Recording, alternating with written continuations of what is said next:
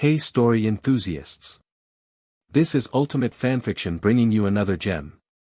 In this video, we present to you, what if Harry's Parseltongue at age 6 woke Slytherin's Basilisk and it declared him the true heir of Hogwarts. If you enjoy these stories as much as we enjoy sharing them, please like, subscribe, and share with your friends. Let's dive in. Chapter 1, The voice behind the glass. The summer heat pressed down on little whinging like a physical weight. 6-year-old Harry Potter wiped beads of sweat from his forehead with a too large sleeve as he trudged behind the Dursleys. His cousin Dudley's whining had finally paid off. Aunt Petunia and Uncle Vernon had agreed to visit the London Zoo for his birthday, and only the unavailability of Mrs. Fig had saved Harry from spending the day alone with the smell of cabbage and cat litter. "Keep up, boy," Uncle Vernon growled over his shoulder. His mustache twitched with irritation, as if Harry's very existence was designed to ruin his son's special day. Harry quickened his pace, ignoring the way his worn trainers rubbed against his heels. He'd learned early that complaining only made things worse. Besides, this was his first trip to the zoo. Despite everything, excitement bubbled up inside him like a secret he couldn't quite contain. Dudley and his friend Piers raced ahead, pointing at exhibits and demanding ice cream before they'd even reached the entrance. Harry hung back, calculating how much distance he could put between himself and his relatives without inviting Uncle Vernon's wrath. "Don't think we don't know what you're up to," Aunt Petunia hissed as they passed through the gates. Her bony fingers dug into his shoulder. "Any funny business, any at all, and you'll be in that cupboard until Christmas. Understood?" Harry nodded quickly, lowering his gaze. "Yes, Aunt Petunia." But once inside, Harry found it impossible to remain downcast. Animals he'd only seen in torn school books came to life before his eyes. Monkeys swung from branches, elephants sprayed water with their trunks, and birds of every color soared in massive aviaries. For a few precious hours, he almost felt normal, just another child enjoying a day at the zoo. After lunch, where Harry was permitted a cheap lemon ice pop only because the vendor had asked before they could hustle him away, they made their way to the reptile house. The air inside was cool and dim, a blessed relief from the punishing sun. Glass enclosures lined the walls, each housing scaled creatures that slithered and basked under artificial lights. Dudley and Piers immediately rushed to the largest exhibit, where a massive Brazilian boa constrictor lay coiled on simulated forest floor. "Make it move," Dudley demanded, pressing his face against the glass. When the snake remained motionless, he turned to his father. "Dad, make it do something." Uncle Vernon rapped on the glass with his knuckles. "Wake up," he commanded, as if the snake were one of his drill company employees. Harry winced. The snake opened its eyes, lifting its head slightly, but otherwise remained still. "This is boring," Dudley announced, stomping away to find more cooperative animals. Harry approached the enclosure cautiously. The snake raised its head, and for a startling moment, Harry felt as if it were looking straight at him. Not past him, not through him, but at him, with intelligence and perhaps even recognition.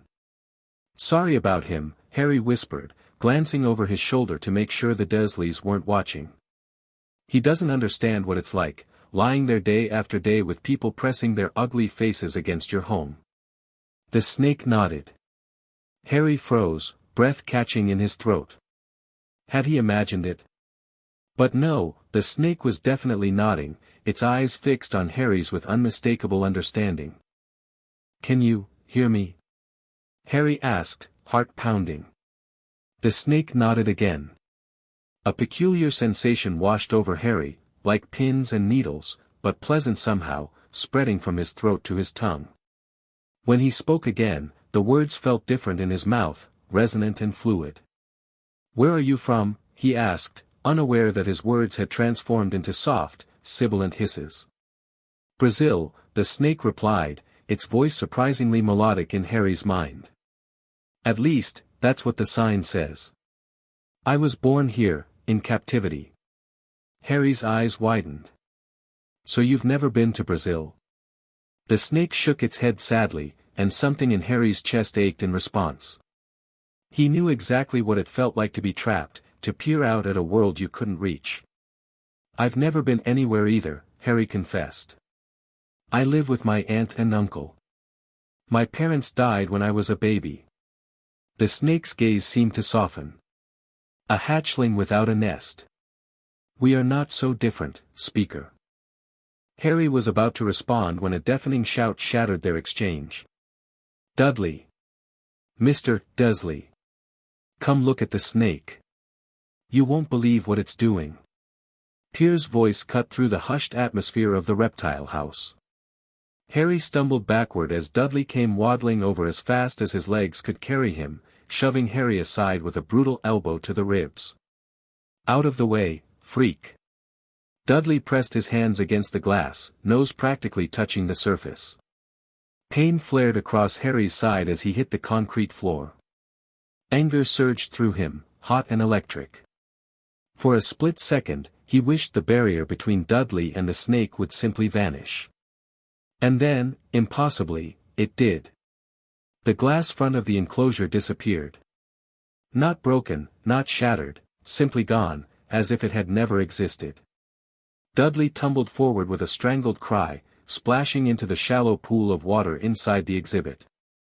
The boa constrictor uncoiled itself with astonishing speed, slithering past Dudley and onto the floor.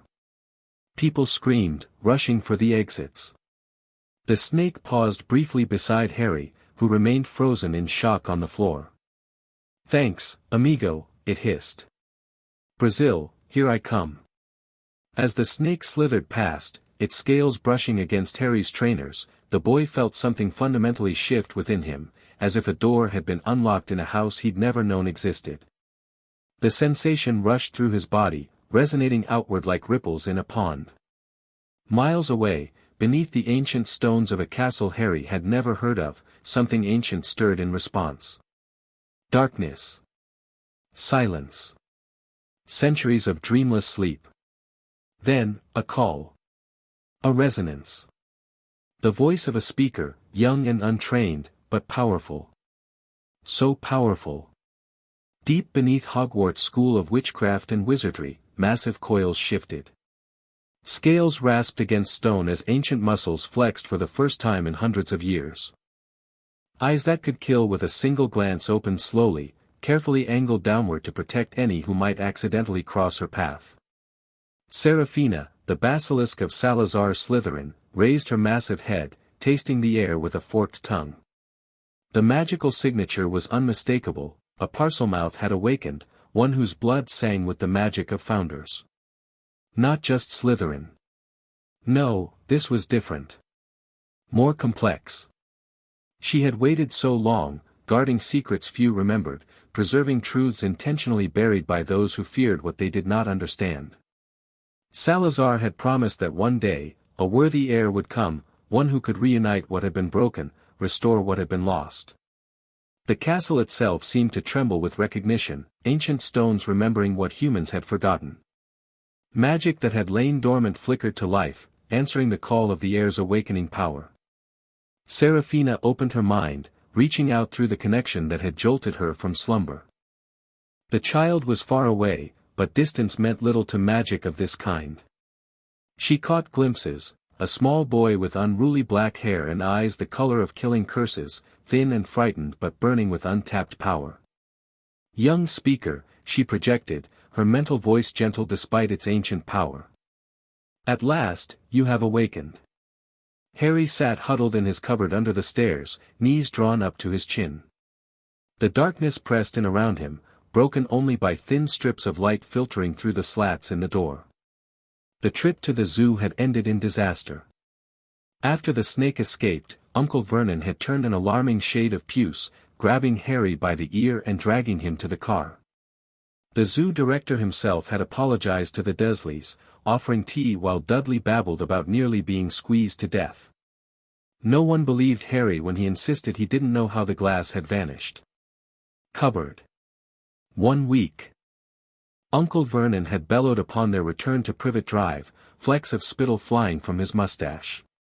No meals.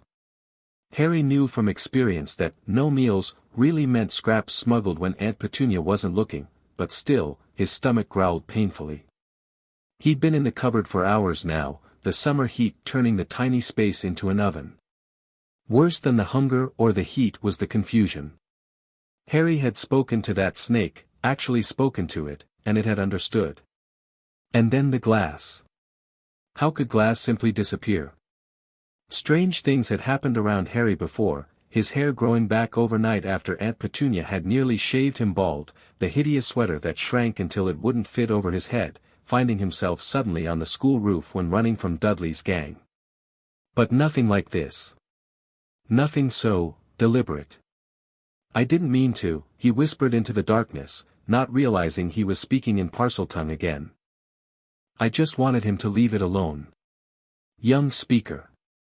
Harry jerked upright, banging his head against the underside of the stairs. The voice had come from nowhere and everywhere, inside his head, but clearly not his own thoughts.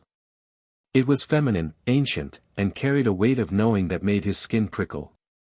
"Who's there?" he hissed, spinning around in the cramped space. "Where are you?" "Far away, young heir, yet connected. I am Seraphina, guardian of secrets, protector of Hogwarts, and servant to the true heir." "I don't understand," Harry replied, heart hammering against his ribs. "What's Hogwarts? Why are you in my head?" A low, rumbling sound filled Harry's mind, something like laughter, but ancient and wild. So many questions. Good. The curious mind grows strong. "I felt your awakening, young speaker. Your power called to me across the distance, rousing me from centuries of sleep." Harry pressed himself against the wall of the cupboard, both terrified and oddly comforted by the voice. Are you a snake?" "I am a basilisk, greatest of serpents. Salazar Slytherin himself hatched me from a chicken's egg beneath a toad, infusing my creation with the most potent of magics. I have waited long for one such as you." "Magic." The word resonated within Harry like a struck bell. "Magic isn't real," he said automatically, repeating Uncle Vernon's frequent declaration. "There's no such thing." This time, Seraphina's laughter had an edge of anger to it. "They have kept you ignorant, then. The old pattern repeats. Tell me, young heir, what happened at the reptile house today? How did the glass vanish if not by magic?" Harry had no answer. The incident replayed in his mind, his anger, his wish, and then, the glass was simply gone. That was, me. Indeed. Untrained, uncontrolled, but powerful. "You are a wizard, heir of founders, child of prophecy." "I can't be," Harry protested, even as something deep inside him sang with recognition. "I'm just Harry. Just Harry." "No child who speaks the serpent tongue is just anything," Seraphina replied. "You are of the magical blood. Your parents were magical too, were they not?" Harry's breath caught. "My parents died in a car crash. That's what my aunt and uncle told me." The basilisk's fury blazed through their connection, so intense that Harry gasped aloud. The few items on his shelf rattled, and the light bulb overhead flickered despite being switched off. Lies. James and Lily Potter, fallen to a mere muggle accident. Outrageous. They were murdered, young heir, by a dark wizard whose name still inspires fear. They died protecting you, the only one ever to survive his killing curse. Harry's world tilted on its axis. His parents, wizards. Murdered? A cold pressure built behind his eyes, but he blinked rapidly, refusing to cry. "How do you know their names?" he demanded. "How do you know about me?" "The castle knows. Hogwarts remembers its children, especially those of significant power. Your parents learned magic within these walls, as you shall when the time comes. And your magical signature resonates with the very foundations of this place. You are connected to all four founders, though how, I cannot yet determine." Harry wrapped his arms around himself, mind reeling. It was too much, talking snakes, vanishing glass, magic, murdered parents, ancient castles that remembered people. Yet beneath his disbelief, a quiet certainty was growing. How many times had he wished for something more, something to explain why he was different? Why the Dursleys hated him? Why strange things happened around him? "I want to believe you," he admitted finally. "But you require proof." "Understandable. Reach out with your mind, young heir. Feel the connection between us. Follow it back to its source." Harry closed his eyes, unsure what to do but willing to try. He focused on the voice, on the strange, slithering presence in his mind. Something tugged at him, not physically, but like a rope tied around his consciousness. Hesitantly, he followed it. The cupboard fell away. Harry gasped as his awareness rushed through darkness, over hills and valleys, towns and forests, until it plunged beneath a massive castle perched beside a lake. Down, down into cool darkness, through twisting tunnels and ancient chambers, until Harry's eyes snapped open with a startled cry. For just an instant, he had seen through Seraphina's eyes, had glimpsed her massive form coiled in a vast underground chamber, had felt the weight of her ancient body and the power of her magical gaze. "You're real," he whispered, awestruck. "You're actually real. As are you, Heir of Hogwarts, and as is your magic. We have much to discuss, you and I. Much to prepare for." A tentative hope blossomed in Harry's chest. "You'll help me. It is my purpose.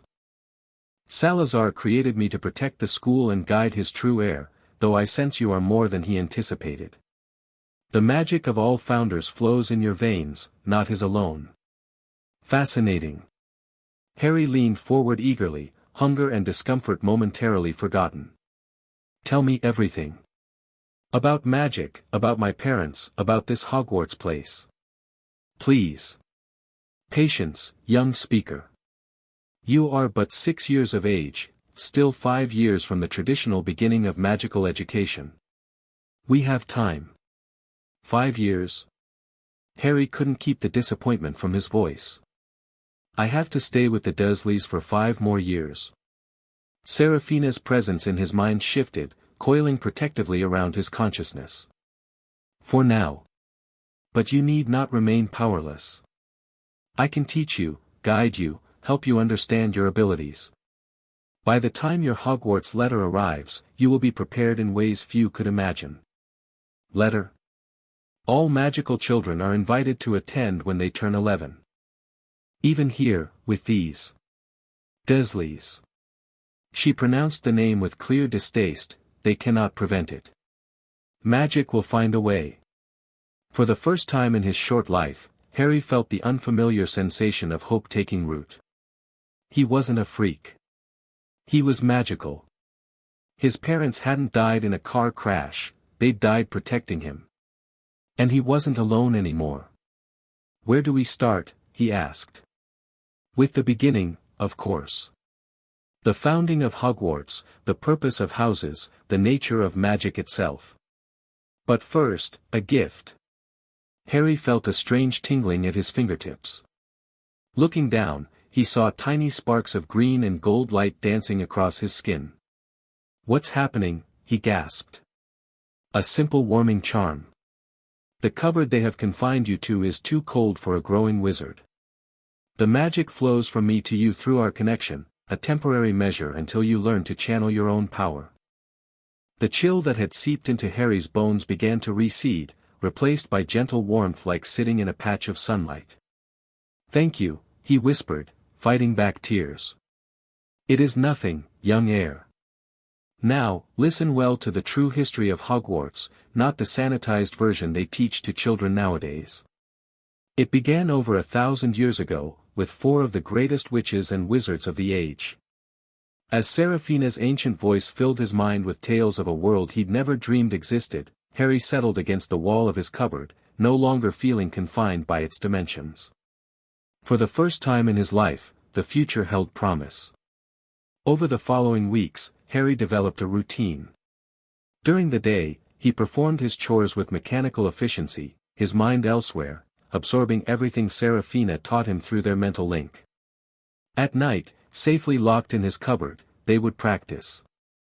Control comes before power, Seraphina instructed as Harry sat cross-legged on his thin mattress, a small feather from Hedwig's pillow balanced on his palm.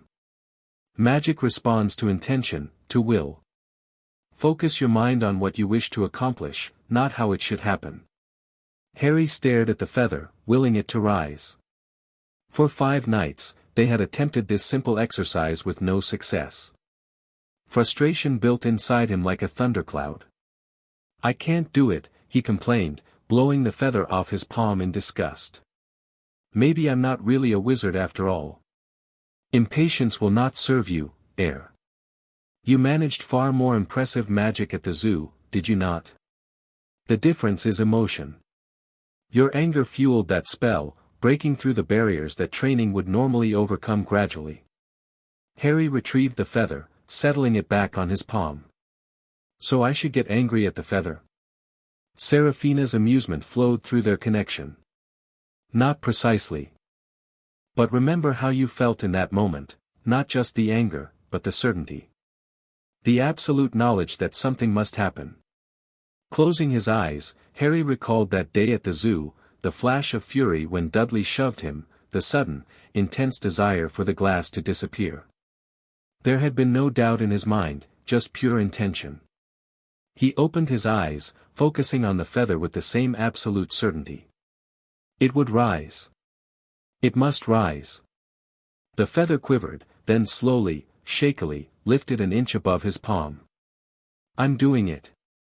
Harry exclaimed, breaking his concentration. The feather drifted back down. "Excellent, young Heir. You see.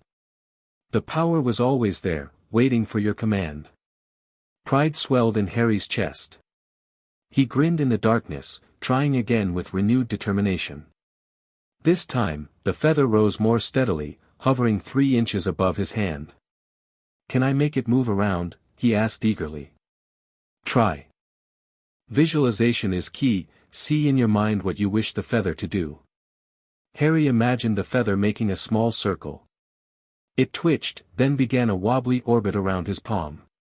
Sweat beaded on his forehead from the effort, but he maintained his focus until the feather had completed 3 full rotations. When it finally floated back down to his skin, Harry fell back on his mattress, exhausted but elated. "That was brilliant," he whispered. "A promising beginning," Seraphina agreed.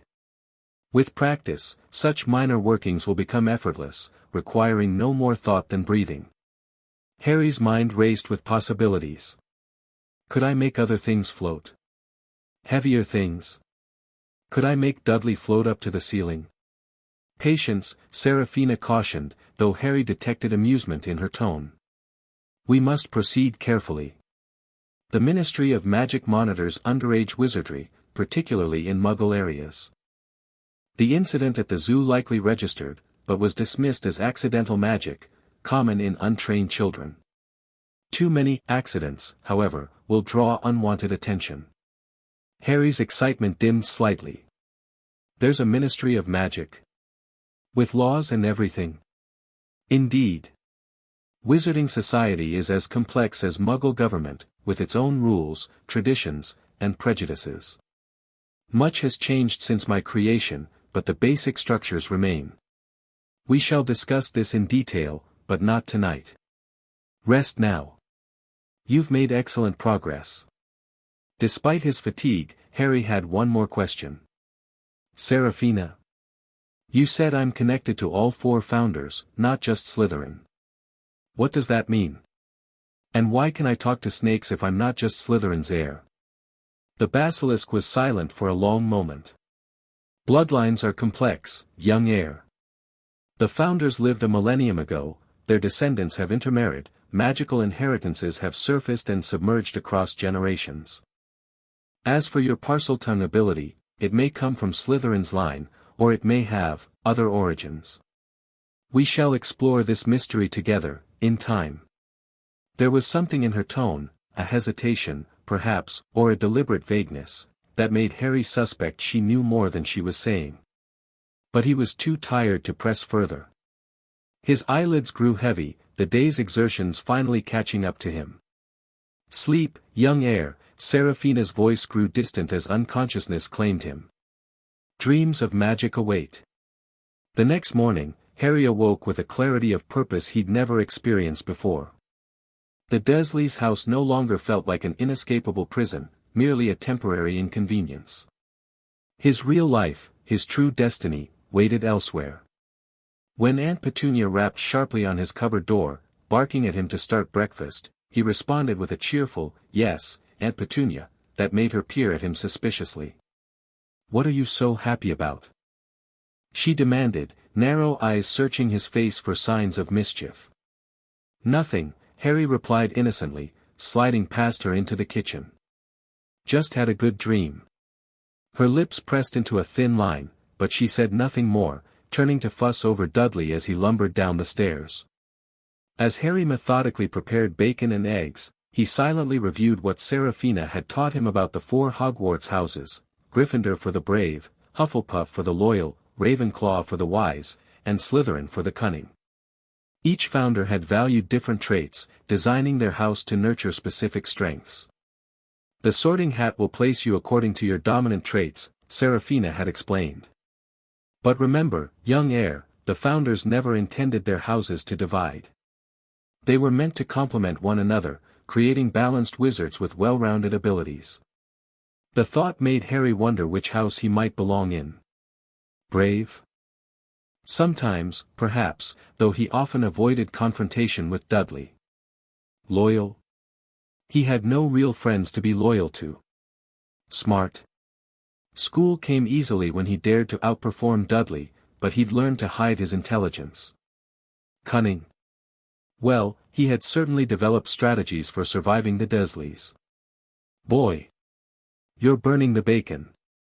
Aunt Petunia's shrill voice cut through his musings. Harry quickly flipped the strips, hiding his momentary lapse in attention. "Sorry, Aunt Petunia."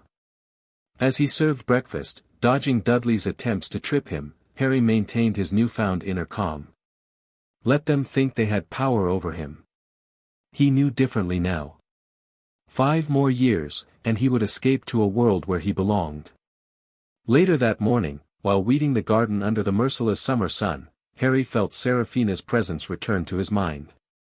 "The work they force upon you is excessive for a child," she observed with displeasure.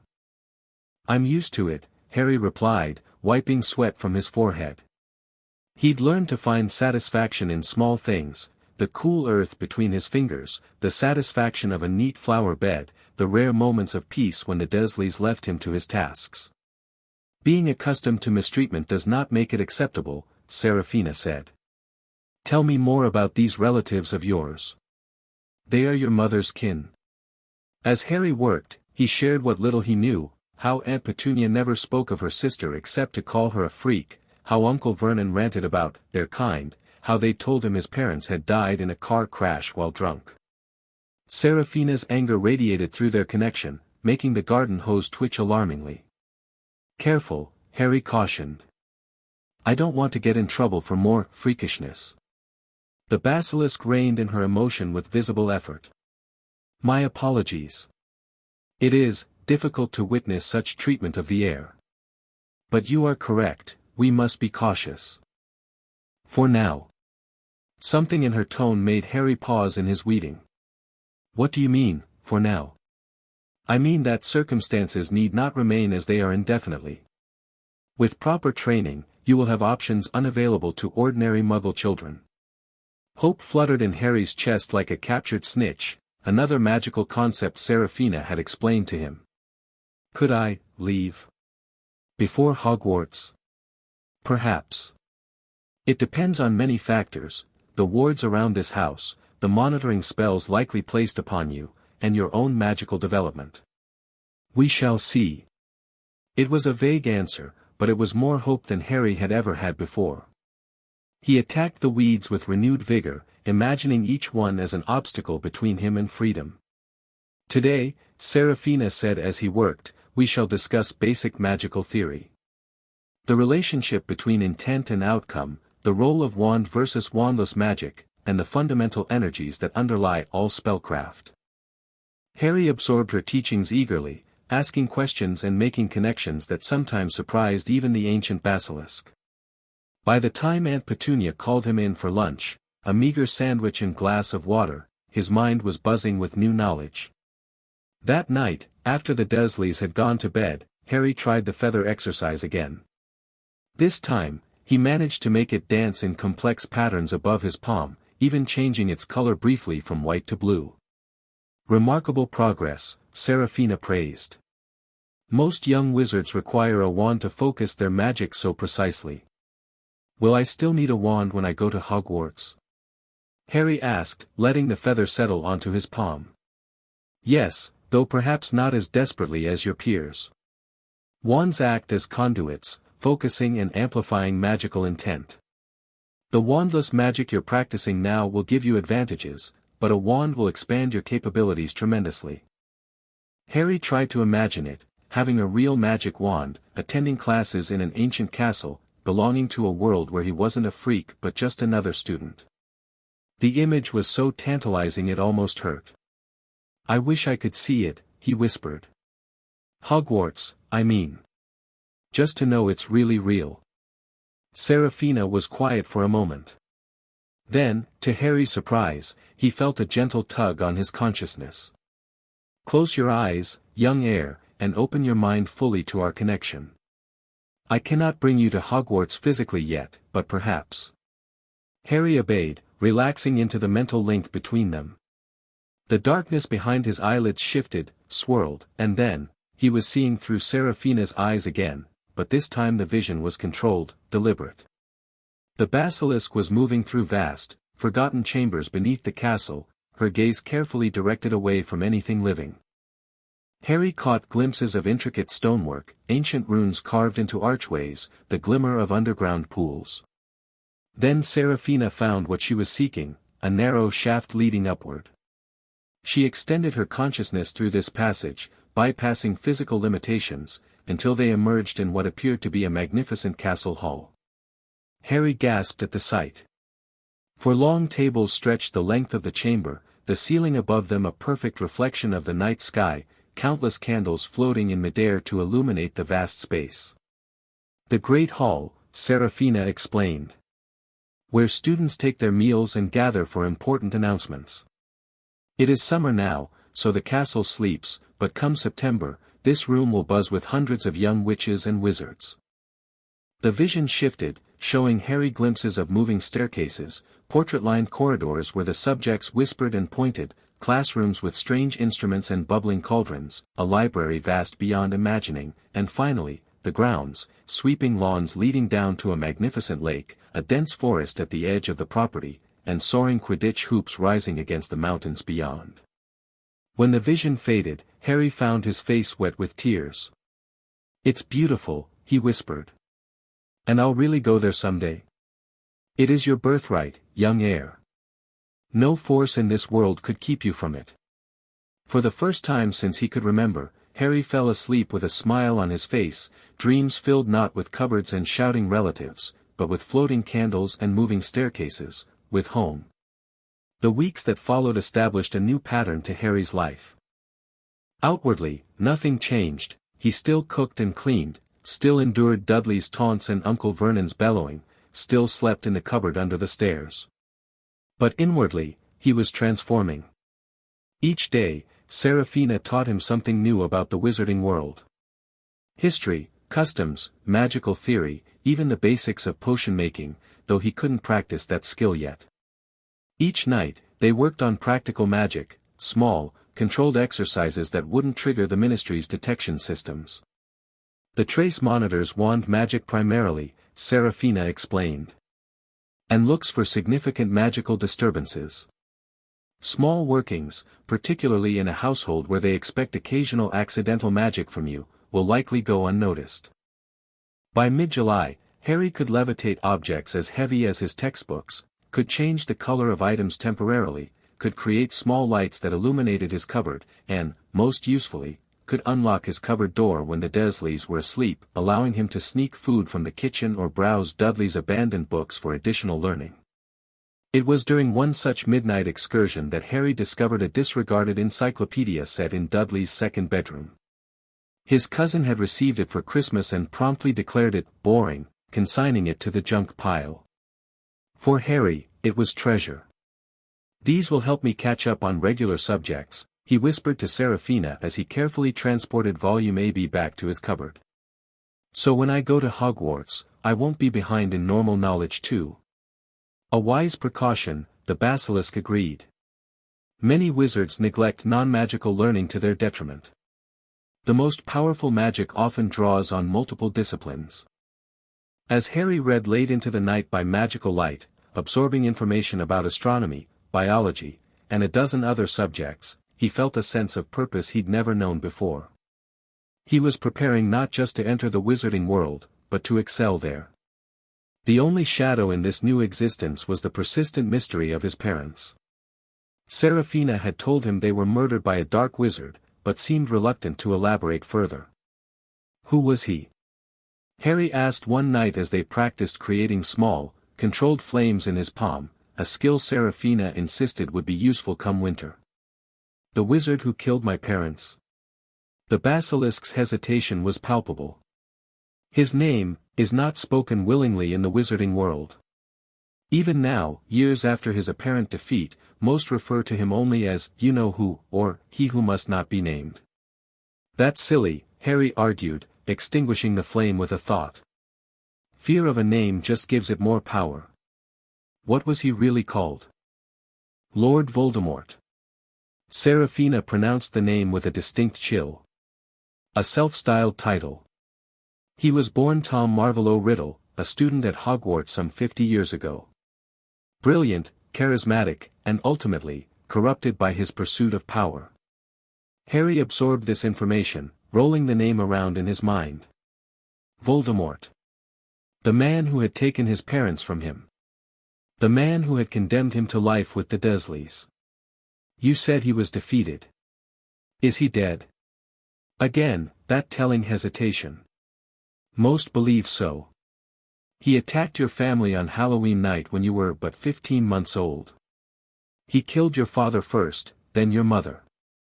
But when he turned his wand on you, something extraordinary happened. The killing curse, a spell considered absolutely unstoppable, rebounded. Voldemort's body was destroyed, and you survived with only that scar upon your forehead." Harry's hand rose unconsciously to trace the lightning bolt mark. This came from a curse. Not a car crash. Indeed. It marks you in the wizarding world, the boy who lived, they call you. The only person ever to survive the killing curse. A chill ran down Harry's spine. He had suspected his scar was unusual, it never faded, and sometimes seemed to tingle or burn slightly, but to learn it was the result of a failed murder attempt was horrifying. "You said his body was destroyed," Harry noted, catching the precise wording. "But not that he died." Perceptive, young heir. "No, I do not believe Voldemort is truly dead. He took certain precautions against mortality. The nature of these measures is dark magic of the most forbidden kind, not suitable for discussion with one your age. So he could come back." Harry couldn't keep the alarm from his voice. "It is possible. Which is why your preparation is all the more important. When you enter Hogwarts, you must be ready, not just as a student, but as the heir you truly are." Harry nodded, determination hardening inside him. If this dark wizard had killed his parents and might someday return to finish what he started, then Harry needed every advantage, every scrap of knowledge Seraphina could provide. "Teach me everything," he said firmly. "Whatever I need to know to protect myself, and others." Seraphina's approval radiated through their connection. "As you wish, young heir. We shall begin with defensive magic, subtle protections you can practice even here. Shields for your mind as well as your body." That night marked a turning point in Harry's education. Their lessons took on a new urgency, a sharper focus. No longer was he learning magic merely to understand his heritage, he was learning to survive. Summer gave way to autumn, and as the weather cooled, Harry's abilities grew.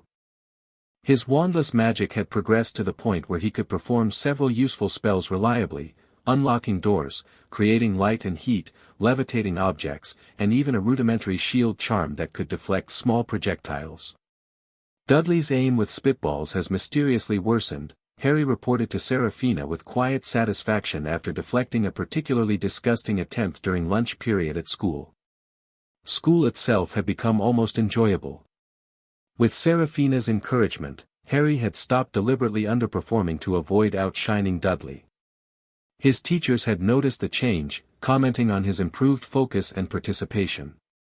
Only the threat of Uncle Vernon's reaction to good report cards kept Harry from excelling completely. "There is little point in hiding your intelligence now," Seraphina had advised. "You will need every academic advantage at Hogwarts, particularly as you've had no early exposure to magical education as many wizard-raised children have." The Dursleys had noticed the change in him too, though they couldn't identify its source. Aunt Petunia watched him with suspicious eyes when she thought he wasn't looking. Uncle Vernon blustered about attitude adjustments whenever Harry forgot to appear properly downtrodden. Dudley, simplest of the three, simply tried to hit him more often, frustrated by Harry's newfound ability to avoid most blows. As Halloween approached, Harry grew quieter, more withdrawn. Seraphina had told him the true significance of the date, the anniversary of his parents' murder. "I wish I knew more about them," he confided as they worked on a particularly challenging exercise in mental shielding.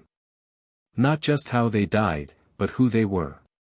What they liked and didn't like. If they would be proud of me." "They would be," Seraphina assured him. James Potter was exceptionally talented at transfiguration and Quidditch. Lily Evans was brilliant at charms and potions, one of the most naturally gifted witches to pass through Hogwarts in generations. Both were brave, loyal, and fought fiercely against Voldemort's rise to power. Harry absorbed these details hungrily, adding them to the meager store of knowledge he possessed about his parents. "How do you know so much about them if you were sleeping under the castle?" "The castle remembers, young heir. When you awakened me, I accessed memories stored within Hogwarts itself, impressions left by those with strong magical signatures. Your parents left quite an impression indeed." On Halloween night, while the Dursleys watched television downstairs and Dudley sorted through his massive haul of trick-or-treat candy, Harry sat cross-legged in his cupboard, a small magical flame burning in his palm. "I'd like to do something," he told Seraphina. "Some kind of remembrance for them." "Is there a wizarding tradition for honoring the dead?" "Several," the Basilisk replied gently. "One of the simplest is the Flame of Remembrance, a magical fire kept burning for a day and night, focused on memories of the departed. The flame you've created would serve well for this purpose." Harry stared into the dancing blue light cupped in his hands. "What do I do?" "Think of them. Not their deaths, but their lives. Hold the image in your mind and channel your intent into the flame." Closing his eyes, Harry concentrated. He had no real memories of his parents, no photographs, nothing tangible to focus on. Instead, he built images from the details Seraphina had shared, a man with untidy black hair zooming on a broomstick, a woman with brilliant green eyes creating magical charms. He imagined their laughter, their love for each other, their love for him. When he opened his eyes, the flame had changed. No longer simple blue, it now shimmered with ribbons of gold and red, pulsing gently like a heartbeat. Tears filled Harry's eyes, but they weren't entirely tears of sadness. "I think they know," he whispered. "Wherever they are, I think they can feel this." Seraphina's presence wrapped around him like a protective embrace. "Magic connects us to those we've lost, young heir. This flame bridges worlds. They would be proud of the wizard you're becoming." Harry maintained the flame until dawn, falling asleep with it still dancing between his palms. When he awoke, it had transformed into a tiny, perfect lily blossom made of light, which dissolved into sparkling motes as the first rays of sunlight filtered through the cupboard vents. Winter brought new challenges and opportunities. The Dursleys' house was poorly heated, particularly Harry's cupboard, but his warming charms kept him comfortable even on the coldest nights. School continued to be a refuge of sorts, a place where he could learn and grow without the constant scrutiny of his relatives. As Christmas approached, Serafina's lessons focused increasingly on the history and politics of the wizarding world. Harry learned about the Ministry of Magic with its various departments, the Wizengamot's role as both court and legislative body, the International Confederation of Wizards, and the complex treaties governing relations with magical creatures. "Why is this important?" he asked one evening, struggling to memorize the provisions of the International Statute of Secrecy. "I thought I needed to focus on defensive magic." "Knowledge is defense, young heir," Serafina replied patiently. "The wizarding world you will enter is rife with prejudice, political maneuvering, and hidden agendas. To navigate it safely, particularly given your unique status, you must understand its structures and customs." Harry sighed but continued studying. He had learned to trust Serafina's judgment, even when her lessons seemed tangential to his immediate needs. On Christmas morning, Harry awoke to find a single wrapped present at the foot of his mattress, surprising, as the Dursleys usually gave him nothing more than perhaps an old pair of socks. This package was small but neatly wrapped in emerald green paper. "Happy Yuletide, young heir," Serafina greeted him. "I regret I cannot provide a physical gift, but this arrangement proved possible." Harry carefully unwrapped the package, revealing a small, leather-bound journal with his initials embossed on the cover. Inside, the pages were blank, waiting to be filled. "How?" he breathed, running his fingers over the soft leather. "Hogwarts has its ways," Serafina replied enigmatically. "The house elves are particularly resourceful when properly motivated. This journal is enchanted. What you write in it will be visible only to you, and it will never run out of pages. Use it to record your thoughts, your progress, your questions." Tears pricked at Harry's eyes. It was the first real present he could remember receiving, something new, something meant just for him. "Thank you," he whispered, clutching the journal to his chest. Later that day, as the Dursleys exchanged expensive gifts and gorged themselves on Christmas dinner, Harry retreated to his cupboard with a meager portion of food and his precious journal. He wrote about everything: his life with the Dursleys, his magical practice, his dreams for the future, and his growing understanding of his place in the wizarding world. One day, he wrote, "I'll look back at this journal and remember where I started.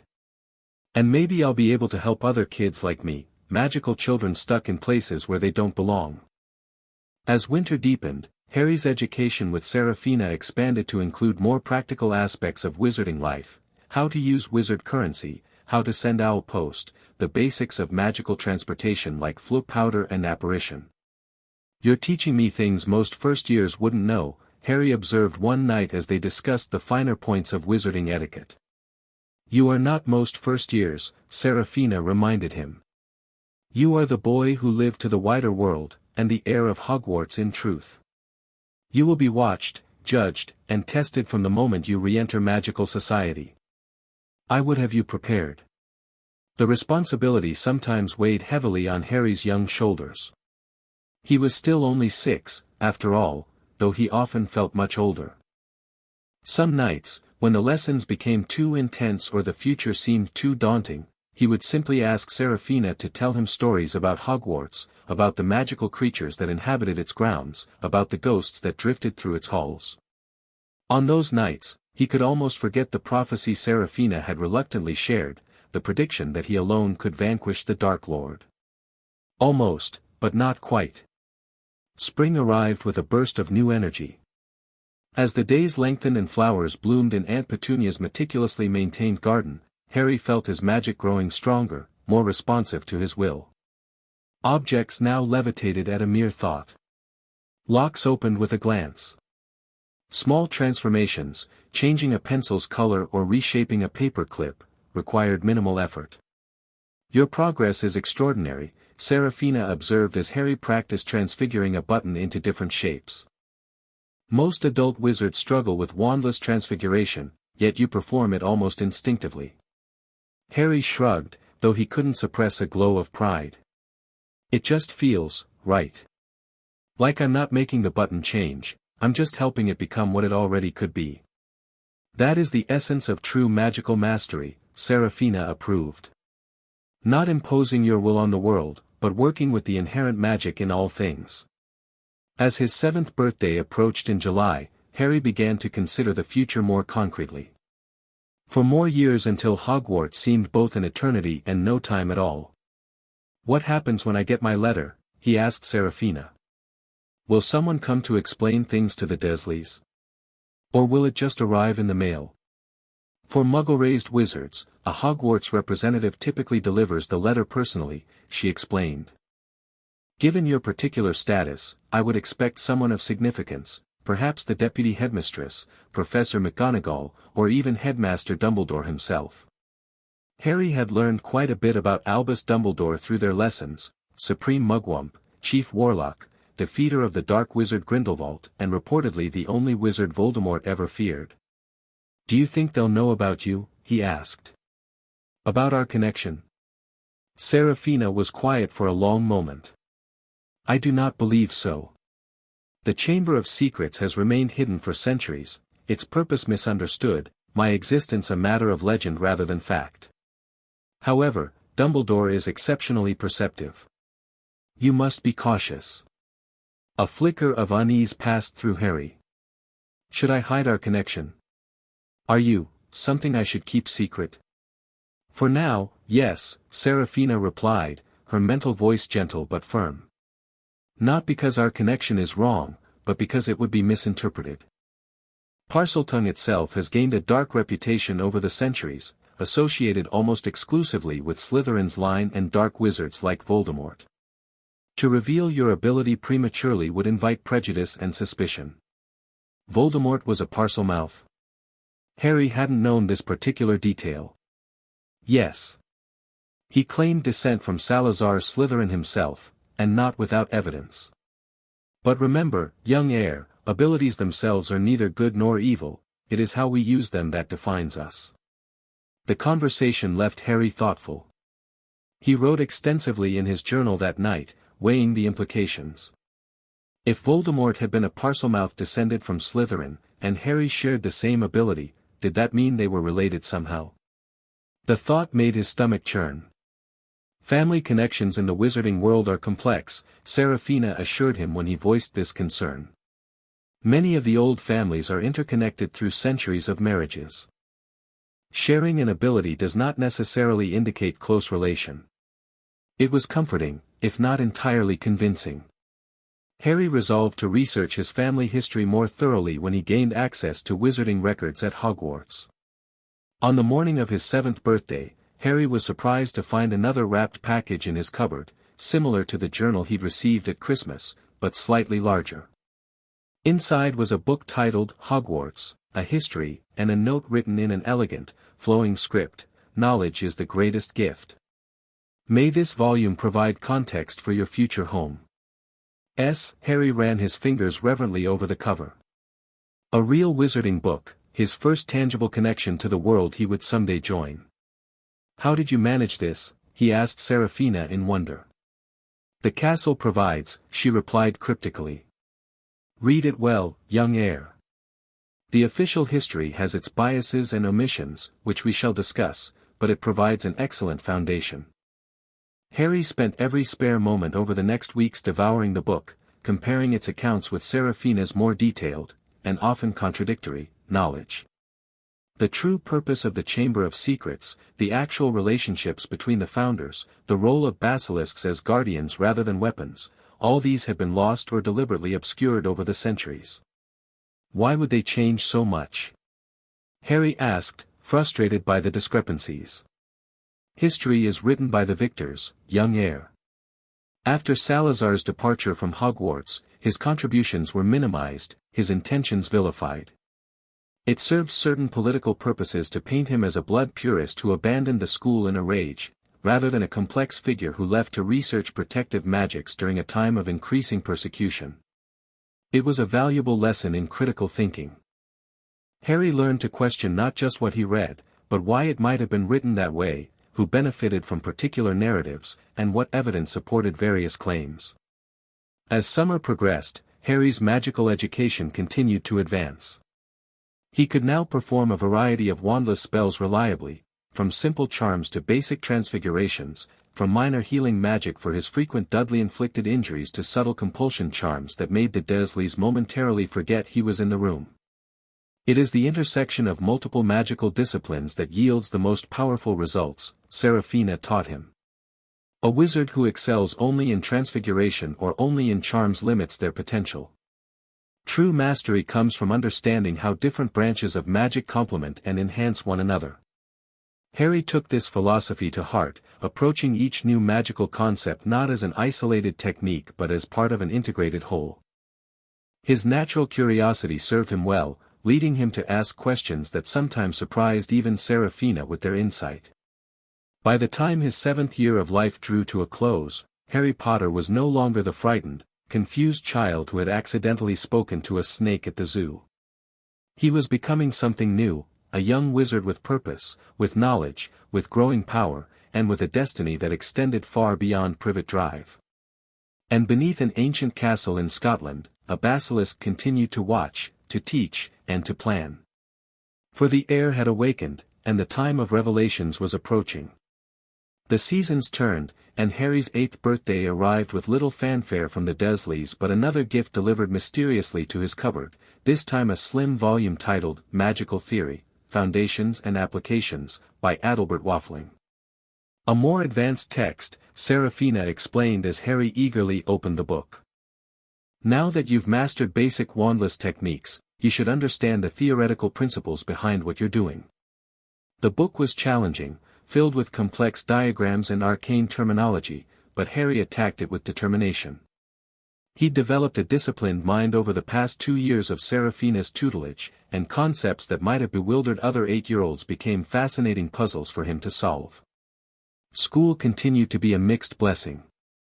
Harry's intelligence could no longer be entirely hidden. His teachers had taken note of his exceptional performance on standardized tests and were beginning to suggest advanced placement. This, of course, infuriated the Dursleys. "We know you're cheating somehow," Uncle Vernon had bellowed after a parent-teacher conference where Harry's academic potential had been praised. "No way a worthless boy like you is smarter than my Dudley." Harry had weathered the storm with a new resilience, neither arguing nor cowering. "There's no point engaging with their prejudice," Seraphina had advised. "Conserve your energy for matters of true importance." The one genuinely painful aspect of school was Harry's continued isolation. Dudley's gang ensured no other children dared befriend him, and his growing magical abilities created a subtle barrier between him and his Muggle classmates. He understood things they couldn't, saw the world in ways they didn't, and increasingly found himself longing for the society of other magical children. "Will it be different at Hogwarts?" he asked Seraphina one night after a particularly lonely day. "Will I finally fit in?" The Basilisk's response held a note of caution. "You will find kindred spirits there, certainly. But your unique status, both as the boy who lived and as the true heir, may create different kinds of isolation. Choose your friends carefully, young heir. Look for those who see Harry, not just your scar or your abilities." It was sobering advice, reminding Harry that escaping the Dursleys wouldn't automatically solve all his problems.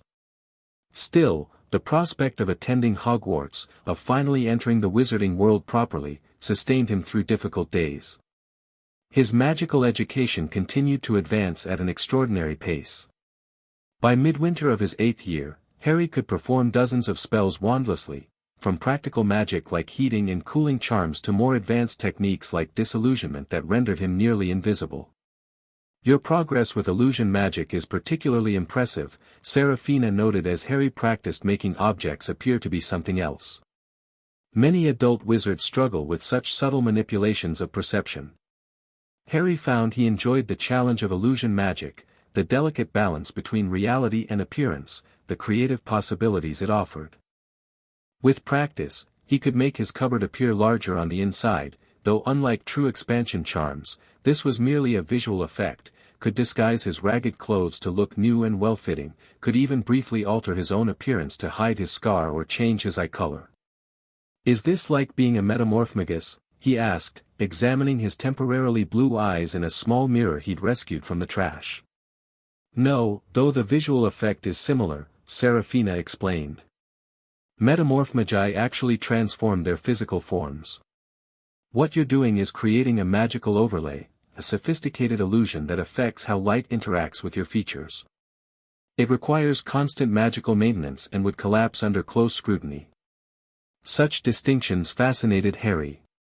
The more he learned, the more he realized how nuanced and complex magic truly was, not simply waving a wand and saying words, but a sophisticated interplay of intent, knowledge, power, and technique.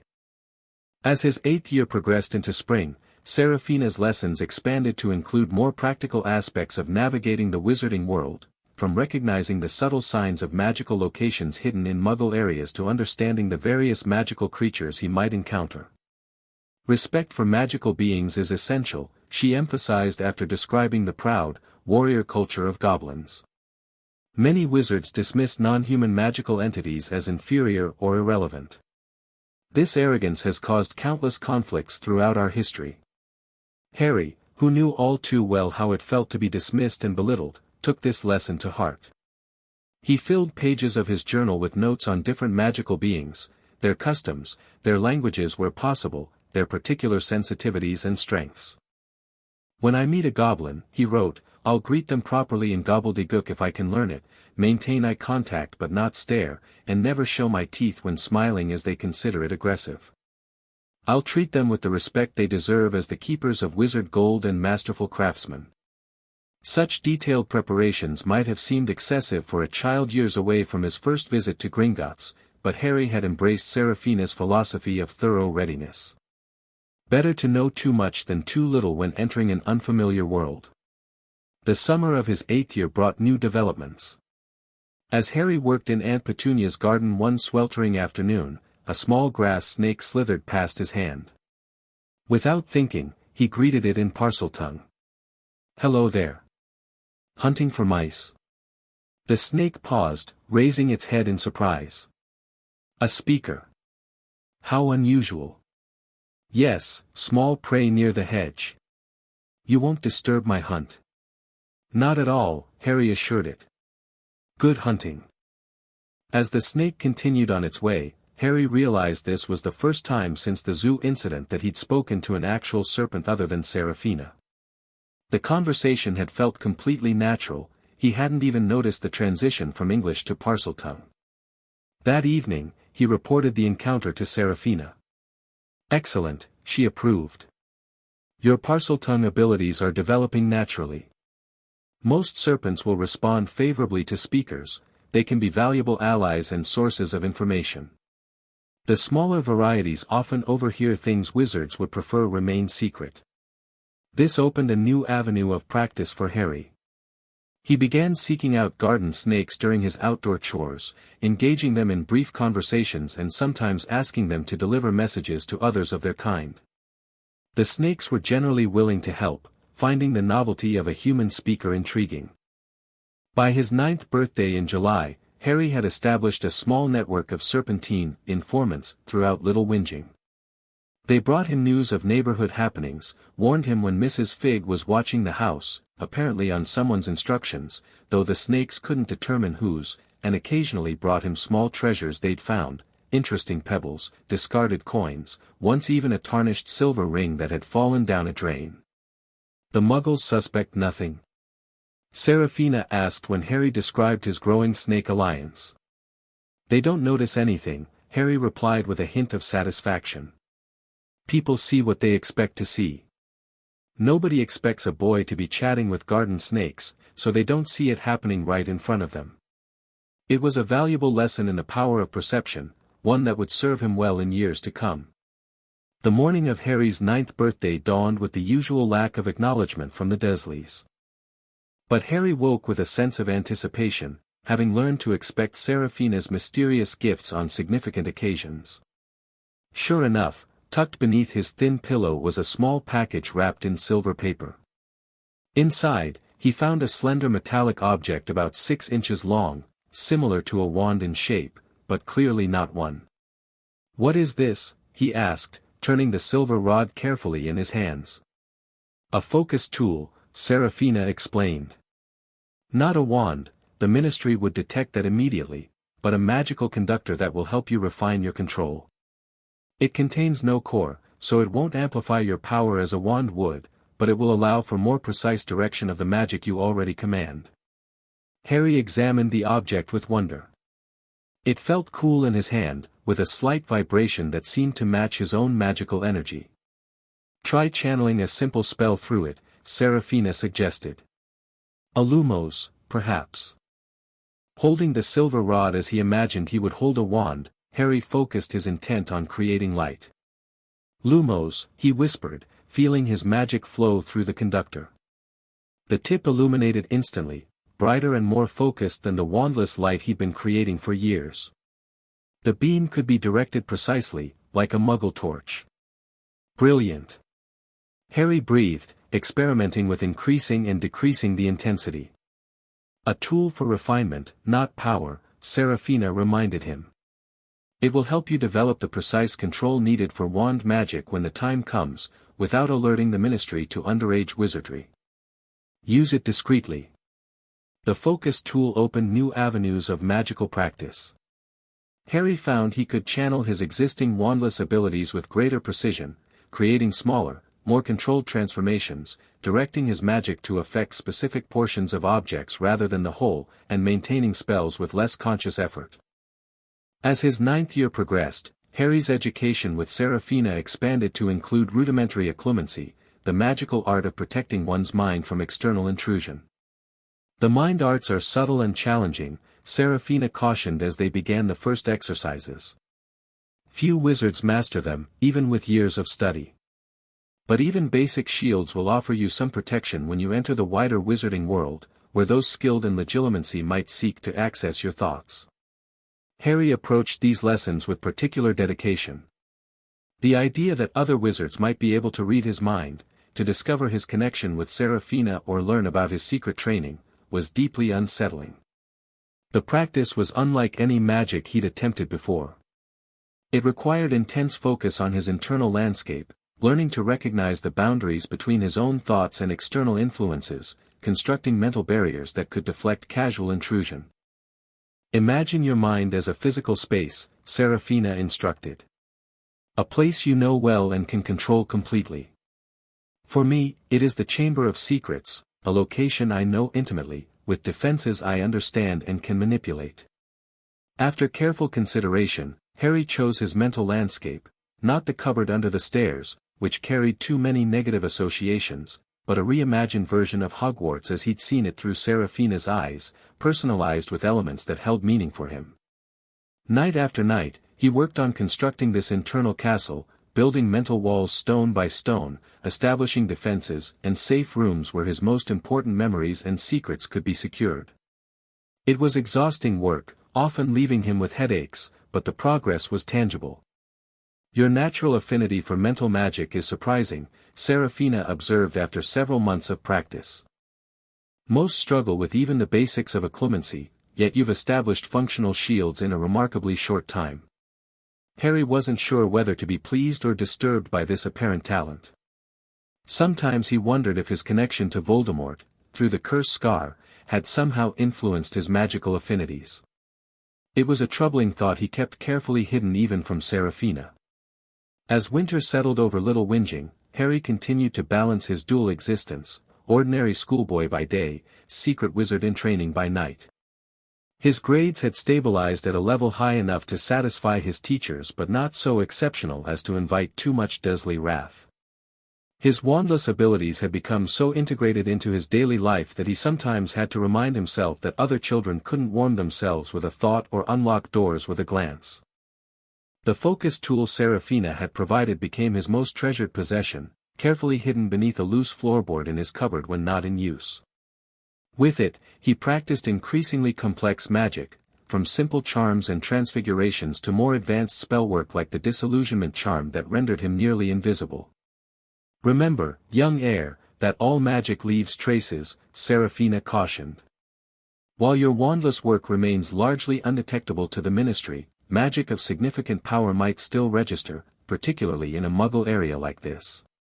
Exercise caution. Harry heeded this warning, keeping his more impressive magical workings confined to his cupboard, where the lingering traces of years of accidental magic provided some camouflage.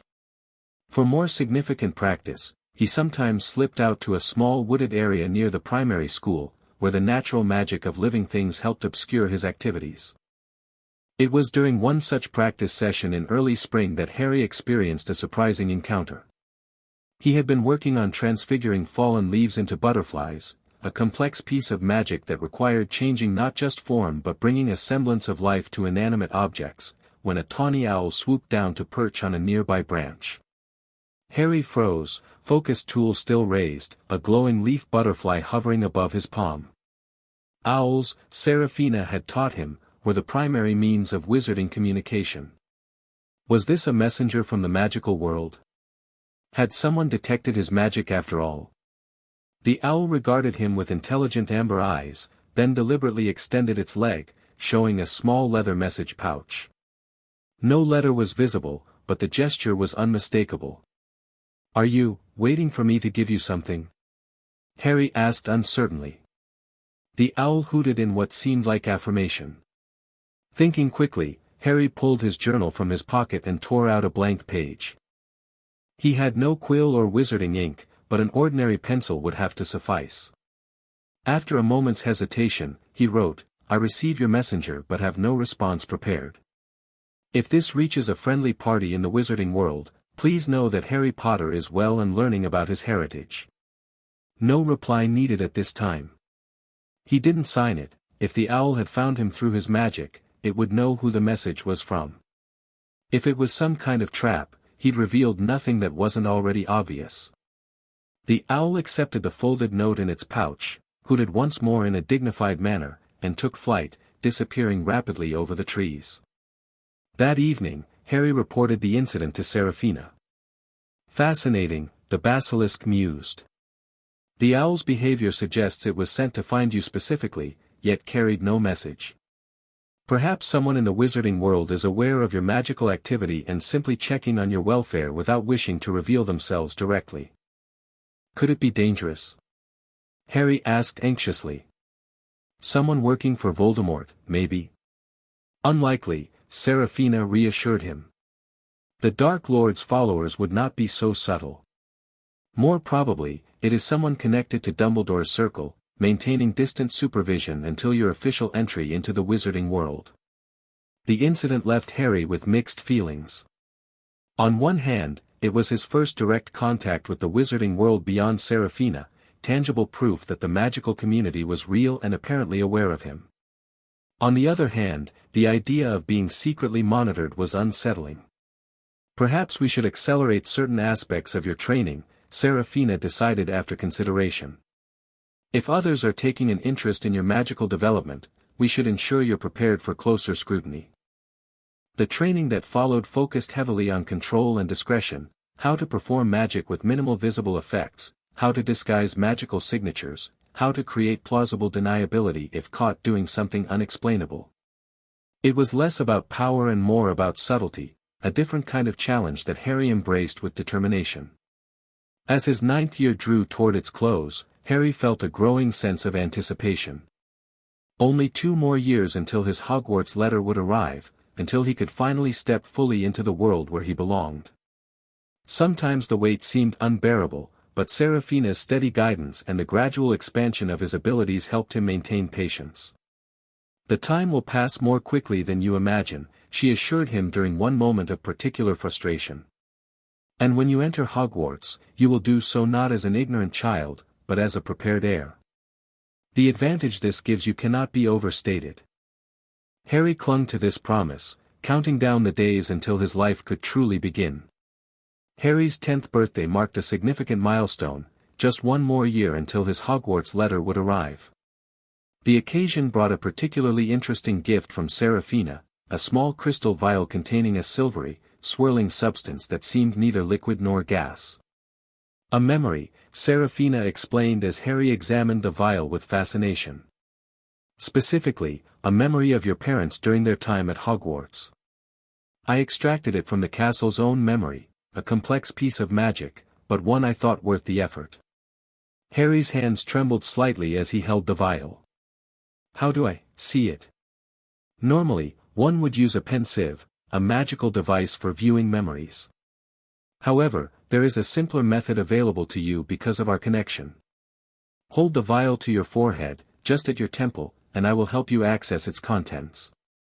With his heart pounding, Harry followed the instructions. The cool glass touched his skin, and he felt Seraphina's consciousness envelop his own. The world around him dissolved, replaced by a sun-dappled scene beside a lake. A young couple sat beneath a beech tree, a slender girl with vivid red hair and startling green eyes, and a boy with unruly black hair and wire-rimmed glasses. They were perhaps 16 or 17, wearing Hogwarts robes with Gryffindor colors, heads bent together over a textbook. "Your parents," Seraphina's voice whispered in Harry's mind. Lily Evans and James Potter, during their 6th year.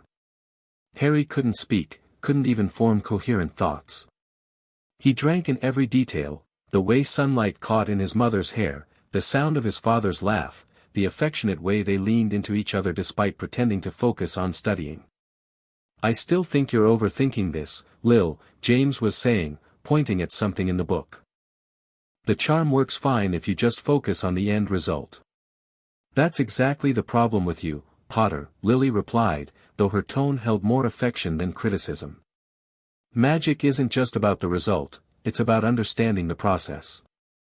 If you don't grasp the underlying principles, then I just have to keep doing it until I get lucky." James finished with a grin. "Worked for getting you to go out with me, didn't it?" Lily rolled her eyes but couldn't suppress a smile. 6 years of trying isn't what I'd call lucky. I'd call it stubborn." "Stubborn, persistent, dedicated," James shrugged, draping an arm around her shoulders. "Just means I know what matters and don't give up easily." The memory began to fade, the image of his parents blurring at the edges. Harry wanted desperately to hold on to it, to hear more of their voices, to learn more about who they were. "Wait," he pleaded as the scene dissolved. "Don't let it end yet." "Memories are finite, young heir," Seraphina replied gently. "But this one now exists in your mind as well. You can revisit it through your occlumency training, storing it safely in your mental landscape." Harry found himself back in his cupboard, tears streaming down his face, the empty crystal vial clutched in his hand. The memory had been brief, just a snapshot of an ordinary moment, but it had given him something he'd never had before, a true image of his parents as real people, not just names or concepts. That night, he carefully integrated the memory into his mental Hogwarts, creating a special room by the lake where he could revisit the scene whenever he needed strength or comfort. It became a cornerstone of his occlumency defenses, a source of power no intruder could corrupt. The gift changed something fundamental in Harry. Having seen his parents, their youth, their intelligence, their obvious affection for each other, he felt a new kind of connection to the world he would soon enter. Hogwarts was no longer just a magical school he would someday attend, it was the place where his parents had fallen in love, had learned and laughed and lived. "Thank you," he told Seraphina that night, his mental voice thick with emotion. "I can't tell you what this means to me." "I understand, young heir," she replied softly. "Family is the deepest magic of all, a connection that transcends even death. Your parents live on in you, not just in your features, but in your magic, your character, your very essence." The memory became a touchstone for Harry during his 10th year, a reminder of what he was working toward and why the careful preparation mattered. On difficult days when the Dursleys' treatment was particularly harsh, or when the wait for his Hogwarts letter seemed unbearable, he would retreat to that mental room by the lake, drawing strength from his parents' presence. His magical education continued to advance, now with a sharper focus on the specific skills he would need at Hogwarts. Seraphina guided him through the standard first-year curriculum, teaching the theory behind basic spells, explaining potion ingredients and their interactions, discussing magical plants and creatures he would encounter in his classes. "You will need to appear less knowledgeable than you are," she cautioned. "At least initially. Reveal too much, too quickly, and questions will arise about how a muggle-raised wizard could know so much." Harry understood the necessity for caution, though he chafed at the thought of deliberately underperforming. They developed a careful strategy, he would excel in practical magic, which could be attributed to natural talent, while appearing to learn theoretical concepts at a normal pace. In subjects like history of magic and herbology, allow yourself to make occasional mistakes, Serafina advised. In transfiguration and charms, you can demonstrate somewhat greater aptitude, as these often reflect inherent magical strength.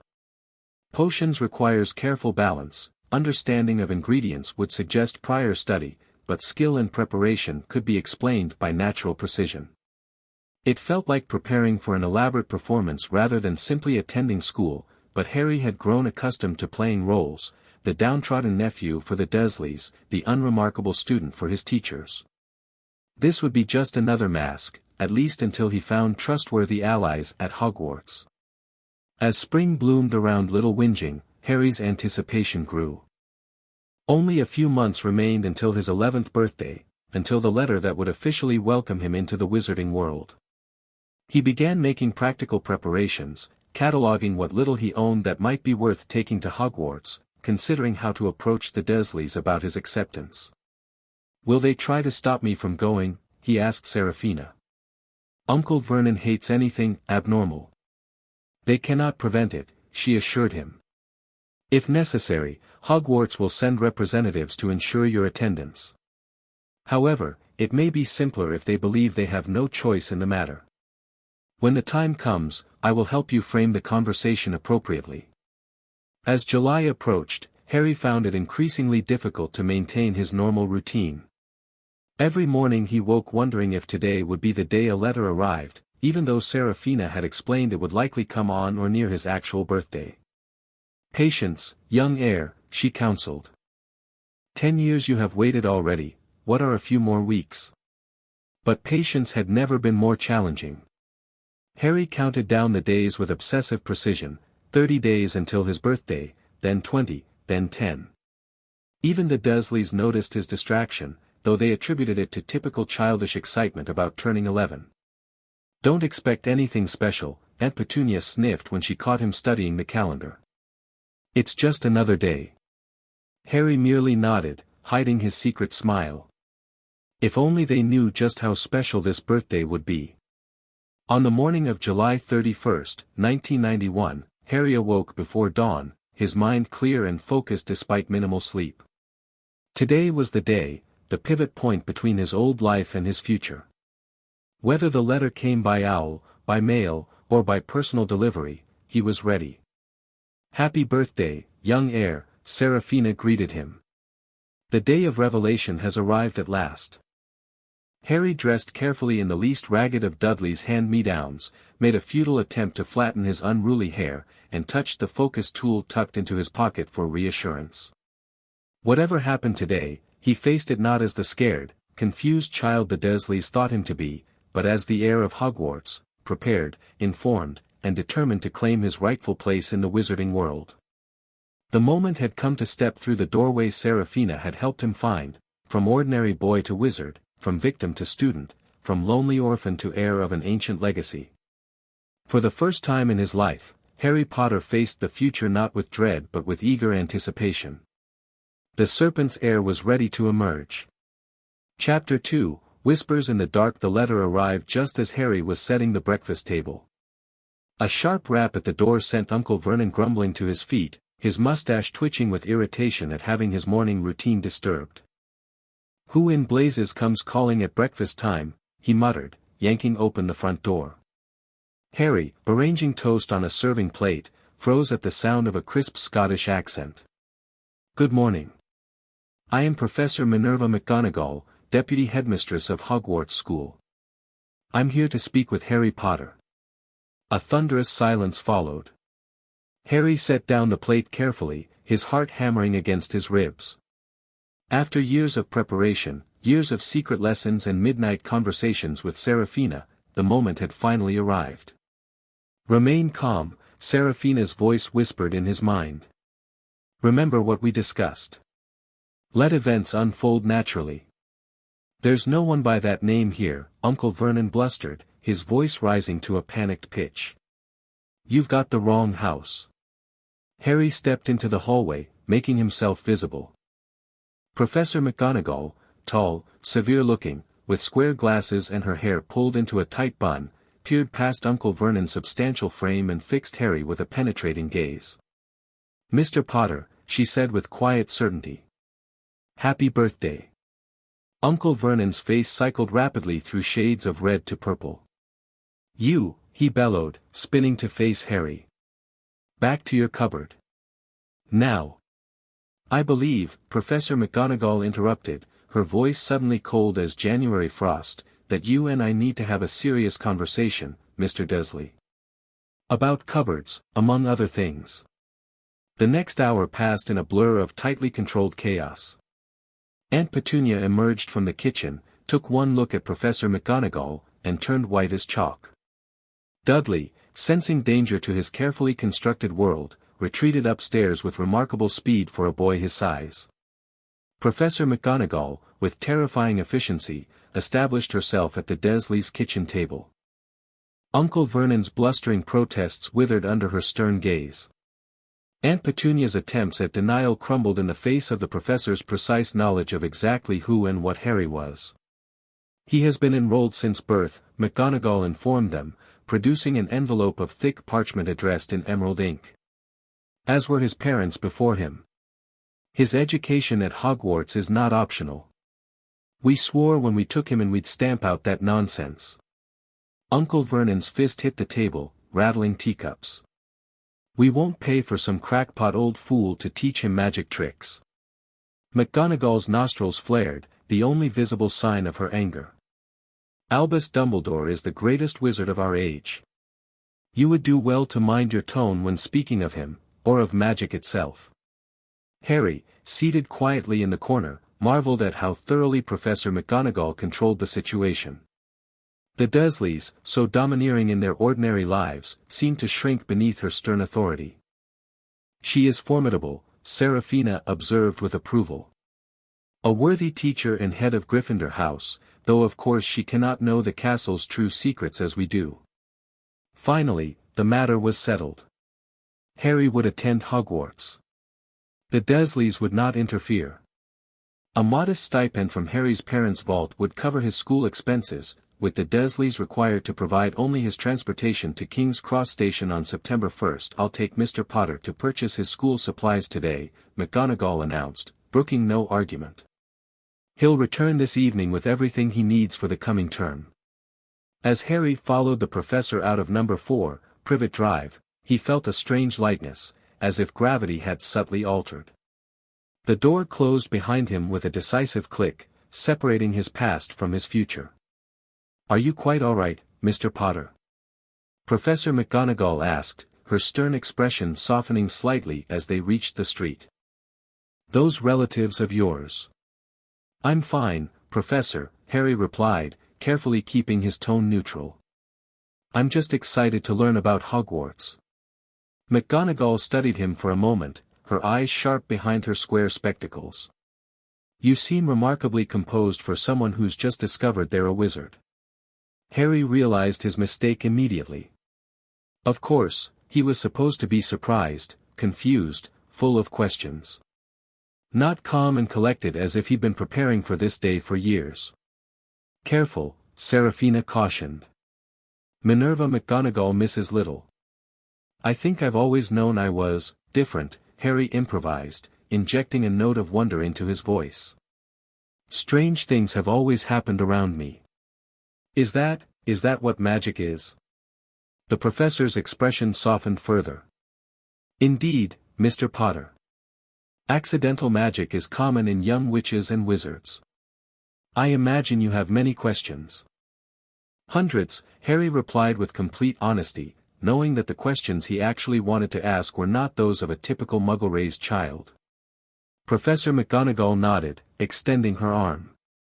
"We'll travel by side-along apparition, a magical means of transportation. It may be slightly uncomfortable your first time. Hold tight to my arm, if you please." Harry obeyed, bracing himself for the sensation Seraphina had described, like being compressed through a narrow rubber tube. The reality was even more unpleasant, a crushing pressure that squeezed the breath from his lungs before abruptly releasing him. They materialized in a small, walled courtyard behind what appeared to be a shabby pub. Harry managed not to stagger, though his stomach lurched alarmingly. "Well handled," McGonagall remarked, surprise evident in her tone. "Most first-timers become quite ill." Harry offered a shaky smile. "Just lucky, I guess." The professor withdrew her wand, a first for Harry, seeing an actual wizard's wand in use, and tapped a pattern on the brick wall. To his genuine amazement, despite Seraphina's descriptions, the bricks rearranged themselves, forming an archway onto a winding, cobbled street bustling with color and activity. "Welcome, Mr. Potter," McGonagall said with a rare smile, to Diagon Alley. Gringotts was exactly as Seraphina had described, a towering white marble building staffed by goblins whose shrewd eyes missed nothing. Harry remembered his lessons, offering a respectful nod to the goblin at the door without showing his teeth, keeping his hands visible, and maintaining brief but direct eye contact. Professor McGonagall presented a small golden key. "Mr. Potter will need to access his trust vault." The goblin examined the key carefully. "Very well. Griphook will take you down."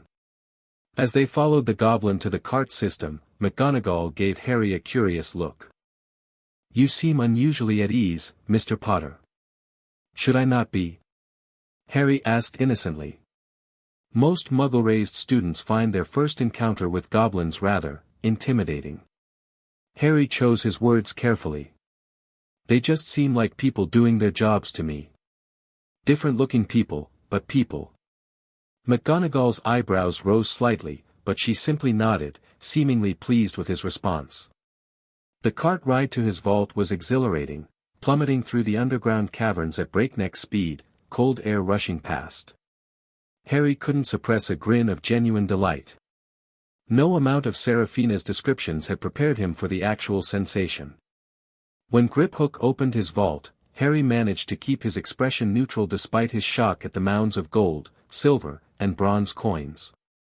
He knew he had an inheritance, but seeing it physically represented was another matter entirely. "Your parents left you well provided for," McGonagall said quietly. "This is merely your trust vault, accessible until you come of age at 17. The main Potter family vault will become available to you then." Harry nodded, overwhelmed not just by the wealth but by this tangible connection to his parents, to people who had cared enough to ensure he would be taken care of long after they were gone. "Is there anything else of theirs here?" he asked hesitantly. "Not money, I mean. Just something that was theirs." McGonagall's expression softened in a way he hadn't yet seen. "I'm afraid not in this vault, Mr. Potter.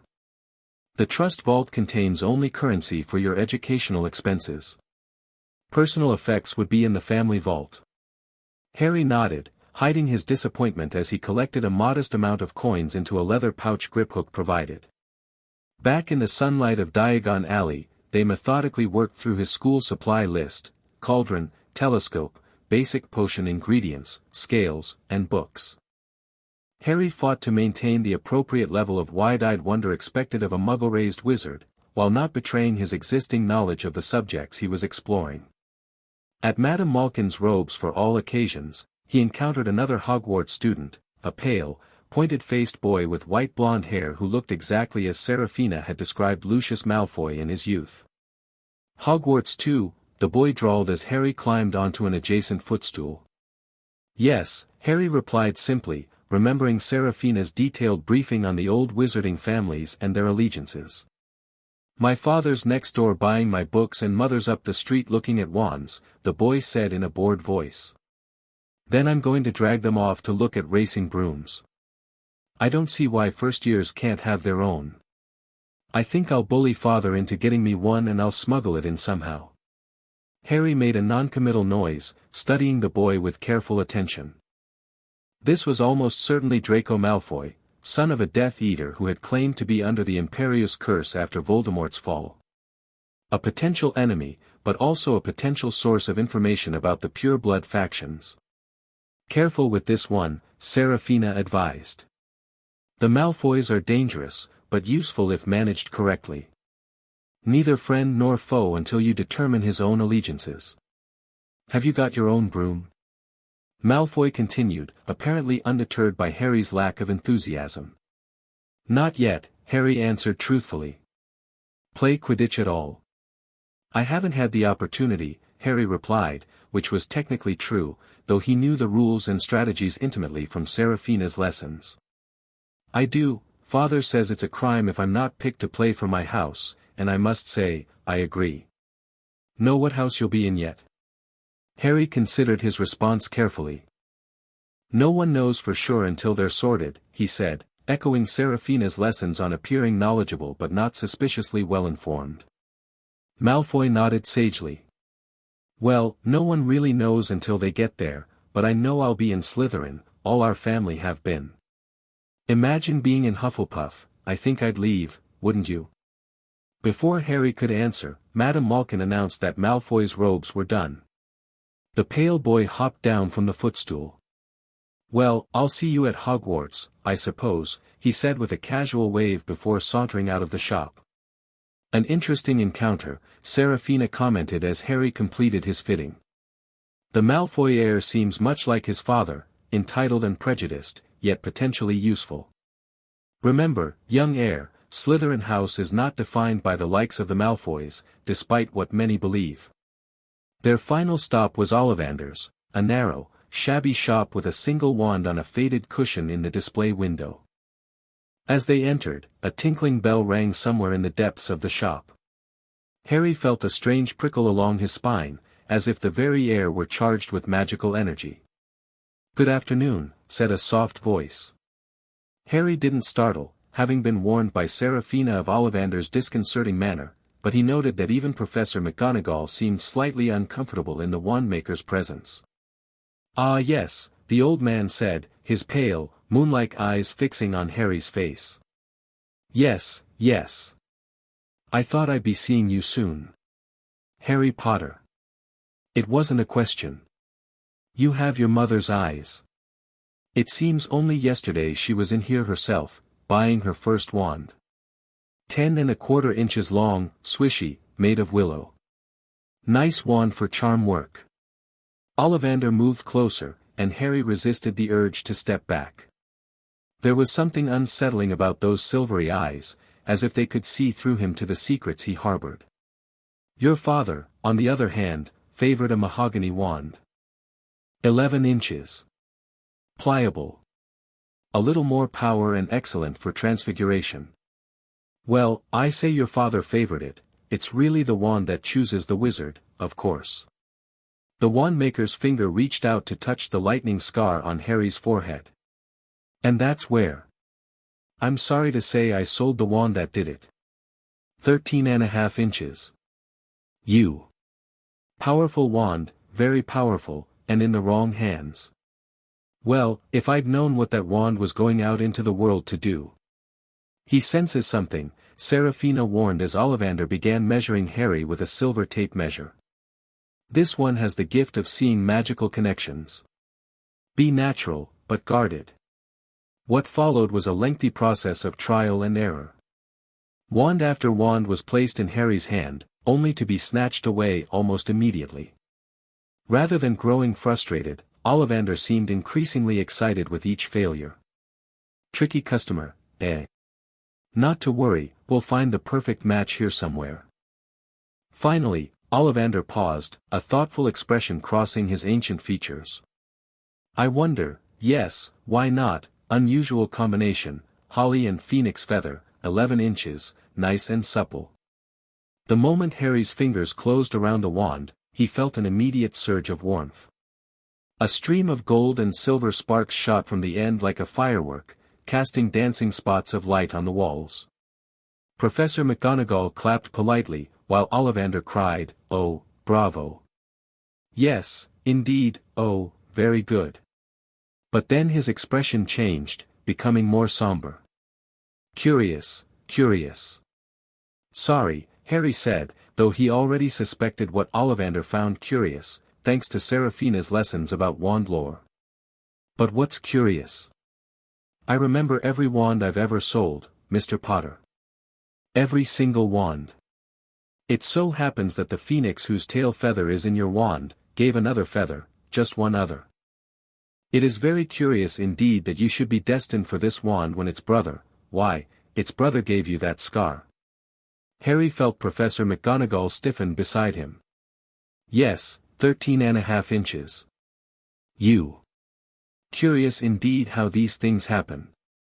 The wand chooses the wizard, remember. I think we must expect great things from you, Mr. Potter. After all, he who must not be named did great things, terrible, yes, but great. As they left the shop, Harry cradling his wand box carefully, he could sense Professor McGonagall's concerned glance. Professor, he asked, deliberately focusing on a different aspect of the experience, Mr. Ollivander mentioned my parents' wands. Did you know them well? My parents? McGonagall's stern expression softened again. I did, Mr. Potter. I taught them both for 7 years.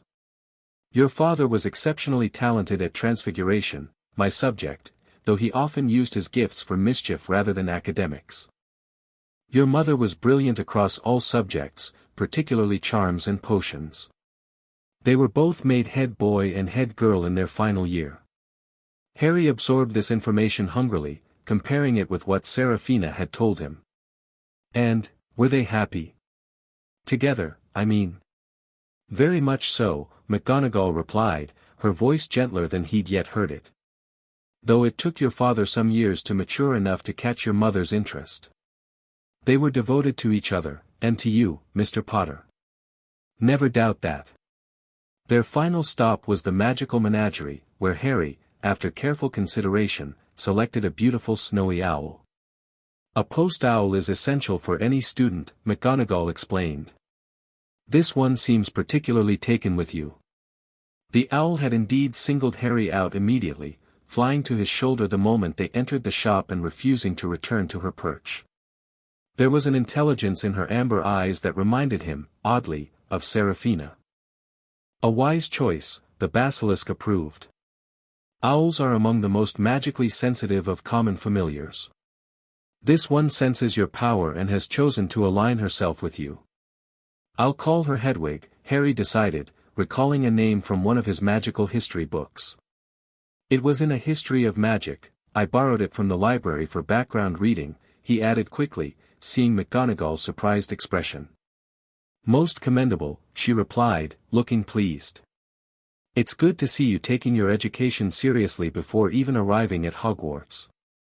As the afternoon drew to a close, Professor McGonagall treated Harry to ice cream at Florian Fortescue's, where she provided him with his ticket for the Hogwarts Express and detailed instructions for reaching platform 9 3/4. Remember, Mr. Potter, she said as they prepared to return to Privet Drive, the entrance to the platform is concealed from Muggle view. You must walk directly at the barrier between platforms 9 and 10. Don't stop and don't be afraid you'll crash into it. Yes, Professor, Harry replied, carefully memorizing the instructions as if hearing them for the first time, though Seraphina had explained the process years ago.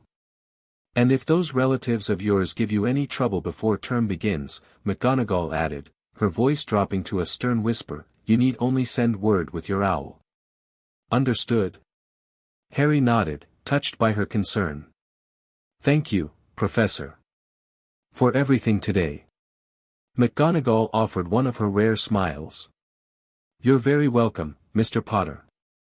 I look forward to seeing you at Hogwarts on September 1st. The remaining weeks at Privet Drive passed in a curious limbo. The Dursleys, thoroughly intimidated by Professor McGonagall, had given Harry Dudley's second bedroom but otherwise acted as if he didn't exist. This suited Harry perfectly, giving him ample time to review his textbooks, practice simple wand movements, without actually casting spells, and continue his sessions with Seraphina. You must be exceptionally careful now that you have a wand, she cautioned. The trace will detect any spellwork performed in this location. Save your practical explorations for Hogwarts.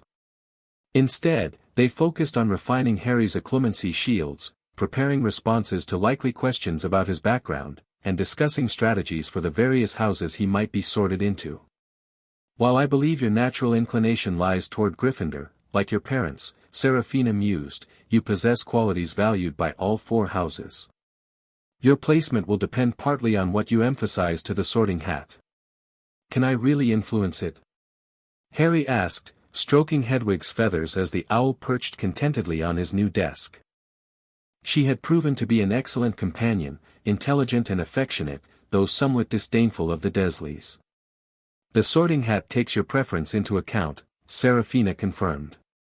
It was designed to place students where they would best thrive, not to force them into environments they would resist. What would you suggest? Harry trusted Seraphina's judgment implicitly after years of her guidance. Consider what each house offers you strategically, she replied. Gryffindor would connect you to your parents' legacy and likely provide loyal allies, but might subject you to higher expectations regarding your heroic status. Ravenclaw would give you freedom to pursue knowledge without suspicion, but less political protection. Hufflepuff would offer steadfast friends and less scrutiny, but might limit your influence. And Slytherin would let me access information about Voldemort's former supporters and pureblood politics, Harry finished, but would also immediately raise red flags with Dumbledore and others who might see me as going dark. Precisely. There are advantages to each. The question is which best serves your immediate needs while supporting your longer-term goals. Harry considered this carefully. I think I need to establish myself first. Build connections and gather information before making any moves that might draw too much attention. That probably means Gryffindor, it's what everyone expects, and sometimes the best place to hide is in plain sight. A sound strategy, Seraphina approved. Though remember, the hat may have its own opinion about where you truly belong. On the evening of August 31st, Harry packed his trunk meticulously, ensuring his most important possessions, the silver focus tool, his journal, and the book Seraphina had somehow provided, were securely hidden beneath his school robes. Hedwig's cage was cleaned and prepared for travel, his wand securely in its box until he reached Hogwarts. Tomorrow, Seraphina's voice held a rare excitement, you return to Hogwarts, to your true home. I can feel the castle's anticipation already. Will we still be able to communicate once I'm there? Harry asked, suddenly anxious about losing the connection that had sustained him for years. More clearly than ever, she assured him. Distance has been our primary limitation. Once you are within the castle walls, our connection will strengthen significantly. I may even be able to show you more of what I see, beyond the brief glimpses I've managed thus far. That night, Harry barely slept, his mind racing with anticipation. Tomorrow he would board the Hogwarts Express. Tomorrow he would see the castle with his own eyes, not through borrowed visions. Tomorrow, his real life would finally begin. Platform 9 3/4 buzzed with activity, owls hooting, cats winding between legs, parents calling last-minute instructions to children hanging out of train windows. Harry pushed his trolley through the barrier without hesitation, drawing a curious glance from a family of redheads who had entered just before him. Remember, Seraphina advised as Harry navigated through the crowd, establish connections early, but choose carefully. First impressions matter greatly in the wizarding world. Harry found an empty compartment near the end of the train, struggling slightly to heave his trunk onto the luggage rack. He had just settled Hedwig's cage onto the seat beside him when the compartment door slid open, revealing the youngest red-headed boy from the family he'd noticed earlier. Anyone sitting there? The boy asked, pointing to the seat opposite Harry. Everywhere else is full. Not at all, Harry replied, gesturing welcomingly. First connections indeed. I'm Ron, by the way. Ron Weasley, the boy said, sticking out his hand after stowing his own trunk. Harry Potter, Harry replied, clasping it firmly. Ron's eyes widened, darting immediately to Harry's forehead. So it's true. I thought Fred and George might be having me on. Do you really have the, you know? Harry brushed back his bangs, revealing the lightning scar. No point hiding what everyone would learn soon enough. Wicked, Ron breathed, then seemed to catch himself. Sorry, I don't mean to stare. It's just, you're famous. So I've been told, Harry replied with a self-deprecating smile. Though it's not something I remember, obviously. The Weasleys are a good family, Seraphina commented as Ron launched into questions about what Harry remembered of the night his parents died. Staunch light supporters, allied with Dumbledore, and known for their loyalty. The father works at the ministry, minor position but well respected. Financial difficulties but proud lineage. The train had barely left the station when their compartment door slid open again, revealing a round-faced boy looking tearful. "Sorry, but have you seen a toad at all?" When they shook their heads, the boy wailed, "I've lost him. He keeps getting away from me." "He'll turn up," Harry reassured him. "Have you asked a prefect for help? They might know a summoning spell." The boy brightened slightly at this suggestion. "I hadn't thought of that. I'll try to find one. Thanks." He hurried away, looking marginally more hopeful. "Don't know why he's so bothered," Ron remarked. "If I'd brought a toad, I'd lose it as quick as possible. Mind you, I brought Scabbers, so I can't talk." He pulled a fat gray rat from his jacket pocket. "He might have died and you wouldn't know the difference." Harry eyed the rat curiously. There was something odd about it, a faint magical aura that seemed at odds with a common pet. "Interesting," Seraphina's voice held a strange note. "That rat, there's something not right about it. Its magical signature is, confused." Before Harry could ponder this further, the compartment door slid open yet again. The toadless boy was back, but this time a girl accompanied him. She was already wearing her Hogwarts robes, her bushy brown hair framing a determined expression. "Has anyone seen a toad?" "Neville's lost one," she said in a bossy sort of voice. "We already told him we haven't seen it," Ron replied, but the girl wasn't listening. Her attention had fixed on the wand in Ron's hand, which he'd just taken out to demonstrate a spell his brothers had taught him. "Oh, are you doing magic? Let's see it, then." She sat down, fixing Ron with an expectant stare. Ron looked taken aback but cleared his throat. "Sunshine, daisies, buttermellow, turn this stupid, fat rat yellow." Nothing happened. Scabbers remained gray and fast asleep. "Are you sure that's a real spell?" the girl asked skeptically. "Well, it's not very good, is it? I've tried a few simple spells just for practice and it's all worked for me. Nobody in my family's magic at all. It was ever such a surprise when I got my letter, but I was ever so pleased, of course. I'm Hermione Granger, by the way. Who are you?" Harry blinked at the sheer volume of words that had tumbled out without apparent need for breath. "Intelligent but socially awkward," Seraphina observed. "Likely Ravenclaw material, and potentially a valuable ally given her evident enthusiasm for learning." "I'm Ron Weasley," Ron muttered, looking slightly dazed. "Harry Potter," Harry added with a friendly nod. "Are you really?" Hermione's eyes widened. "I know all about you, of course. I got a few extra books for background reading, and you're in modern magical history and the rise and fall of the dark arts and great wizarding events of the 20th century. Am I?" Harry feigned surprise, though Seraphina had informed him of his presence in various historical accounts. "I'll have to read those. I'm curious how accurate they are, since I don't remember anything about that night." Hermione looked briefly taken aback, then thoughtful. "That's a good point, actually. I hadn't considered that the books might not have first-hand information." She seemed to file this thought away before continuing breathlessly, "Do either of you know what house you'll be in?"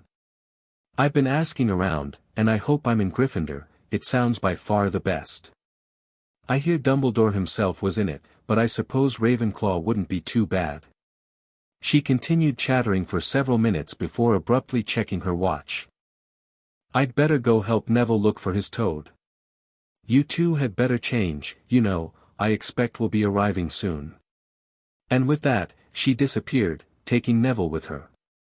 "Whatever house I'm in, I hope she's not in it," Ron groaned, putting his wand back in his trunk. "Mental, that one." "She's just nervous," Harry suggested, remembering his own anxiety about fitting into a new world, though his had been tempered by years of Seraphina's preparation. Muggle-born, probably read everything she could to catch up. Ron looked skeptical but didn't argue. Instead, he launched into an explanation of the four houses from a Weasley perspective, heavily biased toward Gryffindor and against Slytherin. Typical of many light families, Seraphina commented. They forget that ambition and cunning are valuable traits when properly directed. Merlin himself was a Slytherin, though that fact is often conveniently overlooked. As the train journey continued, Harry learned more about Ron's large family, wizarding sweets, sampling Bertie Bott's every flavor beings with genuine delight, and the wizarding world's favorite sport. When the topic turned to Gringotts and a recent break-in reported in the Daily Prophet, Harry paid close attention, remembering Seraphina's warnings about Voldemort's possible return. Interesting timing, she noted. A Gringotts break-in is extraordinarily rare. Something valuable must have been targeted, something worth the considerable risk of angering the Goblin Nation.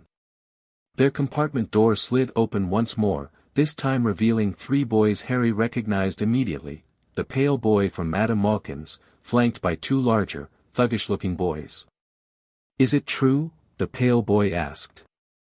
"They're saying all down the train that Harry Potter's in this compartment." "So it's you, is it?" "Yes," Harry replied simply, assessing the trio. The two larger boys were clearly bodyguards, Crabbe and Goyle, if Seraphina's intelligence on current Death Eater families was accurate.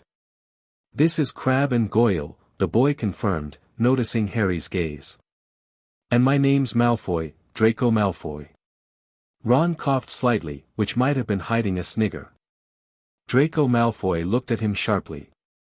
"Think my name's funny, do you? No need to ask who you are. My father told me all the Weasleys have red hair, freckles, and more children than they can afford." He turned back to Harry. "You'll soon find out some wizarding families are much better than others, Potter. You don't want to go making friends with the wrong sort. I can help you there." He extended his hand, but Harry didn't take it. Instead, he regarded Malfoy with calm assessment. "I think I can figure out the wrong sort for myself, thanks," he said coolly. Then, softening his tone slightly to avoid making an outright enemy, he added, "But I appreciate the offer of assistance. Perhaps once we've both settled in at Hogwarts, we can speak again." Malfoy's pale cheeks flushed slightly, but Harry's diplomatic response had denied him a clear insult to respond to. After a moment of evident internal struggle, he nodded stiffly. "We'll see if you come to your senses, Potter," he said before turning to leave, Crabbe and Goyle lumbering after him. "Well handled," Seraphina approved. "Neither acceptance nor outright rejection. You've left the door open for future interactions while making it clear you won't be easily manipulated." Ron, however, was staring at Harry in disbelief. "You're not actually considering being friends with that git, are you?" "Not friends," Harry clarified, "but it never hurts to keep communication open. His family's influential, from what I understand." "They're dark wizards," Ron said flatly. "Dad says Malfoy's father was right in you-know-whose inner circle, claimed he was under the Imperius curse afterward." "Dad doesn't believe it for a second." Harry nodded thoughtfully. "All the more reason not to make him an outright enemy on the first day, don't you think?" Ron still looked dubious, but before he could respond, the compartment door opened yet again, this time revealing Hermione Granger. "We'll be arriving in 5 minutes," she announced. "You'd better get your robes on." As the train slowed to a stop at Hogsmeade Station, Harry felt a surge of both excitement and anxiety. This was it, the moment he'd been preparing for since that day at the zoo 5 years ago. "Remember everything we've discussed," Seraphina whispered in his mind. "Be cautious but not fearful. Observe everything. And know that I await you within the castle walls." Harry stepped off the train into the cool night air, Hedwig's cage in one hand, his future stretching before him like an unopened book waiting to be read. "Furs years. Furs years over here." The booming voice belonged to the largest man Harry had ever seen, a giant of a figure with a wild tangle of hair and beard, holding a lamp that illuminated his beaming face. Come on, follow me, any more fur's years. Mind your step, now. Rubeus Hagrid, Seraphina identified. Keeper of keys and grounds at Hogwarts. Half-giant, loyal to Dumbledore. He was the one who retrieved you from your parents' house after the attack. This information made Harry study the huge man with new interest as they followed him down a steep, narrow path. The darkness pressed in around them, but Harry wasn't afraid, not with Seraphina's presence in his mind, a constant reassurance that he wasn't alone. "Y'all get your first sight o' Hogwarts in a sec," Hagrid called over his shoulder. "Just round this bend here." There was a loud boo-hoo, as the narrow path opened suddenly onto the edge of a great black lake. Perched atop a high mountain on the other side, its windows sparkling in the starry sky, was a vast castle with many turrets and towers. Harry's breath caught in his throat. He had seen glimpses through Seraphina's eyes, but the reality was far more magnificent, a silhouette of stone and light against the night sky, ancient and powerful and welcoming all at once. He could feel the castle's magic even from this distance, a warm pulse that seemed to call to something deep inside him. "It recognizes you," Seraphina whispered, her mental voice thick with emotion. "The heir returns at last. No more and four to a boat." Hagrid called, pointing to a fleet of little boats sitting in the water by the shore. Harry and Ron were joined in their boat by Hermione and Neville, the round-faced boy still clutching his recovered toad as if afraid it might make another escape attempt. "Everyone in!" Hagrid shouted. Right then, forward. The fleet of boats moved off all at once, gliding across the smooth, glass-like surface of the lake. No one spoke, all eyes fixed on the great castle towering over them. As they sailed nearer and nearer to the cliff on which it stood, Harry felt a strange sensation, like coming home after a very long journey. "Heads down!" Hagrid yelled as the first boats reached the cliff face, which opened into a wide stone passageway that seemed to lead right underneath the castle. They disembarked onto a harbor of rocks and pebbles, then followed Hagrid's lamp up a flight of stone steps to a huge oak door. Hagrid raised his gigantic fist and knocked 3 times. The door swung open immediately, revealing Professor McGonagall in emerald green robes, her stern face exactly as Harry remembered from their trip to Diagon Alley. "The fur's years, Professor McGonagall," Hagrid announced. "Thank you, Hagrid. I will take them from here." She led them across the flagged stone floor of the entrance hall, so large it could have fit the entire Dursley house inside it, and into a small chamber off the main hall. Harry could hear the drone of hundreds of voices from a doorway to the right, the rest of the school already assembled. As Professor McGonagall explained the sorting ceremony and the house system, Harry took the opportunity to study his fellow first-years. Some looked terrified, others excited. Hermione Granger was whispering spells under her breath, apparently believing they'd need to perform magic for the sorting. Ron looked pale beneath his freckles. Malfoy stood with Crabbe and Goyle, affecting a bored expression that didn't quite hide his nervousness. When McGonagall left them to prepare for the ceremony, nervous speculation broke out about exactly what the sorting involved. Ron was convinced Fred had told him they had to wrestle a troll, while others suggested various difficult spells they might need to perform. "The sorting hat will examine your mind," Seraphina reminded him.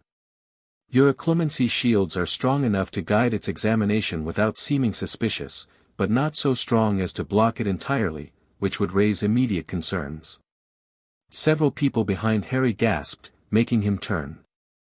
About 20 ghosts had just streamed through the back wall, pearly white and slightly transparent, deep in conversation with one another. "The castle's permanent residents," Seraphina commented as a ghost in a ruff and tights noticed the first-years. "That one is Sir Nicholas de Mimsy Porpington, the Gryffindor ghost. The Bloody Baron is Slytherin's, the Fat Friar belongs to Hufflepuff, and the Grey Lady to Ravenclaw. They know more of Hogwarts secrets than almost anyone living, though even they do not know of me." Professor McGonagall soon returned, ordering the ghosts away and instructing the first-years to form a line.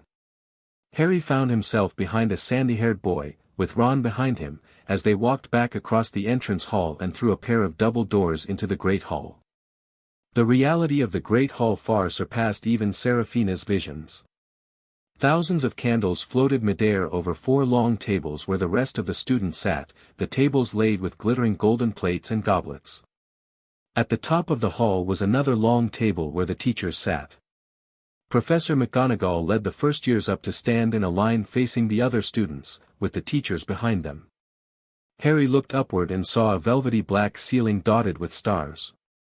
He heard Hermione whisper, "It's bewitched to look like the sky outside.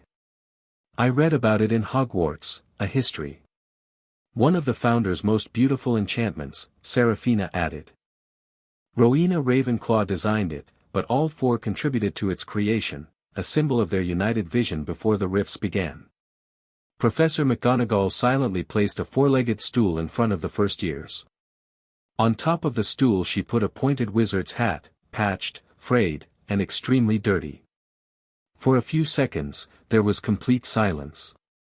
Then the hat twitched, a rip near the brim opening wide like a mouth, and the Sorting Hat began to sing. Harry listened with fascination as the hat described the 4 houses and their qualities. When it finished, the whole hall burst into applause. As it bowed to each of the 4 tables, Harry couldn't help but notice how the descriptions aligned with what Seraphina had taught him, more balanced and fair than the biased accounts he'd heard from others. "When I call your name, you will put on the hat and sit on the stool to be sorted," Professor McGonagall announced, unrolling a long scroll of parchment. "Abbott, Hannah." A pink-faced girl with blonde pigtails stumbled out of line, put on the hat, and sat down. After a moment's pause, Hufflepuff, the hat shouted. The table on the right cheered as Hannah went to sit with them. Harry watched attentively as student after student was sorted, noting which ones Seraphina commented on as coming from families of particular influence or interest. Granger, Hermione. Hermione almost ran to the stool and jammed the hat eagerly on her head. Gryffindor, the hat shouted after a moment's deliberation. Ron groaned beside Harry, who gave him a warning look. Alienating a housemate before classes even began seemed unwise. When Neville Longbottom was called, Seraphina's presence in Harry's mind sharpened with interest. "The Longbottom heir," she murmured. "His parents were formidable Aurors, tortured to insanity by Bellatrix Lestrange after Voldemort's fall. There is a connection between your families, one I have not yet fully discerned." The hat took a long time with Neville before declaring him a Gryffindor as well. Malfoy swaggered forward when his name was called and got his wish at once. The hat had barely touched his head when it screamed, "Slytherin." As the list continued, Harry began to feel a strange anticipation building, not just his own anxiety about the sorting, but something from the castle itself, a pulse of magic that seemed to heighten with each passing moment. "It senses you," Seraphina explained. "The castle's own magic recognizes the heir's presence. It has been waiting, as I have." Finally, McGonagall called, "Potter, Harry." As Harry stepped forward, whispers suddenly broke out all over the hall. "Potter, did she say? The Harry Potter?" The last thing Harry saw before the hat dropped over his eyes was the hall full of people craning to get a good look at him. The next second, he was looking at the black inside of the hat, waiting. Said a small voice in his ear. "Difficult. Very difficult. Plenty of courage, I see. Not a bad mind, either. There's talent, oh my goodness, yes, and a nice thirst to prove yourself. But what's this? Interesting, very interesting." Harry felt the hat's presence brush against his mental shields, probing gently at the boundaries he'd established. He carefully relaxed certain barriers, allowing the hat to see what it needed while keeping his connection to Seraphina protected.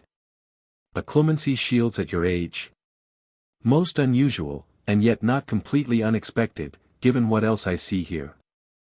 There's a connection, ancient magic, I understand now." "What do you understand?" Harry thought cautiously. "More than most, Mr. Potter. I see the Basilisk's teachings in your mind, Seraphina, as she calls herself now. The castle's guardian, awakened by your gift." Harry tensed, but the hat chuckled softly. "Fear not, young heir. The secrets between a student and the Sorting Hat are sacrosanct. Not even Dumbledore can extract from me what I see in your mind. Relief flooded through Harry. Then you know why I'm here. Where I should be. Indeed. The question remains, where to put you. You would do well in any house, with qualities valued by all four founders. Slytherin would help you on the path to greatness, no doubt about that. Ravenclaw would nurture your impressive intellect. Hufflepuff would give you the loyalty and support you've rarely known. And Gryffindor, well, your parents' house calls to your courage. Harry considered carefully. I need to establish myself first. Learn the lay of the land before revealing too much. And I need allies I can trust. Wise thinking for one so young, the Hat approved. Very well then, better be Gryffindor. The Hat shouted the last word to the entire hall. Harry took off the hat and walked shakily toward the Gryffindor table, which had erupted into the loudest cheer yet. Percy Weasley the prefect stood up and shook his hand vigorously, while the Weasley twins yelled, "We got Potter! We got Potter!" As Harry took his seat, he glanced up at the high table. Hagrid gave him a thumbs up, which he returned with a smile. Professor McGonagall was calling the next student, her face impassive as ever.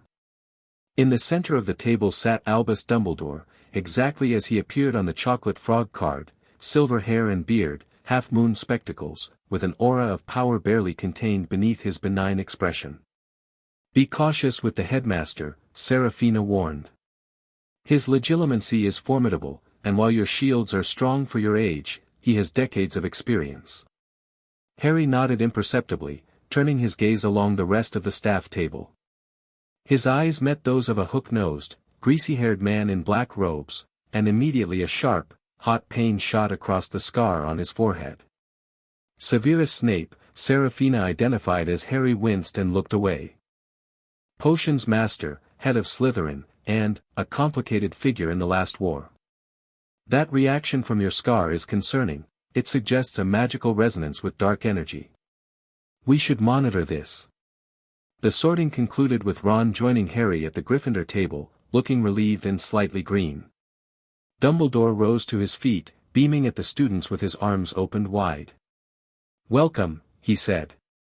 Welcome to a new year at Hogwarts. Before we begin our banquet, I would like to say a few words, nitwit. Blubber. Oddment. Tweak. Thank you. He sat back down as everybody clapped and cheered.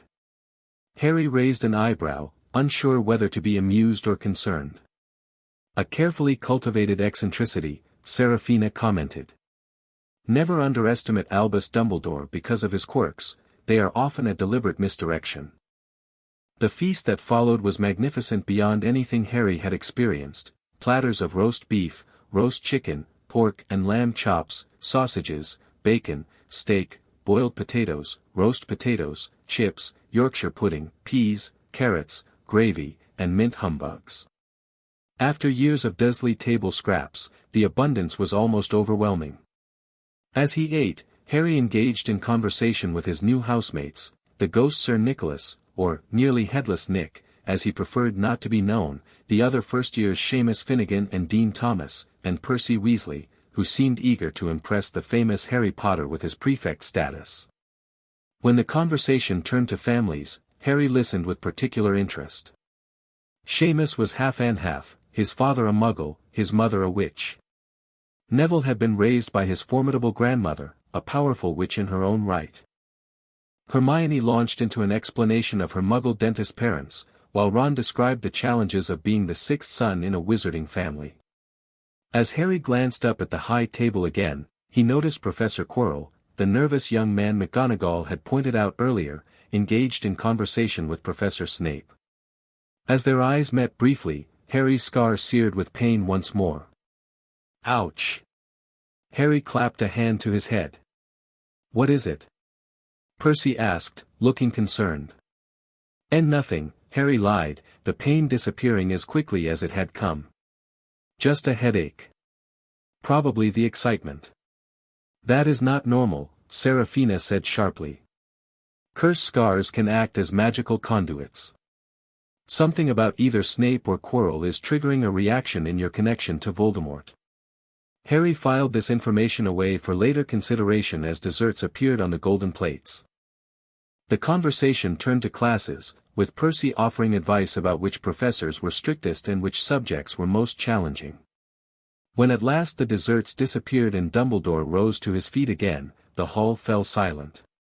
He delivered the start-of-term notices. The forest was forbidden, magic was not to be used in corridors, Quidditch trials would be held in the second week, before concluding with a curious warning. And finally, I must tell you that this year, the third-floor corridor on the right-hand side is out of bounds to everyone who does not wish to die a very painful death. A few students laughed, but Harry didn't join them, noting Percy's confused reaction.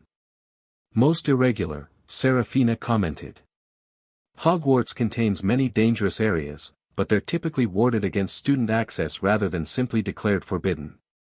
Something has been placed there, something that cannot be fully secured by magical means alone. The evening concluded with the school song, a cacophonous affair that seemed to delight Dumbledore, before the students were dismissed to their dormitories. Percy led the first-year Gryffindors through the chattering crowds, out of the Great Hall, up the marble staircase, and through a dizzying series of corridors and staircases. Harry tried to memorize their route, but the castle's shifting staircases and disorienting layout made it challenging. Just when his legs were beginning to ache from climbing, they reached a portrait of a very fat woman in a pink silk dress. "Password?" she asked. "Caput Draconis," Percy replied, and the portrait swung forward to reveal a round hole in the wall. They scrambled through it into the Gryffindor common room, a cozy, round room full of squashy armchairs, with a warm fire crackling in the fireplace. Percy directed the girls through one door to their dormitory and the boys through another.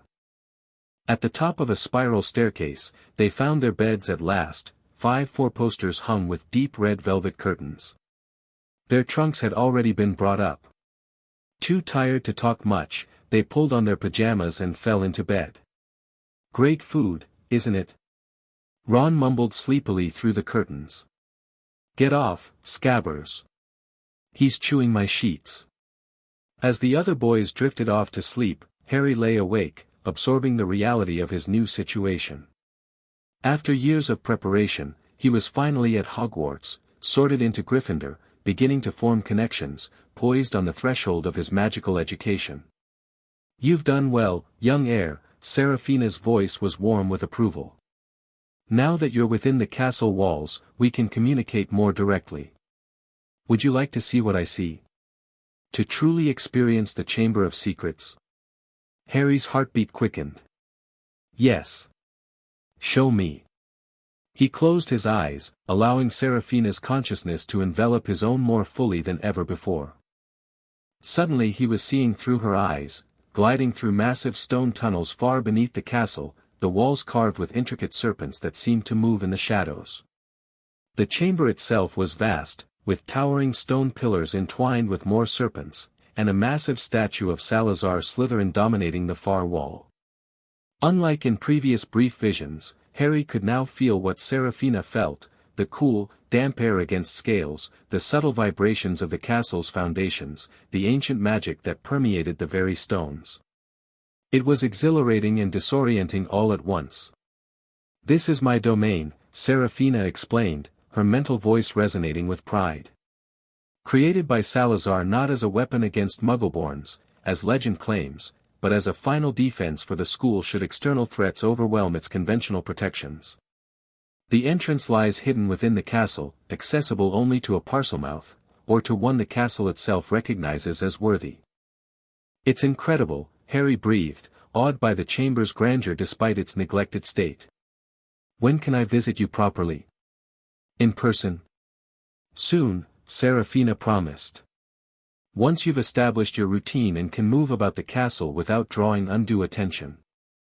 There are secret passages that will lead you to me safely, without alerting the school's monitoring enchantments." As their shared vision faded and Harry returned fully to his own perceptions, he felt a profound sense of connection, not just to Seraphina, but to Hogwarts itself.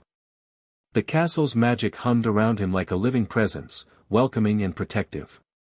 "Sleep now, young heir," Seraphina's voice was gentle. "Tomorrow your classes begin.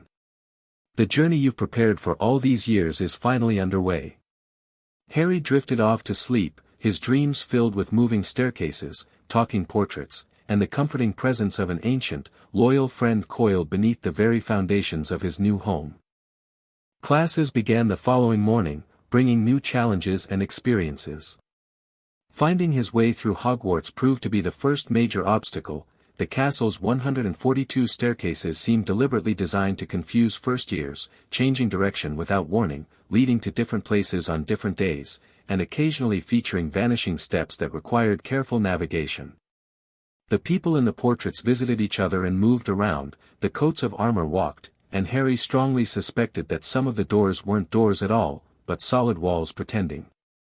The ghosts didn't help matters when they drifted unexpectedly through doors just as you were trying to open them. "The castle has always had a mischievous nature," Seraphina commented as Harry and Ron finally found the Transfiguration classroom after taking 2 wrong turns and encountering Peeves the poltergeist. "It tests new students, in its way. Those who approach Hogwarts with respect and curiosity tend to find their way more easily than those who take it for granted." Professor McGonagall proved to be as strict and clever as Harry had expected. After transforming her desk into a pig and back again, earning impressed gasps from the class, she set them to turning matches into needles. By the end of the lesson, only Hermione Granger and Harry had made any noticeable difference to their matches. Harry had deliberately held back, making his needle less perfect than it could have been, silver but still with a hint of wood grain, the eye not quite formed. McGonagall gave them both approving nods, though Harry noticed her studying him with a thoughtful expression that suggested she suspected he was capable of more.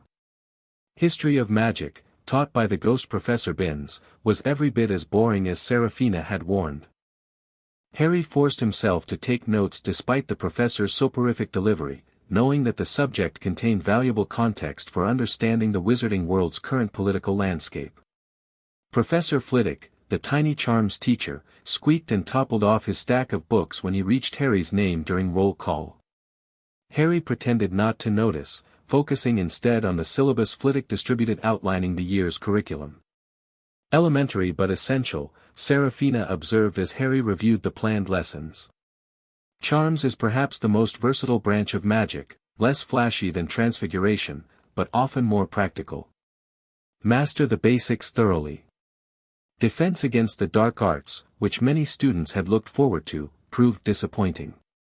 Professor Quirrell's classroom smelled strongly of garlic, which was said to ward off a vampire he'd encountered in Romania. His turban, he claimed, had been given to him by an African prince as a thank you for dealing with a troublesome zombie, but when Seamus eagerly asked for details, Quirrell turned pink and started talking about the weather. "Something is very wrong with that man," Seraphina commented as they left the classroom, Harry's scar prickling uncomfortably throughout the lesson. "His magical aura is disturbed, somehow. Fractured. And his stories are inconsistent with known magical practices in those regions." Friday brought the class Harry had been both anticipating and dreading, double potions with the Slytherins, taught by Professor Snape. By now, Harry had heard enough about Snape's blatant favoritism toward Slytherin and hostility toward Gryffindors to be wary. "Potions was your mother's specialty," Seraphina reminded him. Approached the subject with her dedication, regardless of the teacher's attitudes. The potions classroom was in the dungeons, cold and creepy with pickled animals floating in glass jars around the walls. Snape, like Flitwick, started class by taking the roll, and like Flitwick, he paused at Harry's name. "Ah, yes," he said softly, "Harry Potter. Our new celebrity."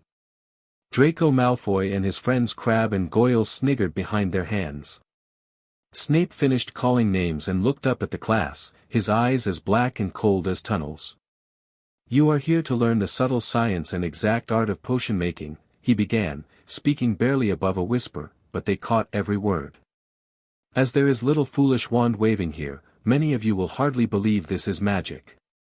I don't expect you will really understand the beauty of the softly simmering cauldron with its shimmering fumes, the delicate power of liquids that creep through human veins, bewitching the mind, and snaring the senses.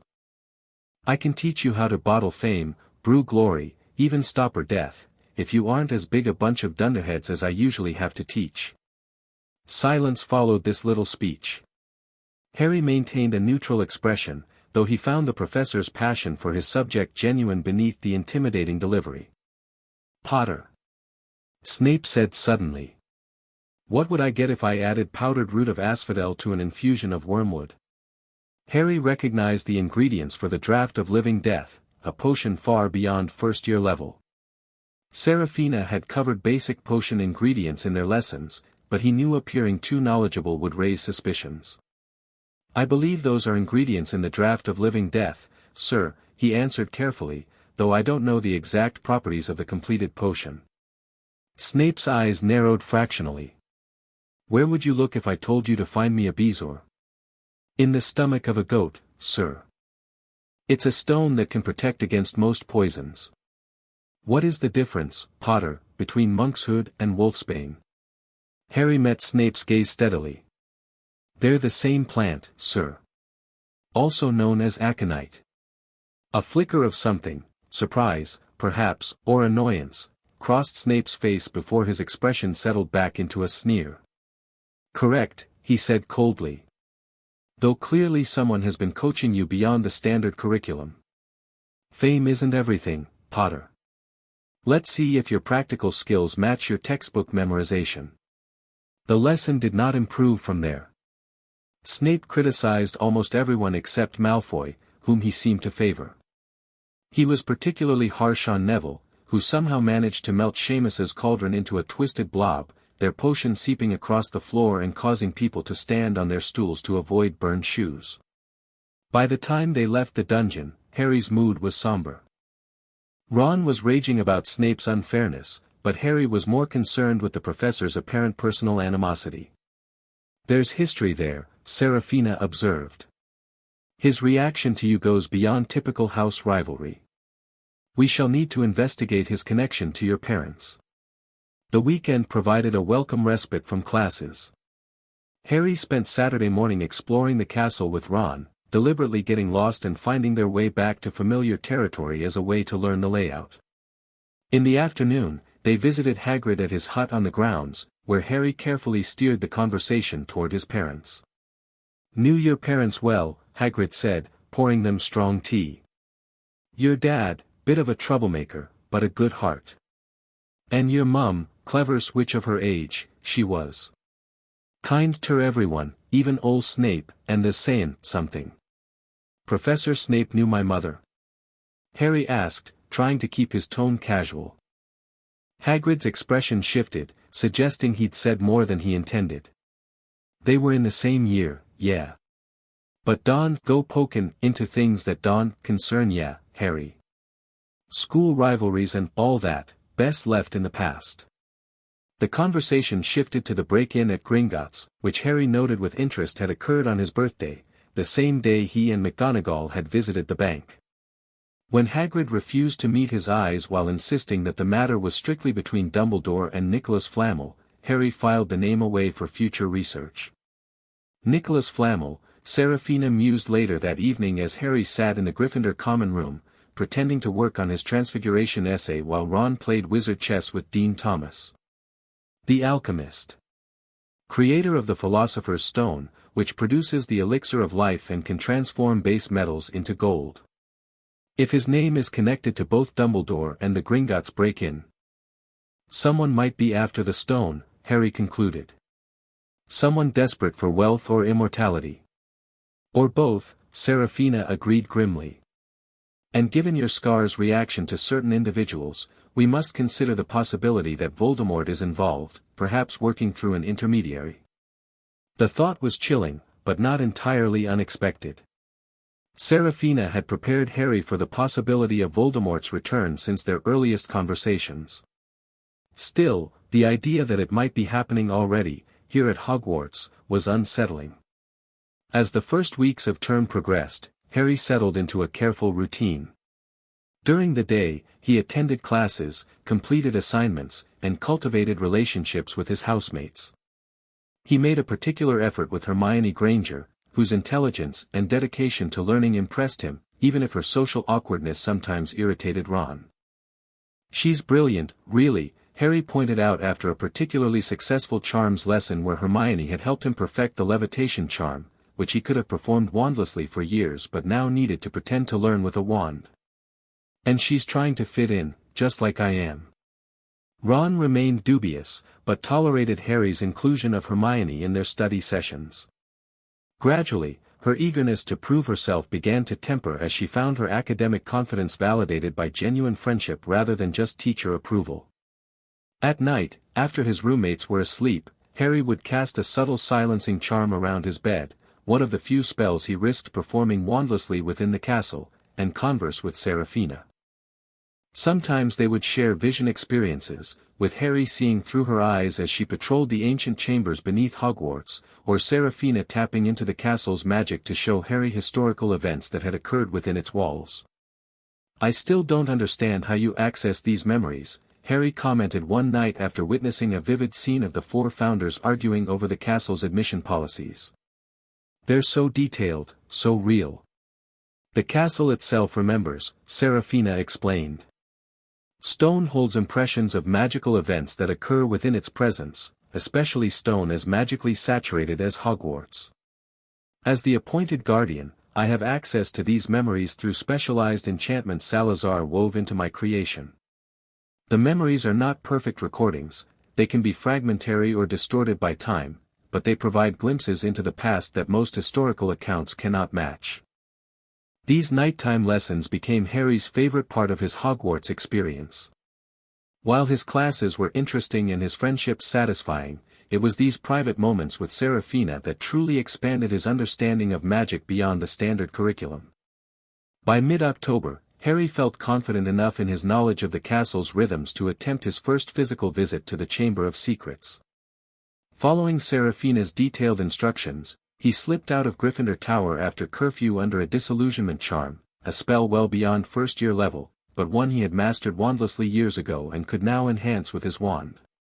"The most direct entrance is through the second-floor girls' lavatory," Seraphina directed as Harry navigated the silent corridors, avoiding patrolling prefects and professors with ease. "The one haunted by Moaning Myrtle, a ghost who rarely leaves her territory." "A girl's bathroom?" Harry questioned, dubious. "That seems an odd choice for Slytherin's secret chamber." "The facilities were added centuries after Salazar's departure," Seraphina explained. "The entrance was originally a plain stone archway in an unremarkable corridor. As the castle was renovated over time, the entrance remained magically anchored to that location, regardless of what was built around it." Harry slipped into the bathroom, which was dark and shadowy in the moonlight filtering through its windows. Thankfully, Moaning Myrtle was nowhere to be seen, probably sulking in her favorite U-bend, according to Seraphina. Following her instructions, Harry approached a particular sink that had never worked. Examining it closely, he found a tiny snake scratched on the copper tap. "Speak to it," Seraphina urged. "Command it to open in Parseltongue." "Open," Harry hissed, the sound emerging as a strange sibilant whisper that echoed slightly in the empty bathroom. Immediately, the tap glowed with a brilliant white light and began to spin. The sink itself began to move, sinking out of sight to reveal a large pipe wide enough for a man to slide into. "Your way to me is open, young heir," Seraphina's voice held an eagerness Harry had rarely heard from the normally composed Basilisk. "The slide is quite long, brace yourself." Taking a deep breath, Harry lowered himself into the pipe and let go. It was like rushing down an endless, slimy, dark slide. He could see other pipes branching off in all directions, but none as large as the one he was in, which twisted and turned, sloping steeply downward. Behind him, he heard the entrance seal itself, plunging him into total darkness. After what felt like minutes of hurtling downward, the pipe leveled out, and Harry shot out of the end with a wet thud, landing on a damp stone floor. He stood up, finding himself in a dark stone tunnel large enough to stand in. "Lumos," he whispered, lighting his wand to reveal glistening walls and a path that curved ahead out of sight. "Follow the tunnel," Seraphina instructed. "I await you in the main chamber." Harry proceeded cautiously, noting the small animal bones crunching beneath his feet, the shed skin of the basilisk, massive and eerily preserved, and finally, a solid wall ahead carved with two entwined serpents with emeralds for eyes. "Open," he hissed again, and the serpents parted as the wall cracked open, the halves sliding smoothly out of sight. He found himself standing at the end of a very long, dimly lit chamber. Towering stone pillars entwined with carved serpents rose to support a ceiling lost in darkness. His footsteps echoed as he walked forward between the columns, his wand light casting long, dark shadows.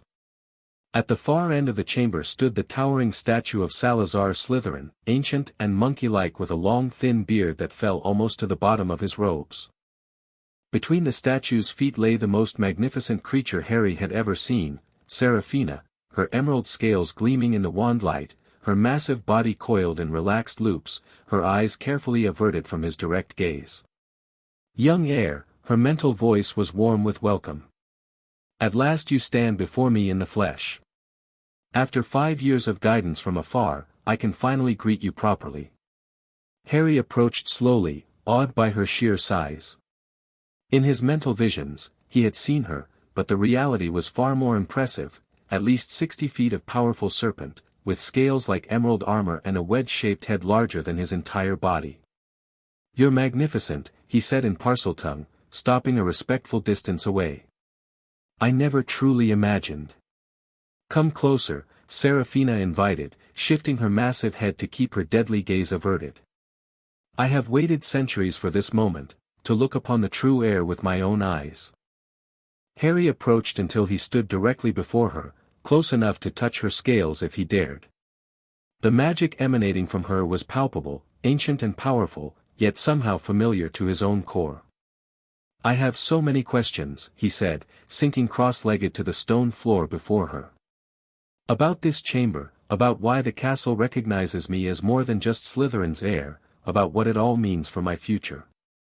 Seraphina's massive head lowered until it rested on the stone floor near him, her forked tongue flickering out to taste his scent. "Then let us begin with the chamber itself," she replied. "Its true purpose has been lost to history, twisted by those who feared Salazar's vision. It was never intended as a weapon against Muggleborns, but as a sanctuary and final defense. The Basilisk, myself, was meant as guardian, not executioner. But why would Slytherin need a secret chamber? The legends say he argued with the other founders about admitting Muggle-born students. A partial truth that obscures a more complex reality, Seraphina explained. Salazar did indeed caution against admitting certain Muggle-born students, not because of their birth, but because of the legitimate danger they posed in that era. Remember, young heir, this was the height of witch burnings and persecutions. Some Muggle-born children, raised with fear and hatred of magic, did indeed betray their magical brethren to Muggle authorities after learning at Hogwarts. Harry nodded slowly, remembering Seraphina's earlier history lessons. The medieval period had been dangerous for wizarding kind, with genuine threats from the Muggle world that modern wizards often minimized or forgot. Godric believed that all magical children deserved education, regardless of risk, Seraphina continued. Rowena suggested magical vows to protect the school's secrecy. Helga proposed a more thorough evaluation of students' character before admission. Salazar advocated for caution, particularly regarding students with strong anti-magical family connections. So not blood prejudice as we understand it today? Not precisely, though the distinction has been lost over time. Salazar valued magical heritage and tradition, certainly, but his primary concern was security. When the others rejected his more cautious approach, he left, not in a rage as legend claims, but in sorrow, believing his friends short-sighted. "And he built this chamber before leaving?" Harry asked, glancing around at the imposing architecture. The chamber was already built, a collaborative project originally designed as a secure meeting place for the founders. Salazar merely adapted it, adding the entrance requirement of Parseltongue to ensure only those he trusted could access it. He hatched and enchanted me as guardian, then departed, promising to return when needed or to send an heir who could continue his work of protecting Hogwarts. Harry absorbed this information, which aligned with the fragments Seraphina had shared over the years but now formed a more coherent picture. So why does the castle recognize me as more than just Slytherin's heir? Why did you call me the heir of Hogwarts when we first connected? Seraphina's massive body shifted slightly, her scales rasping against stone. That remains one of our greatest mysteries, young heir. Your magical signature resonates not just with Slytherin's line, but with aspects of all four founders. It may be a matter of convergent bloodlines, over 1,000 years, the descendants of the founders may have intermarried. Or it may be something more profound, a magical recognition of purpose rather than mere blood. Can we find out for certain? There are ways, Seraphina confirmed. Ancient magic that can reveal bloodline connections. But such rituals require preparation and specific timing. The winter solstice would be ideal, a time when the castle's own magic runs closest to its original foundations. Harry nodded, mentally marking the date, December 21st, less than 2 months away. And until then? Until then, you continue as you have been, learning, observing, building connections. But now you have access to resources beyond your classmates' wildest imaginings. Seraphina's head moved, indicating a previously unnoticed alcove to the side of the chamber. Salazar's private library and workroom lies through that passage, books and scrolls preserved by powerful enchantments, containing knowledge lost to the modern wizarding world. Harry's eyes widened at the prospect. And I can come here regularly? Without being detected? The chamber exists outside the castle's normal monitoring enchantments, Seraphina confirmed. Though I recommend caution in your comings and goings, the entrance itself is still within the patrolled areas. For the next several hours, Harry explored the chamber with Seraphina's guidance. The private library proved to be a treasure trove of ancient texts, many written in languages he couldn't read but which Seraphina could translate. Salazar's workroom contained potion-making equipment of exceptional quality, preserved perfectly through the centuries. This place is incredible, Harry breathed as he examined a journal written in Slytherin's own hand, the Parseltongue script flowing across the pages. But I should return before I'm missed. My roommates might notice my absence if they wake early. A wise precaution, Seraphina agreed. The passage behind Salazar's statue leads to a secondary exit, a narrow staircase that will bring you out near the dungeons. From there, you can make your way back to Gryffindor Tower more easily than retracing your path through the pipe.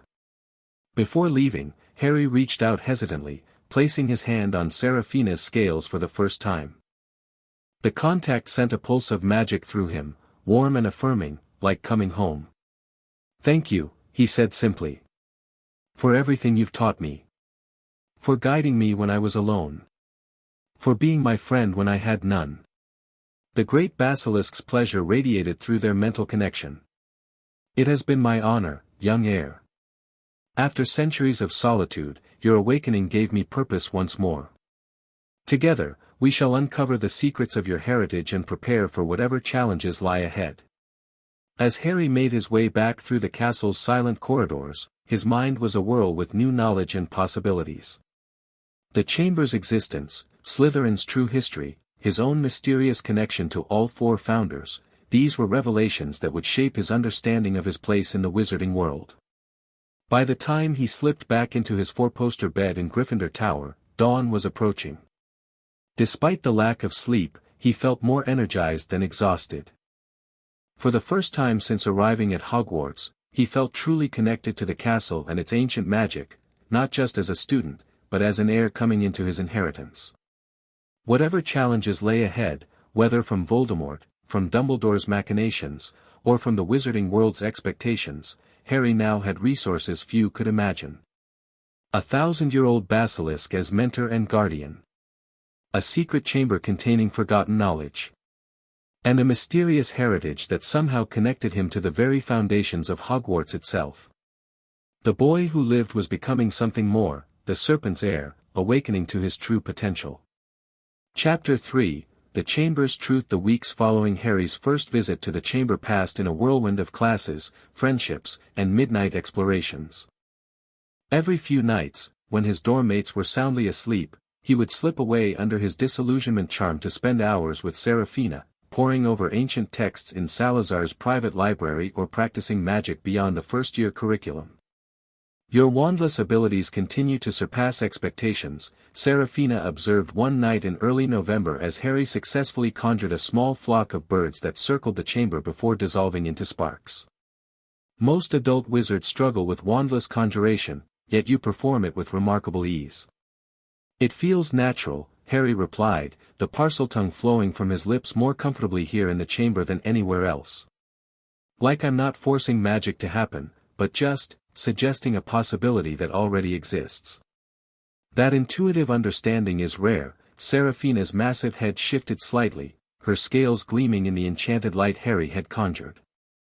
"It suggests your magical core is unusually attuned to the fundamental nature of magic itself, another piece of evidence supporting your connection to all four founders."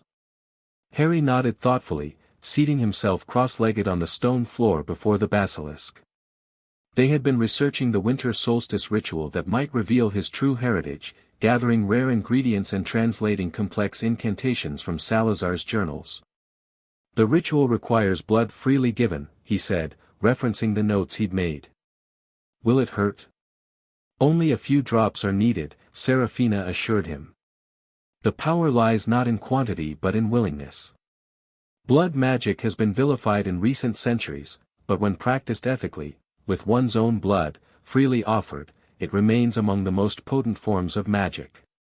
"And we'll perform it here? In the chamber?" "Not here precisely," Serafina replied.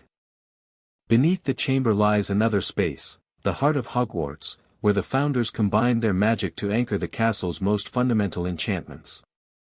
Few even know of its existence, fewer still have ever accessed it. But as the heir, you can open the way." The prospect was both thrilling and intimidating. Each new revelation from Serafina seemed to deepen the mystery of Harry's connection to Hogwarts rather than simplifying it. Sometimes he felt overwhelmed by the responsibility, wondering if he was worthy of such ancient legacy. "Your doubts are natural," Serafina assured him, sensing his unease. "But remember, the castle chose you. Magic itself recognizes something within you that resonates with the founders' original intentions. Trust that recognition, even when you doubt yourself."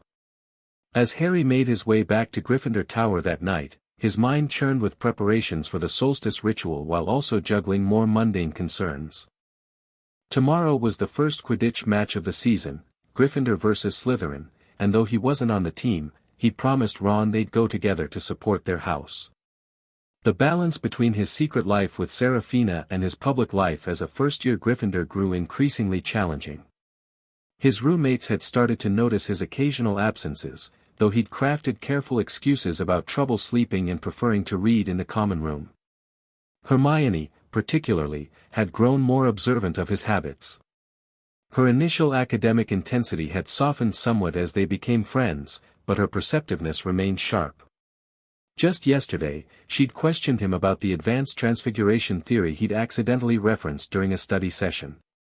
"That's not covered until third year at least," she'd said, eyes narrowed suspiciously. "Where did you read about it?" "Just browsing in the library," he'd replied with a casual shrug. "I find the theoretical foundations interesting." She hadn't pressed further, but Harry knew Hermione was gradually assembling observations about him that didn't quite add up to an ordinary first-year student, even one with his unusual background. "You might consider bringing her into your confidence, at least partially," Serafina had suggested when he'd shared his concerns. "Her intelligence could prove valuable, and having an ally who understands your situation might ease your burden." Harry remained undecided. While he appreciated Hermione's friendship and respected her brilliant mind, revealing even a fraction of his secrets would put her in a difficult position.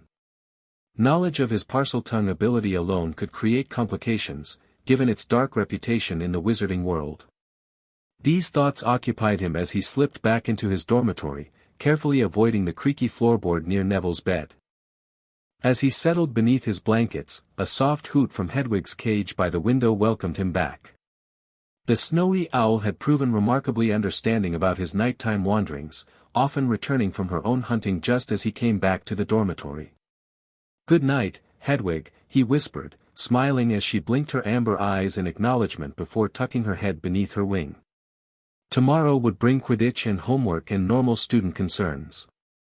But in the chambers beneath the school, ancient magic was stirring, preparing for the moment when the heir of Hogwarts would finally claim his full inheritance.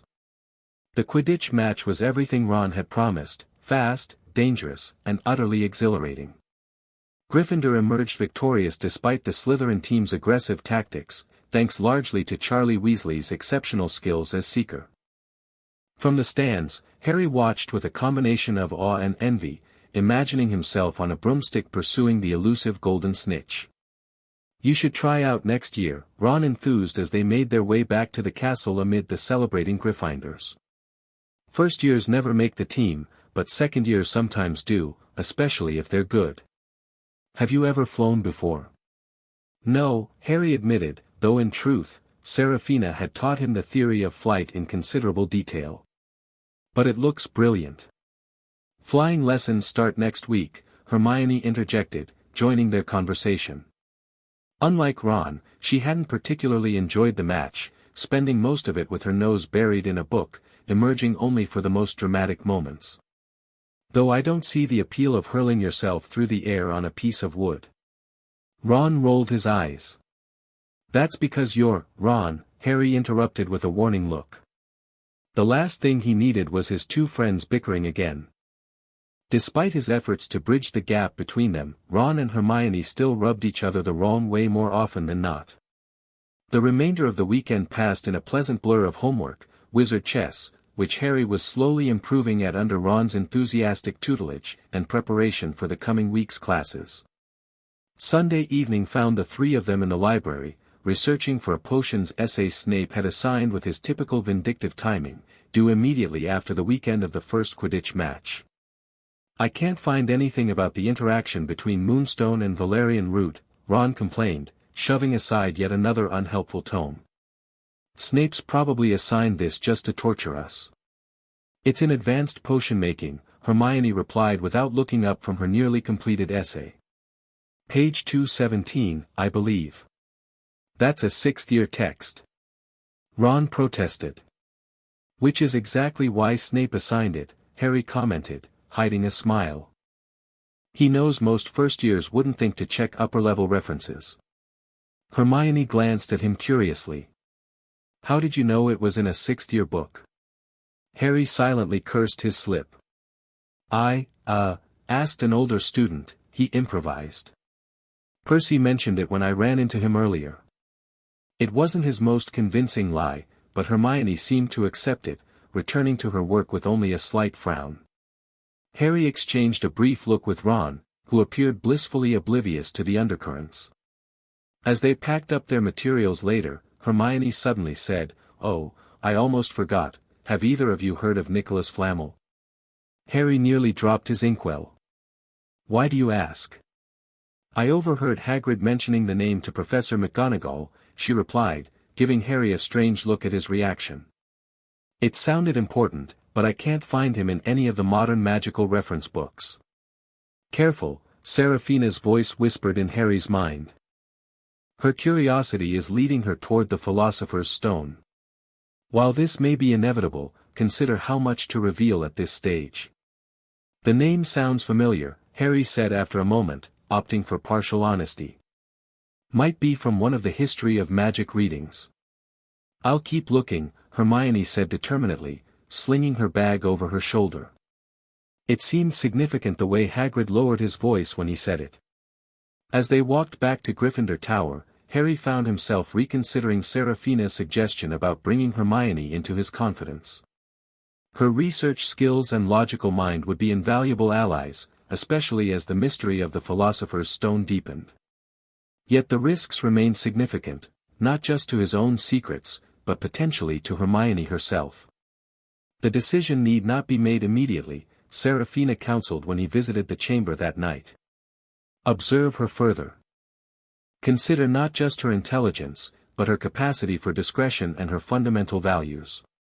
True allies are rare and precious, choose them with care. The flying lessons proved to be another area where Harry had to carefully moderate his performance. Though he'd never been on a broomstick before, the detailed theoretical knowledge Serafina had imparted gave him a significant advantage over his classmates. When Madame Hooch instructed them to hold their hands over their brooms and command, "Up!" Harry's broom leapt into his hand immediately, one of only a few to respond on the first try. "Well done, Potter," Madame Hooch approved before moving on to help Neville, whose broom hadn't so much as twitched. The actual sensation of flight, however, was something no amount of theoretical knowledge could have prepared him for. As Harry kicked off from the ground and hovered a few feet in the air, he felt an immediate, instinctive connection to the broom, as if he'd been born to fly. "Your father's talent," Serafina commented as Harry executed a perfect turn. James Potter was a natural flyer as well, one of the best Gryffindor seekers in decades. The revelation sent a warm glow through Harry's chest. This was something he shared with his father, a natural affinity that went beyond learned skills or practiced techniques. The lesson progressed smoothly until Neville, nervous and jumpy, pushed off too hard before Madame Hooch's whistle. His broom rose rapidly, his pale face looking down in horror as he slipped sideways and plummeted to the ground with a nasty crack. A broken wrist and a trip to the hospital wing later, Madame Hooch had left with strict instructions for everyone else to keep their feet firmly on the ground. Naturally, Draco Malfoy couldn't resist the opportunity to cause trouble. Spotting Neville's Remembrall glittering in the grass, he snatched it up with a malicious grin. "Look what Longbottom dropped," he announced to his Slytherin cronies. Perhaps if the fat lump had given this a squeeze, he'd have remembered to fall on his fat backside. "Give it here, Malfoy," Harry said quietly, stepping forward. He was aware of the other students watching, forming a loose circle around the confrontation. Malfoy's pale eyes narrowed, calculating. "I think I'll leave it somewhere for Longbottom to find, how about up a tree?" Before Harry could respond, Malfoy had mounted his broom and taken off, the Remembrall clutched in his fist as he hovered level with the topmost branches of a nearby oak. "Come and get it, Potter," he called down, his voice dripping with challenge. Harry considered his options quickly.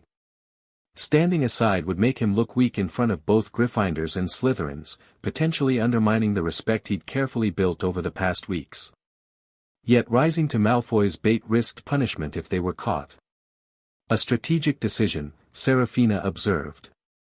"Consider not just immediate consequences, but the impression you wish to create." Mind made up, Harry grabbed his broom. Hermione's hand caught his sleeve. "Harry, no," she hissed. "You'll get in trouble." Madame Hooch said, "I know what she said," Harry replied, gently but firmly removing her hand. "But sometimes standing by is worse than breaking rules." He mounted the broom and kicked hard against the ground. Air rushed through his hair as he soared upward, his robes whipping behind him. A strange exhilaration filled him, a joy so pure and instinctive it momentarily drowned out all concerns about rules and consequences. This was freedom. This was where he belonged. Malfoy's shocked expression as Harry pulled his broom sharply to face him was almost comical. "Give it here," Harry called, "or I'll knock you off that broom." "Oh, yeah." Malfoy tried to sneer, but there was uncertainty in his voice. Harry leaned forward and grasped the broom tightly, shooting toward Malfoy like an arrow. The Slytherin barely dodged in time, his face now definitely showing fear beneath the bravado. "No Crab and Goyle up here to save your neck, Malfoy," Harry taunted, circling smoothly to face him again. "Catch it if you can, then." Malfoy suddenly shouted, throwing the glass ball high into the air before streaking back toward the ground. Harry watched as the Remembrall rose up in an arc, then began to fall. He leaned forward, pointing his broom handle down, gathering speed as he raced the ball toward the ground. Wind whistled in his ears, mingling with screams from the watching students. His focus narrowed to that small glass sphere tumbling through the air. Just a foot from the ground, he caught it, pulling his broom straight and toppling gently onto the grass with the remembrall clutched safely in his fist. Harry Potter.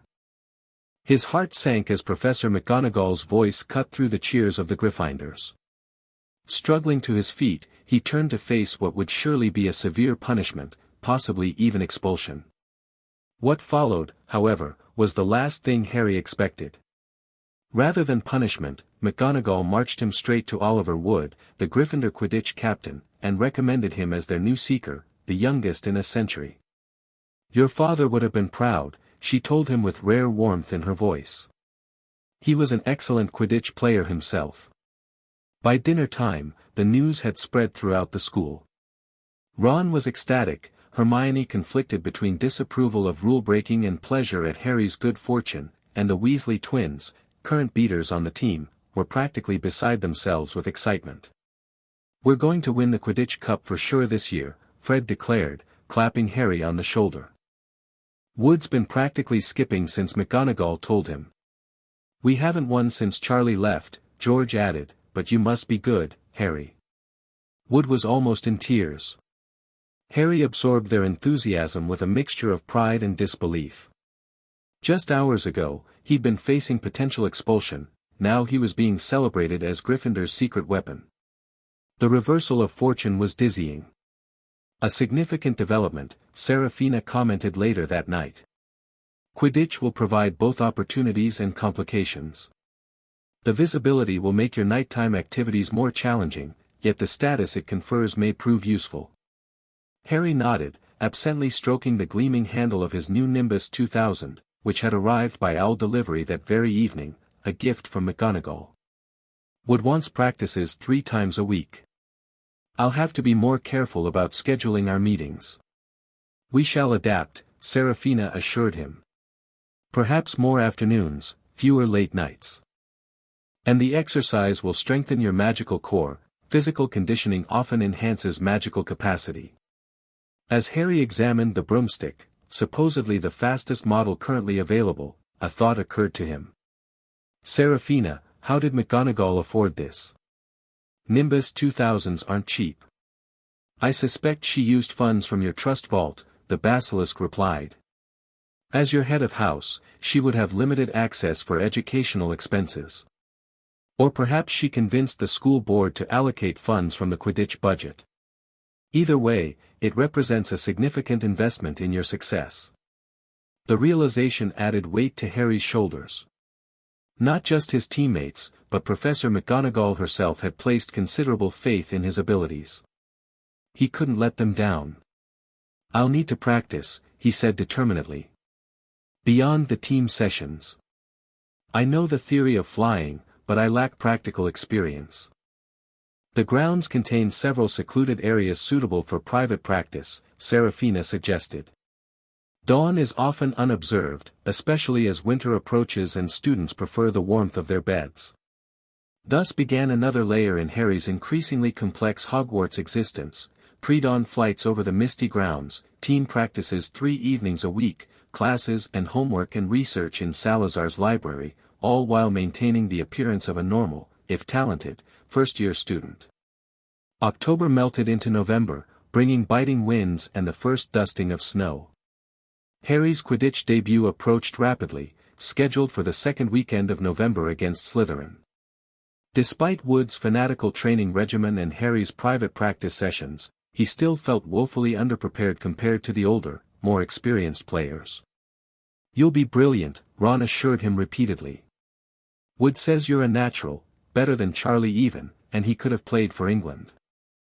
Hermione offered more practical support, researching Quidditch strategies in the library and helping Harry manage his homework schedule around practices. Their friendship had deepened gradually, built on mutual respect rather than the instant camaraderie Harry shared with Ron. "I made you a chart," she told him one evening, presenting a color-coded timetable. "If you follow this, you'll still have time for adequate sleep before the match." Harry accepted it gratefully, knowing she'd included buffer time he could use for his chamber visits without her knowledge. Guilt pricked at him again for keeping such significant secrets from his friends, but he pushed it aside.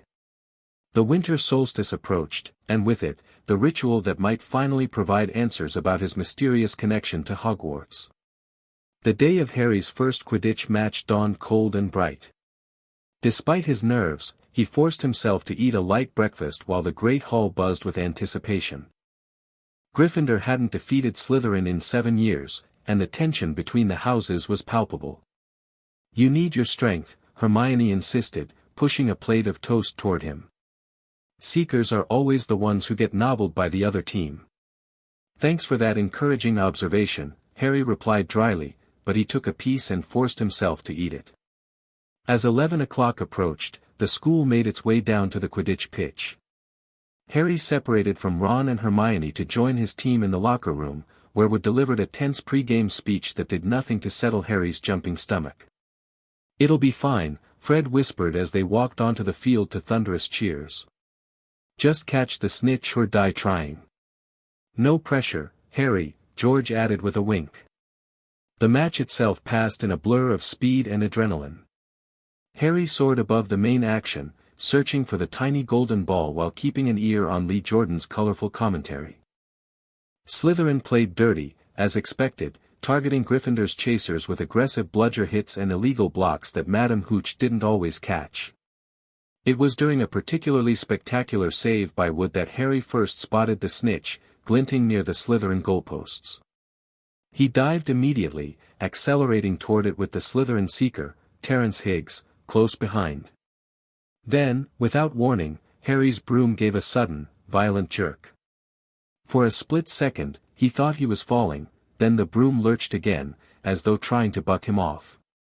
It zigzagged through the air, making wild swishing movements that nearly unseated him. "Someone is jinxing your broom," Seraphina's voice cut through his panic, sharper than he'd ever heard it. "Look to the stands, it requires eye contact to maintain such interference."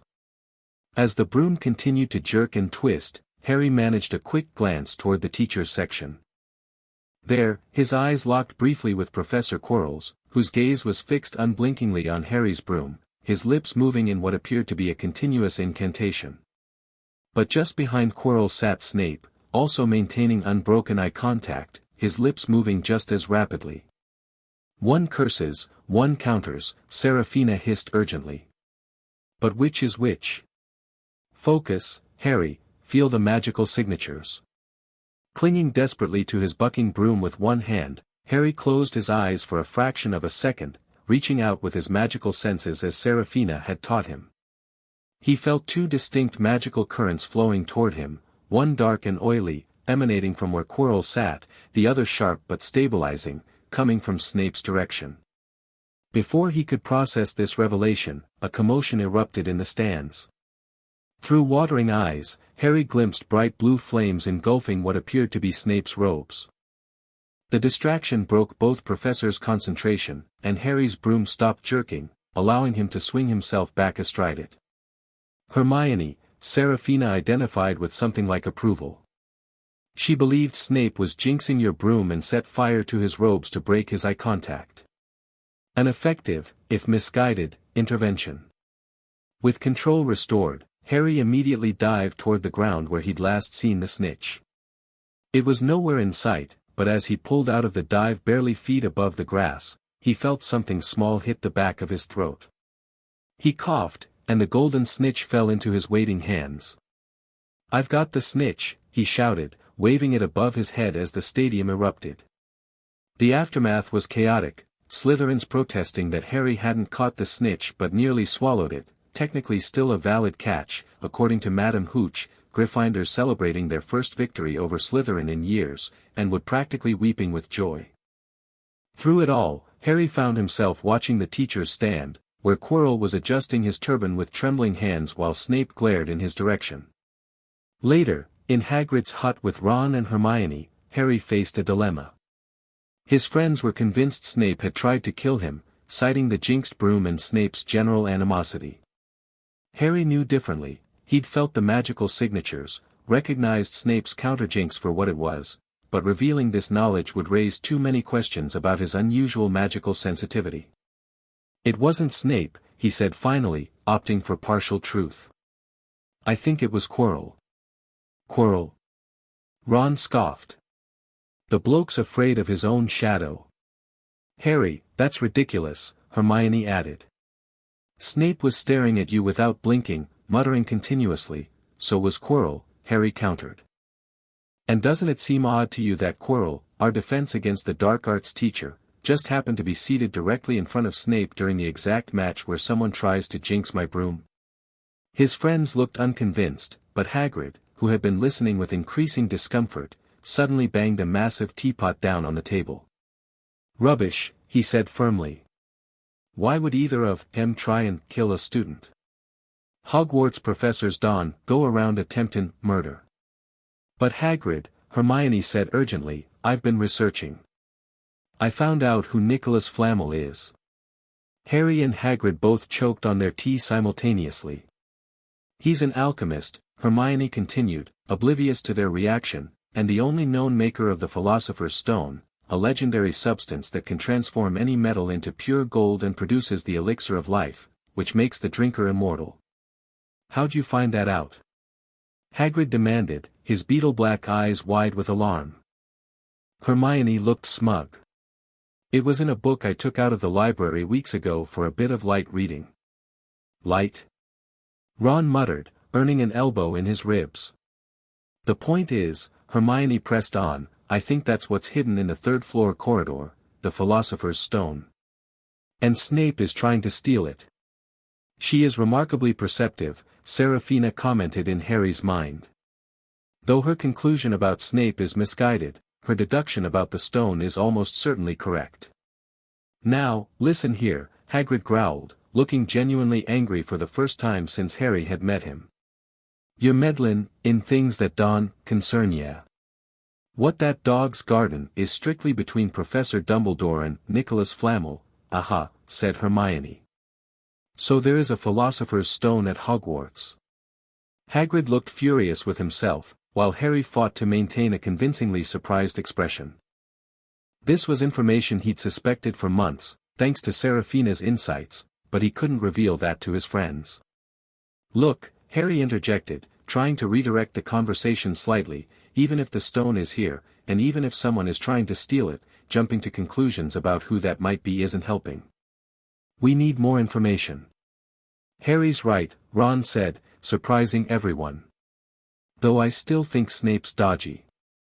As they walked back to the castle through the twilight, Hermione fell into step beside Harry, letting Ron stride ahead. You know more than you're saying, she said quietly, her intelligent eyes studying his face. About Flamel, about the stone, about everything, really. Harry felt a chill that had nothing to do with the November air. What makes you think that? Little things. The way you sometimes reference magical concepts before we've covered them in class. How you weren't at all surprised about Flamel or the stone. Your habit of disappearing at odd hours. She paused. I'm not accusing you of anything, Harry. I thought we were friends. The hurt in her voice made Harry's chest tighten with guilt. She was right, he had been keeping significant secrets from both his friends, justifying it as necessary caution. But at what point did caution become lack of trust? We are friends, he said firmly. And you're right, there are things I haven't shared. Not because I don't trust you, but because. He hesitated, searching for words that wouldn't reveal too much yet wouldn't be outright lies. Because some knowledge comes with responsibility, and I didn't want to burden you with that. Hermione considered this, snowflakes beginning to settle in her bushy hair as the evening's first flurries began. I'm stronger than I look, you know. And I can keep secrets. I know, Harry replied, making a decision. After Christmas break, there's something happening at the winter solstice that I need to deal with first. But afterward, I promise to explain some things. Not everything, maybe, but enough that you'll understand. She searched his face for a moment, then nodded. I'll hold you to that, Harry Potter. As they hurried to catch up with Ron, Harry wondered if he'd made the right choice. Bringing Hermione into his confidence, even partially, represented a significant risk. Yet something told him she would be crucial to the path ahead, that her brilliant mind and unwavering loyalty would become assets he couldn't afford to reject out of excessive caution. A wise decision, Serafina approved later that night. The girl has proven her worth repeatedly. She set fire to a professor's robes to protect you today. Imagine what she might accomplish as a true ally rather than a well-meaning but uninformed friend. The weeks leading up to the winter holidays passed in a flurry of activity. Classes grew more challenging as professors pushed to cover material before the break, Quidditch practice continued despite increasingly inclement weather, and Harry's nighttime visits to the chamber focused intensely on preparations for the solstice ritual. The components are nearly assembled, Serafina confirmed one snowy evening in mid-December. Essence of belladonna harvested under the new moon, powdered dragon eggshell, crystallized phoenix tears, rare ingredients, but the castle has provided. How exactly does the castle provide? Harry asked, carefully measuring dried mandrake root into a silver mortar. You've mentioned that before, but never explained. Serafina's massive form shifted slightly, her scales rasping against the stone floor of Salazar's workroom. Hogwarts itself is semi-sentient, not fully conscious as you or I would understand it, but aware in its own way. The house elves serve as its hands, responding to needs they perceive through their connection to the castle's magic. When materials are required by the heir, they appear, often in precisely the location one might look for them. Harry nodded thoughtfully, continuing to prepare ingredients according to the ancient recipe they translated from Slytherin's journals.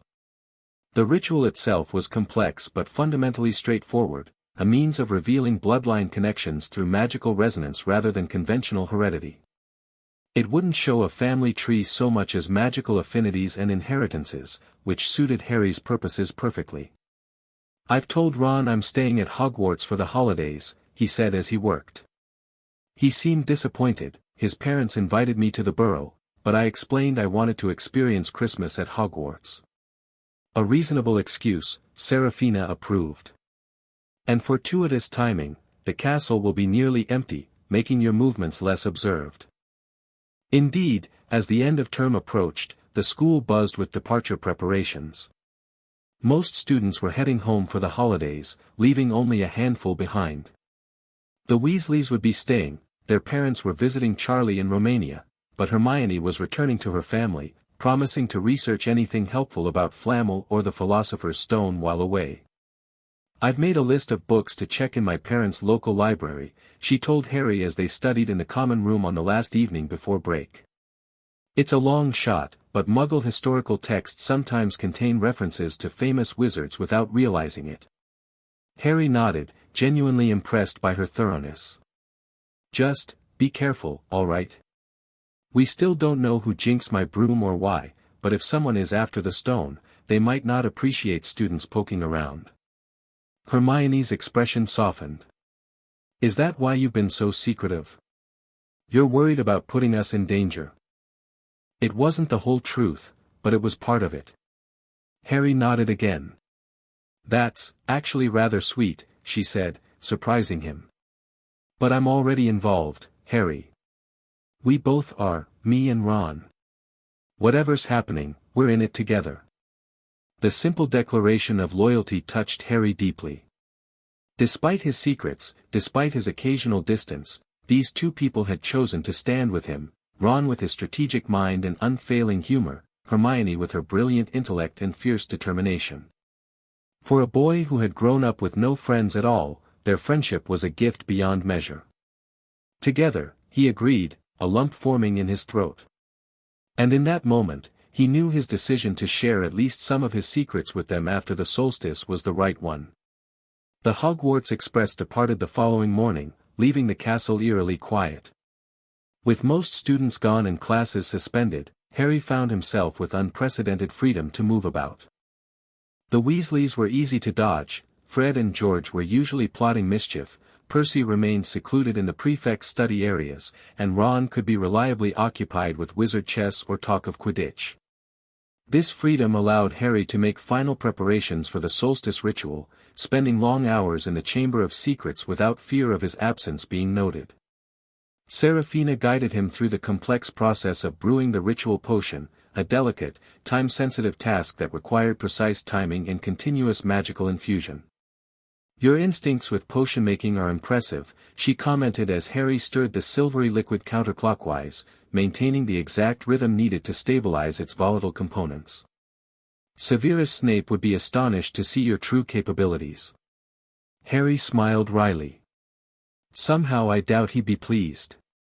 He seems determined to see me as an arrogant celebrity rather than a serious student." "His perception is clouded by past grievances," Seraphina replied. The rivalry between James Potter and Severus Snape was legendary, and complicated by matters of the heart that neither fully understood. This intrigued Harry, who had gleaned hints of his father's school days but few concrete details. "What do you mean?" "It is not my story to tell fully," Seraphina said after a pause. "But know this, Severus Snape and your mother were childhood friends before Hogwarts. Their paths diverged painfully during their school years, with consequences that still echo today. His bitterness toward you is partly the shadow of that history." Harry absorbed this revelation as he carefully bottled the completed potion, a luminous silver liquid that seemed to contain tiny stars swirling in its depths. His mother and Snape had been friends. The stern, sarcastic potions master who seemed to despise everything about Harry had once been close to Lily Evans? It was difficult to imagine. "Is that why he protected me during the Quidditch match?" Harry asked. "Because of my mother?" "Perhaps," Seraphina acknowledged. "His motivations are complex and heavily guarded. Few alive understand the true Severus Snape, perhaps not even Dumbledore, who believes he has Snape's full measure." The conversation lingered in Harry's mind as Christmas approached. The castle transformed beautifully for the holiday, 12 massive Christmas trees in the Great Hall, festoons of holly and mistletoe hanging from the ceilings, enchanted snow falling from the ceiling but vanishing before it reached the tables, and warm, dry weather fires crackling in every fireplace. On Christmas morning, Harry awoke to a small pile of packages at the foot of his bed, more presents than he'd received in his entire life with the Dursleys. From Hagrid, a roughly carved wooden flute. From Mrs. Weasley, a hand-knitted emerald green sweater and homemade fudge. From Hermione, a large box of chocolate frogs. From Ron, a book titled, Flying with the Cannons, about his favorite Quidditch team. But it was the final package that took his breath away, a fluid, silvery gray material that seemed to flow like water through his fingers. A note, written in narrow, looping handwriting he didn't recognize, accompanied it. "Your father left this in my possession before he died. It is time it was returned to you. Use it well. A very Merry Christmas to you." An invisibility cloak, Seraphina identified as Harry swung it around his shoulders, his body disappearing from the neck down.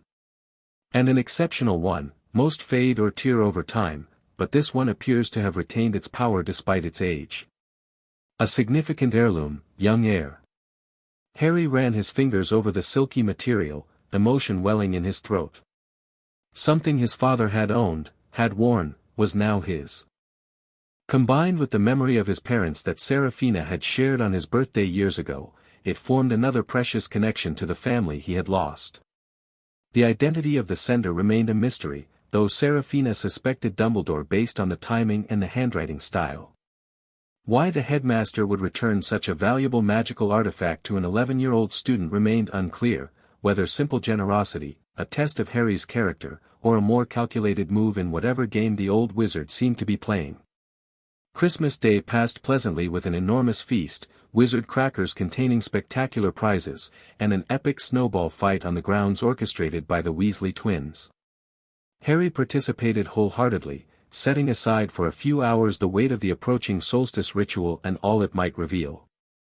That night, unable to sleep with anticipation and curiosity, Harry decided to test his new invisibility cloak. Slipping out of the dormitory, he wandered the silent corridors of Hogwarts, reveling in the freedom the cloak provided. Even Mrs. Norris, the caretaker's unnervingly perceptive cat, looked directly through him when they crossed paths near the trophy room. His wanderings eventually led him to an unused classroom containing nothing but an ornate mirror standing on two clawed feet, inscribed with the words, Eris stra eru oit ube kafru oit anwosi. I show not your face but your heart's desire, Seraphina translated immediately. The Mirror of Erist, a powerful and dangerous magical artifact. Approach with caution, young heir. Its visions have driven men mad with longing. Despite her warning, Harry felt drawn to the mirror. Stepping before it, he had to stifle a gasp as the reflection showed not just himself, but a crowd of people standing behind him. His parents were there, his mother with her kind smile and eyes exactly like his father with his unruly hair and glasses, along with others who shared their features. The Potter family, stretching back generations. But they weren't alone. 4 other figures stood prominently in the reflection, 2 men and 2 women dressed in medieval clothing, their faces somehow familiar though Harry knew he'd never seen them before.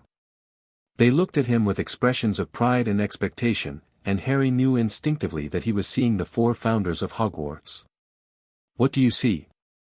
Seraphina asked gently. My family, Harry replied, unable to tear his eyes from the vision. My parents, grandparents, ancestors, and the founders, all together, looking at me as if I've made them proud. The mirror shows your deepest desire, Seraphina reminded him. To belong, to have a family, to know your heritage and fulfill its potential, these are natural longings for one in your position. But remember, young heir, it shows neither truth nor knowledge, only possibility and yearning. Harry nodded, forcing himself to step back from the mirror. 2 more days until the solstice, he said aloud, his voice echoing in the empty classroom. Then we'll know the truth, whatever it may be. The winter solstice dawned cold and clear, sunlight glinting off snow-covered grounds as Harry watched from the astronomy tower. The shortest day of the year had arrived, and with it, the moment of revelation he'd been preparing for since September.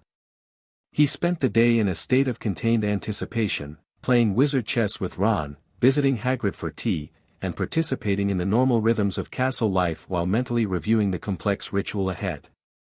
As evening approached, he pleaded fatigue from too much Christmas pudding and retreated to his dormitory early, arranging pillows under his blankets to suggest a sleeping form before donning his invisibility cloak.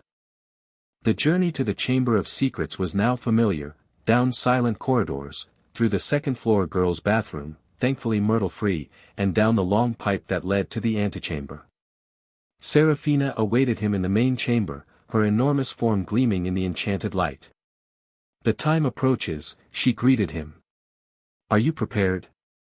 Harry nodded, removing his cloak and setting it carefully aside. He had changed into plain black robes for the ritual, leaving all metal and magical items behind as the ancient text had specified. Only his wand remained, necessary for channeling the ritual's magic.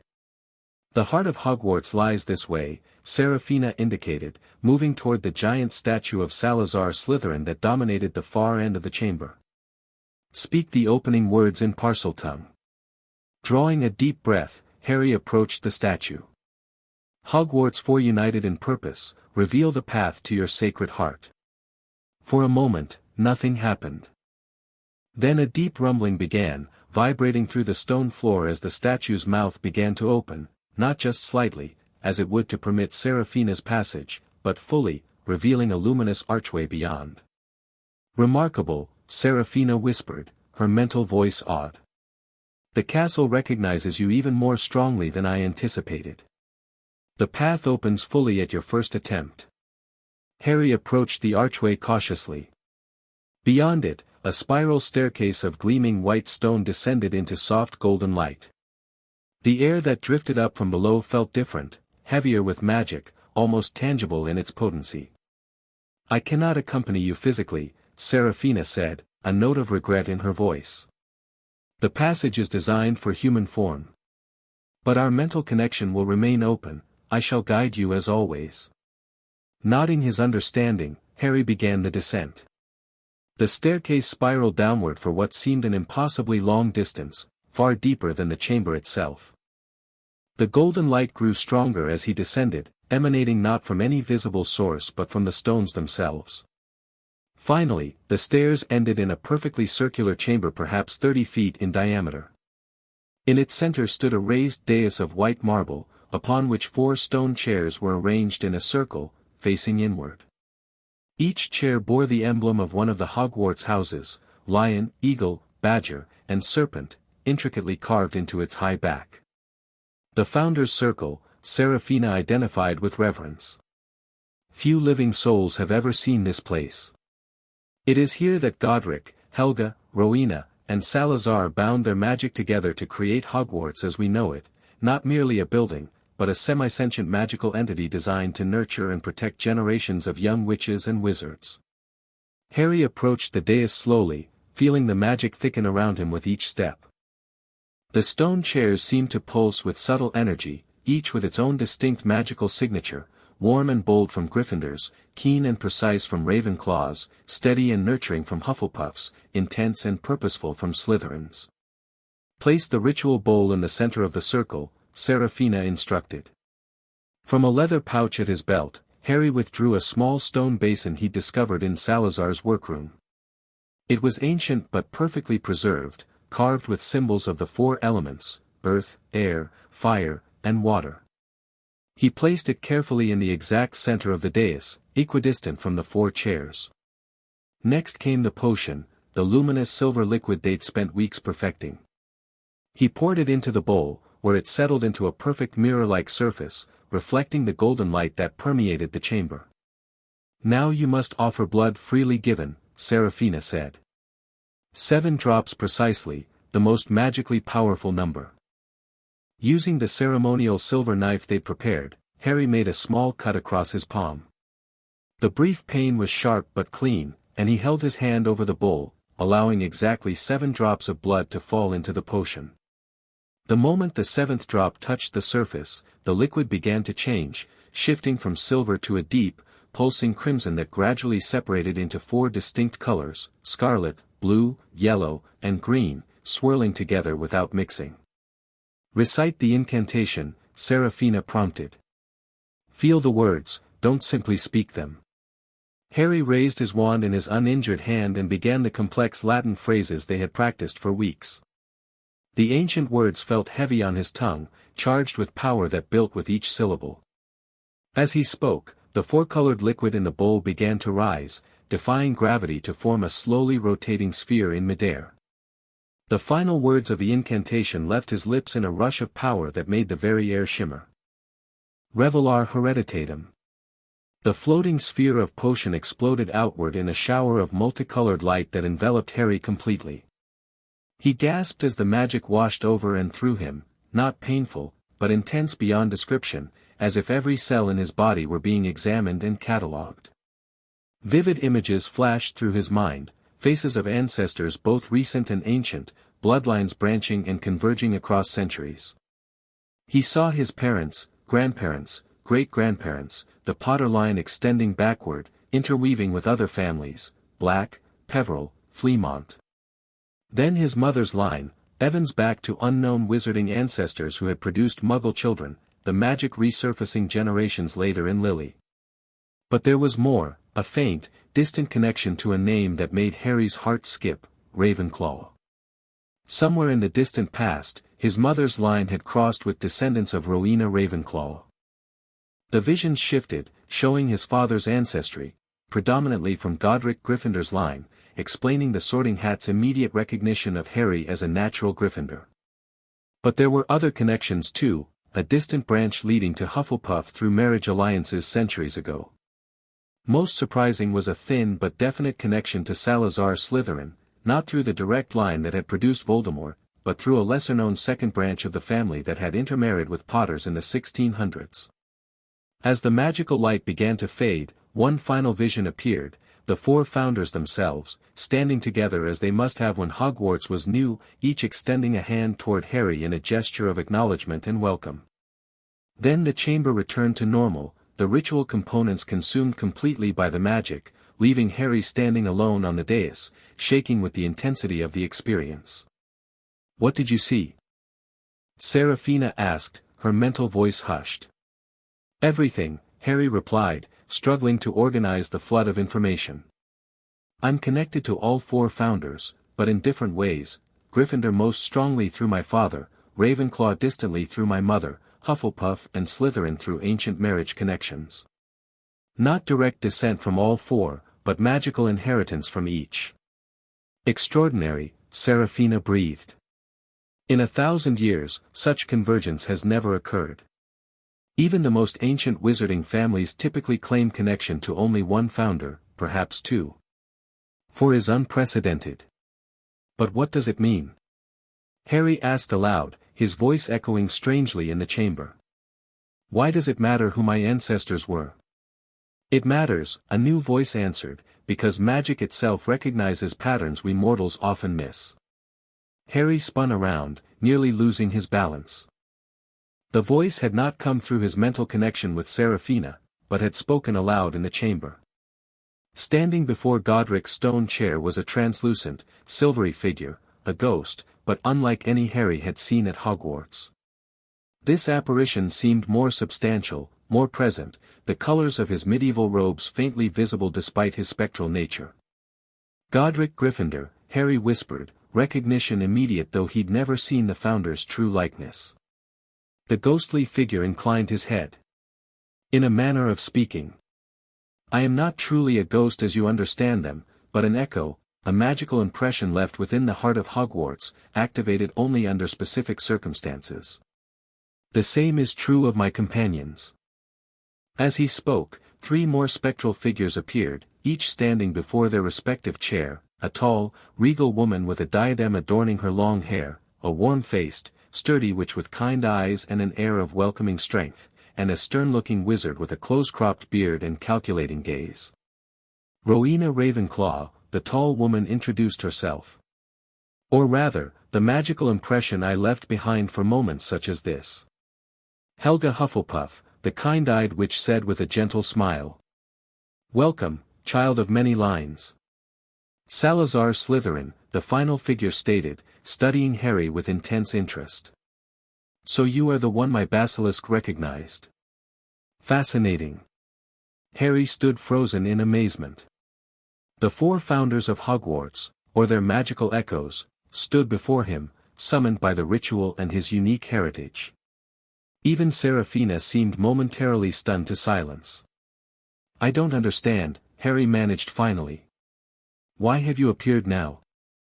What does my connection to all of you mean? We appear, Godric answered, because you have activated the Founder's recognition ritual while possessing magical connections to all 4 of our lines. This has never occurred before, though we designed the possibility into Hogwarts' deepest enchantments. The castle itself has recognized you, Rowena added, her spectral eyes sharp with intelligence. Not merely as heir to one founder, but as a nexus point where all our magical legacies converge. In essence, Helga said warmly, you are the heir of Hogwarts itself, not just of any single founder. Salazar leaned forward slightly, his expression calculating but not unkind. This convergence was foretold in our initial enchantments, that someday, one might come who could reunite what had been divided, who could access the castle's full potential rather than the fragmented power available to individual heirs. Harry's mind reeled with implications. But why me? Why now? Magic responds to need, Godric replied gravely. If you have manifested as the heir of Hogwarts in this generation, then challenges approach that require the castle's full power to address. Dark times lie ahead, Rowena agreed, her ghostly face solemn. The signs have been gathering, a darkness that was defeated but not destroyed, seeking to return. Voldemort, Harry whispered, unconsciously touching the lightning scar on his forehead. Among other threats, Salazar nodded. My descendant through another line, twisted by his own choices into something I would never have recognized. But there are older dangers as well, sleeping powers that may awaken as magic itself shifts and changes. What am I supposed to do? Harry asked, feeling overwhelmed by the weight of expectation. I'm only 11. I don't know how to be the heir of Hogwarts, whatever that means. Helga's spectral form moved closer, her expression compassionate. You need not face these challenges alone, child. The castle itself will aid you, as will Seraphina, who has guided you well thus far. And there are allies to be found among your fellow students, those whose loyalty and wisdom will complement your own strengths. Your friends, Godric added with a knowing smile. The strategist and the scholar, Weasley and Granger, if I am not mistaken. Their bloodlines may lack our direct inheritance, but their qualities embody the virtues we valued.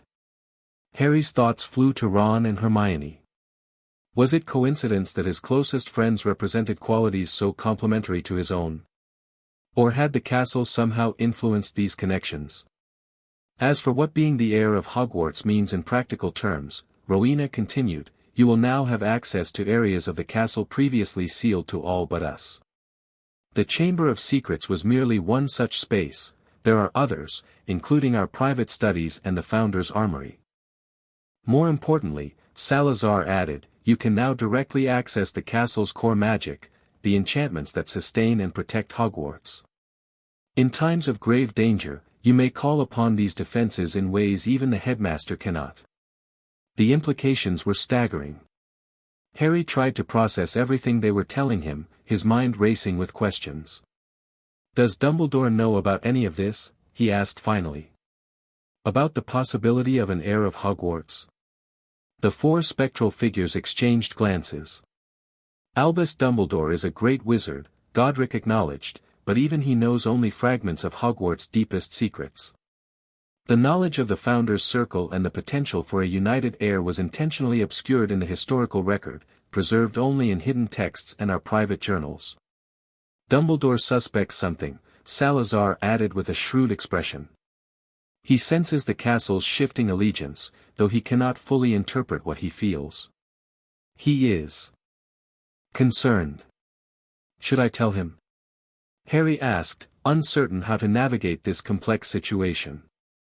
He's the headmaster, after all. That decision must be yours, Helga said gently. Dumbledore's wisdom is considerable, his intentions generally benevolent. Yet he plays a long game with many pieces, and his vision of the greater good sometimes overlooks individual well-being. Consider carefully whom you trust with this knowledge, Rowena advised. Power known is power vulnerable. There are those who would seek to use or control the heir of Hogwarts for their own purposes. The warning settled heavily on Harry's shoulders. He already kept so many secrets, his Parseltongue ability, his connection with Seraphina, his advanced magical knowledge. Now he had an even greater secret to protect. Our time grows short, Godric announced, his spectral form beginning to fade slightly. The ritual's power sustains our manifestation only briefly. Before we depart, place your hand upon each of our chairs in turn, this will formalize your recognition by the castle and grant you the full access that is your birthright. Harry approached Godric's chair first, placing his palm against the cool stone. Immediately, a surge of warm, powerful magic flowed up his arm and through his body, courage, determination, and the instinct to protect others. Moving to Rowena's chair, he repeated the gesture. A different sensation followed, clarity of thought, the joy of discovery, and the quiet confidence that comes from understanding. Helga's chair conveyed yet another magical signature, steadfast loyalty, compassionate strength, and the power found in unity and cooperation. Finally, he touched Salazar's chair, bracing himself for what might come. The magic that flowed from it surprised him, not the dark, twisted energy he'd half expected, but something cunning, resourceful, and fiercely protective, with a deep appreciation for tradition and heritage. As he completed the circuit, returning to the center of the dais, the four magical signatures merged within him, not fighting for dominance but achieving a harmonious balance he could feel settling into his very core. It is done, the four founders said in unison, their spectral forms now distinctly fading. The heir of Hogwarts is recognized. The castle is yours to protect, as it will protect you in turn. Seek the Founder's Codex in Rowena's hidden study, Ravenclaw added as she faded. It contains knowledge you will need in the times ahead. Trust your instincts and your friends, Godric advised, his form almost transparent now. Courage is found not in fearlessness but in facing fear with clear purpose. Remember that loyalty given freely is stronger than any compelled obedience, Helga's fading voice reminded him. The strength of Hogwarts has always been in unity, not division. And no, Salazar concluded, his spectral eyes the last to fade, that ambition tempered by wisdom and compassion becomes not a path to darkness, but a force for necessary change. My basilisk has chosen well in you, heir of Hogwarts. Then they were gone, the chamber falling silent save for the faint hum of ancient magic. Harry stood alone on the dais, forever changed by what had transpired. Seraphina, he called mentally, seeking reassurance from his oldest ally. I am here, young heir, or perhaps I should say, heir of Hogwarts, she replied, her mental voice filled with wonder and pride. What you have experienced is beyond anything I anticipated when I first sensed your awakening power years ago. The implications are profound. Harry made his way back up the spiral staircase, his mind whirling with everything he'd learned.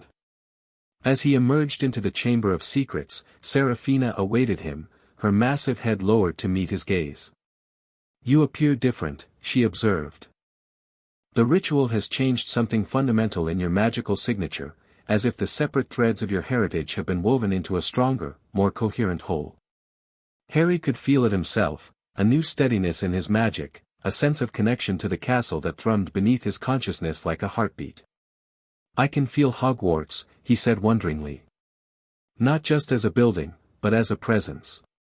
Almost like how I feel you in my mind, but vaster, more diffuse. The castle has accepted you as its rightful heir, Seraphina confirmed. This connection will only grow stronger with time and use. You may find your magic works differently now, more intuitively, more responsively to your will, particularly within these walls. Harry nodded, still processing the enormity of the night's revelations. I need to tell Ron and Hermione, at least some of this. They deserve to know, and the founders themselves suggested they're important to whatever lies ahead. A wise decision, Seraphina agreed. But perhaps not everything at once. Begin with your Parseltongue ability and our connection. The full revelation of your status as heir of Hogwarts might overwhelm them initially, particularly the Granger girl, who places such faith in official accounts of history and authority. As Harry made his way back to Gryffindor Tower under his invisibility cloak, he felt both lighter and heavier, unburdened by having answers to questions that had haunted him for years, yet weighted with new responsibilities he was only beginning to understand. The castle felt different around him now, more alive to his senses. Portraits seemed to take special notice as he passed, even invisible. Staircases moved to accommodate his path rather than to confuse it. Even the stones beneath his feet seemed to warm slightly at his passage, as if Hogwarts itself welcomed its recognized heir. In the Gryffindor dormitory, Harry slipped quietly into bed, too wired to sleep despite the late hour. Tomorrow, the other students would begin returning from their Christmas holidays. Hermione would be back, full of questions about Nicholas Flamel and the Philosopher's Stone. Ron would want to play chess and discuss Quidditch strategies for their upcoming match against Hufflepuff. Normal student concerns, yet now overlaid with the knowledge that he, Harry Potter, was not just the boy who lived or even merely a Parselmouth with a basilisk mentor. He was the heir of Hogwarts, recognized by the castle and the founders themselves, with access to powers and knowledge hidden for 1,000 years. One step at a time, he whispered to himself in the darkness. Just like Seraphina taught me from the beginning.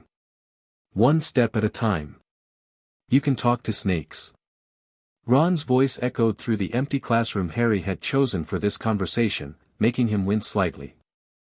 It was the evening after most students had returned from Christmas break, and Harry had finally gathered his courage to reveal at least part of his secrets to his two closest friends. Shoo. Yes, it's called Parseltongue, Harry confirmed, glancing nervously at the door to ensure no one was passing by. I've been able to do it since I was 6. Hermione's expression was a fascinating mix of shock, curiosity, and rapid calculation. That's incredibly rare, Harry. Parseltongue is hereditary, it typically only appears in descendants of Salazar Slytherin.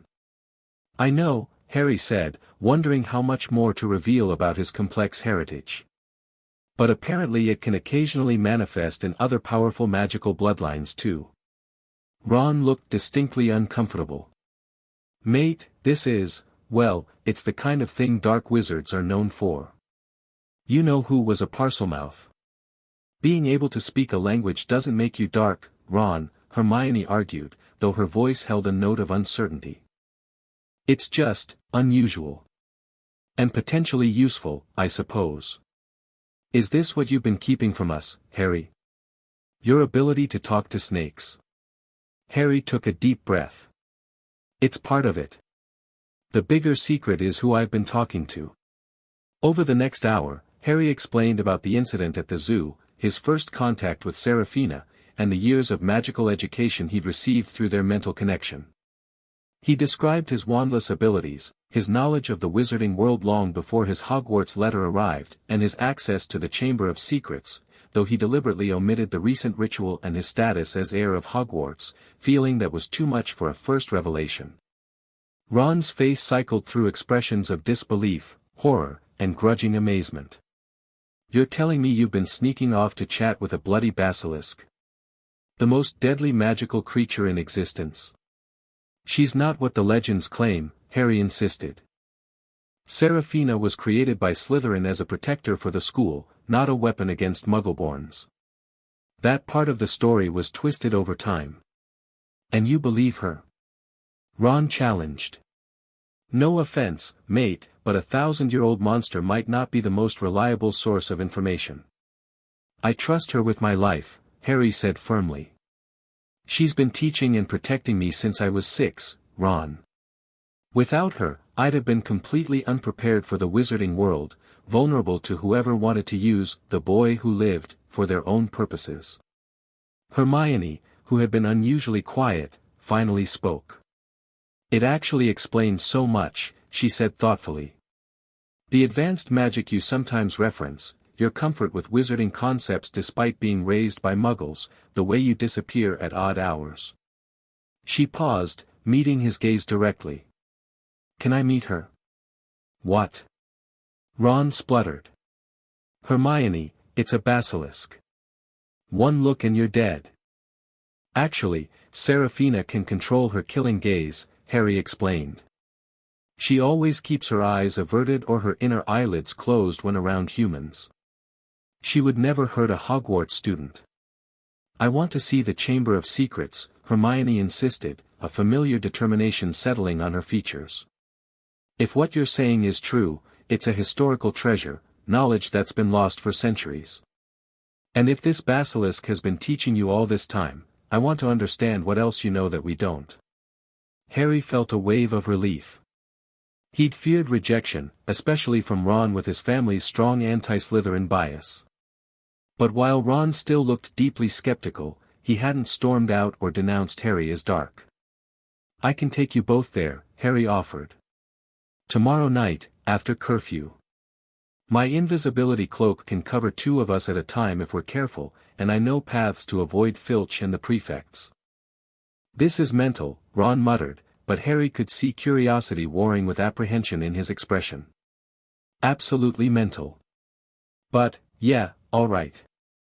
If Hermione's mad enough to go, I'm not letting her face a basilisk without backup. Hermione rolled her eyes but looked pleased. Very gallant, Ronald. I'm sure your chess pieces will be excellent weapons against a 60-foot serpent. The banter eased the tension, and as they continued discussing logistics for the next night's expedition, Harry felt a weight lifting from his shoulders. His friends hadn't abandoned him. They were shocked, yes, and still processing the revelations, but they were willing to learn more, to see for themselves. They have taken it remarkably well, Serafina commented in Harry's mind. The girl's immediate desire for knowledge is typical of Ravenclaw tendencies, while the boy's protective instinct despite his fear speaks well of his Gryffindor qualities. You have chosen your allies wisely, young heir. The following night, after the common room had emptied and their dorm mates were asleep, Harry led Ron and Hermione through the silent castle corridors under his invisibility cloak. They traveled in shifts, first Harry and Hermione while Ron followed close behind under a disillusionment charm Harry had cast, earning an impressed look from Hermione, then switching to give Ron a turn under the cloak while Hermione walked disillusioned. "This is already the most rules we've ever broken in one night," Hermione whispered as they carefully descended the main staircase. "Out after curfew, unauthorized magic in the corridors, and we haven't even reached the chamber yet." "Having second thoughts?" Ron asked, his disembodied voice betraying his own nervousness. "Not at all," Hermione replied with surprising firmness. "Some knowledge is worth breaking rules for." They reached Moaning Myrtle's bathroom without incident, though they had one close call with Mrs. Norris, who seemed to sense something amiss despite their concealment. Inside the bathroom, Harry removed the cloak and cancelled the disillusionment charms, revealing his friends' apprehensive but determined faces. "Myrtle's sulking in the U-bend," he explained quietly. "She rarely comes out this late. Now, I need to speak Parseltongue to open the entrance. It might sound strange to you, like hissing." Standing before the sink with the tiny snake etched into the copper tap, Harry focused on the serpentine image and commanded, "Open." Ron gasped audibly as the sink began to move, sinking out of sight to reveal the large pipe that served as the entrance to the chamber. Hermione's eyes were wide with academic excitement despite the clearly unsanitary condition of their route. "It's a long slide down," Harry explained, holding his lit wand over the opening. "Bit dirty, but safe enough. I'll go first, then call up when it's clear for you to follow." Without waiting for objections, Harry lowered himself into the pipe and let go, sliding down into darkness as he had many times before. He landed lightly on his feet in the damp stone tunnel below, casting a brighter lumos to illuminate the area for his friends. "All clear," he called up the pipe, his voice echoing strangely. A moment later, Ron came shooting out of the pipe with a yelp, landing in an ungraceful heap on the stone floor. Hermione followed seconds later, managing a slightly more dignified arrival as she cast a cushioning charm just before impact. "Brilliant," she said, brushing slime from her robes with a grimace. "I do hope there's another way out." "There is," Harry assured her, helping Ron to his feet. "Much more dignified, too. This way, and stay behind me. There's nothing dangerous down here besides Seraphina, and she's expecting us, but better safe than sorry." He led them through the twisting tunnel, past the massive shed basilisk skin, which provoked another round of gasps and nervously whispered curses from Ron, and finally to the ornate door with its serpent guardians. "Open," Harry hissed again, and the serpents parted as the wall cracked open to reveal the chamber of secrets beyond. "Bloody hell," Ron breathed as they entered, the enormous chamber stretching before them with its towering pillars and eerie, greenish light. "This has been here all along. Right under the school." "It's architecturally impossible," Hermione whispered, gazing upward at the high ceiling. "The spatial dimensions alone, it must be magically expanded, but on a scale I've never read about. The founders were capable of magic we can barely comprehend today," Harry explained, leading them forward between the serpent-entwined columns. Much of their knowledge was lost or deliberately hidden over the centuries. As they approached the far end of the chamber, a massive form stirred in the shadows beneath Salazar's statue. Ron froze mid-step, his face draining of color as Seraphina's enormous body began to uncoil, her scales gleaming like polished emeralds in the chamber's light. "Welcome, young heir," her mental voice greeted, loud enough in Harry's mind that he knew she was deliberately projecting to include his friends in the communication. "And welcome to your companions, the strategist and the scholar.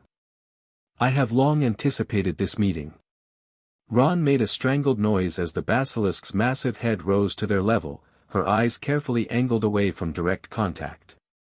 Hermione, meanwhile, had gone very still, her expression a fascinating mix of scientific curiosity and instinctive fear. "She's magnificent," Hermione whispered finally, taking a tentative step forward. "I've read about basilisks, of course, but no book described this." "Few have seen a basilisk and lived to document the experience," Seraphina commented with dry humor. "Your academic courage does you credit, Hermione Granger. You can speak directly into our minds?" Hermione asked, recovering her composure enough for scholarly interest to overtake fear. Is that a basilisk ability, or something specific to your connection with Harry? Both, Seraphina replied. All basilisks possess certain telepathic abilities, a necessity, given the danger of our gaze. But my connection with the air is deeper, reinforced by years of mental communication across distance. Ron finally found his voice, though it emerged higher than normal. She's bloody enormous, Harry. You've been chatting with her since you were 6. Harry nodded, unable to suppress a smile at his friend's reaction. She's been my teacher, my protector, and my friend. Everything I know about magic beyond our classes, I learned from Seraphina. For the next hour, they conversed in the chamber, Seraphina answering Hermione's endless questions about magical theory, history, and basilisk biology, while Ron gradually relaxed enough to marvel at the chamber's architecture and even cautiously approach Seraphina's massive form. So you know who never found this place?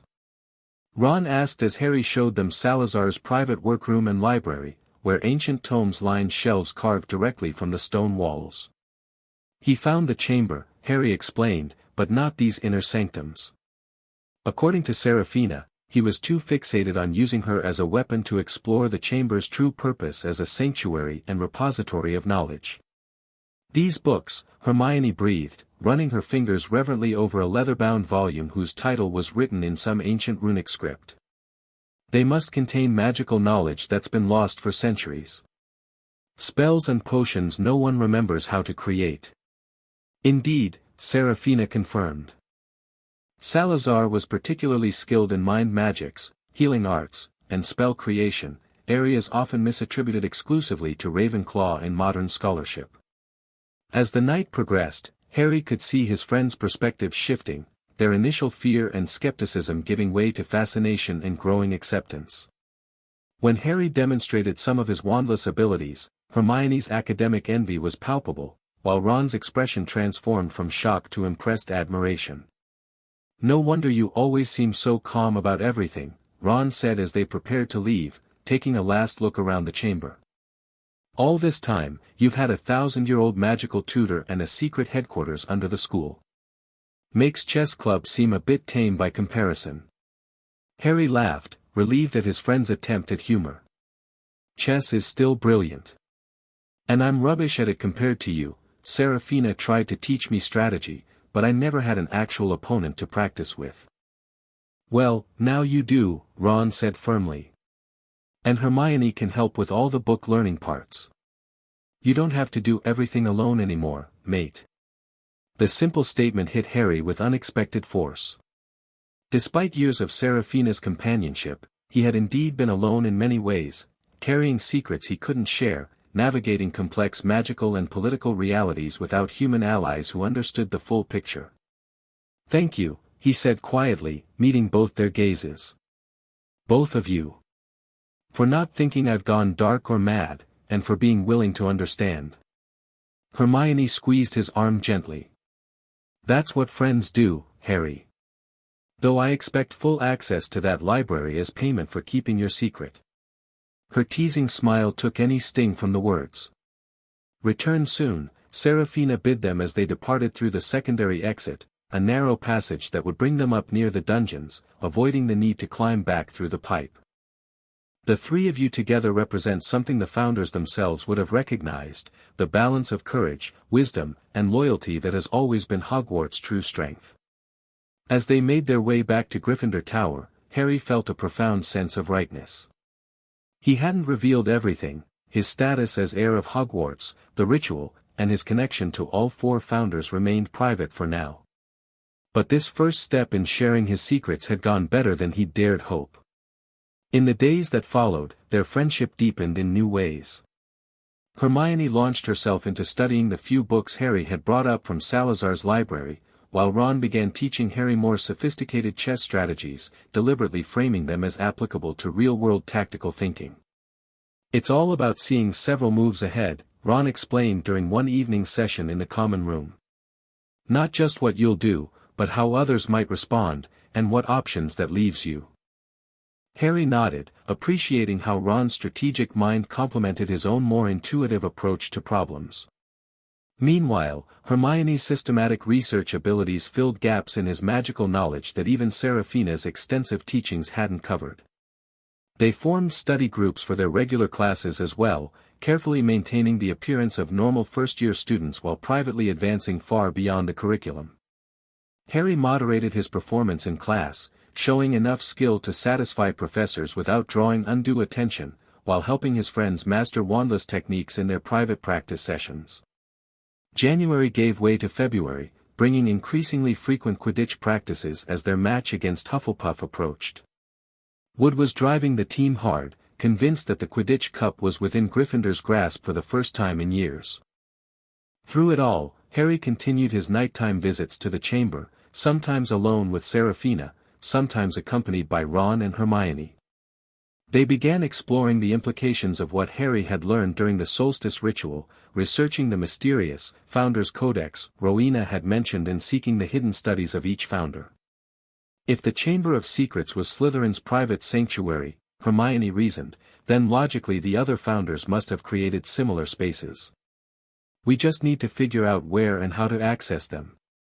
Their first breakthrough came in mid-February when, following directions translated from one of Salazar's journals, they discovered the entrance to Rowena Ravenclaw's hidden study.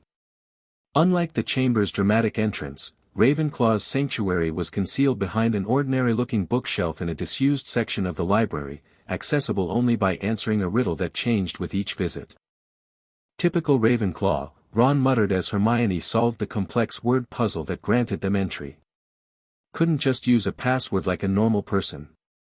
The study beyond was everything one might expect from the founder known for her wisdom and creativity, walls lined with books and scrolls, astronomical instruments of gold and silver, and a massive desk covered with parchments filled with complex arithmetic equations and spell diagrams.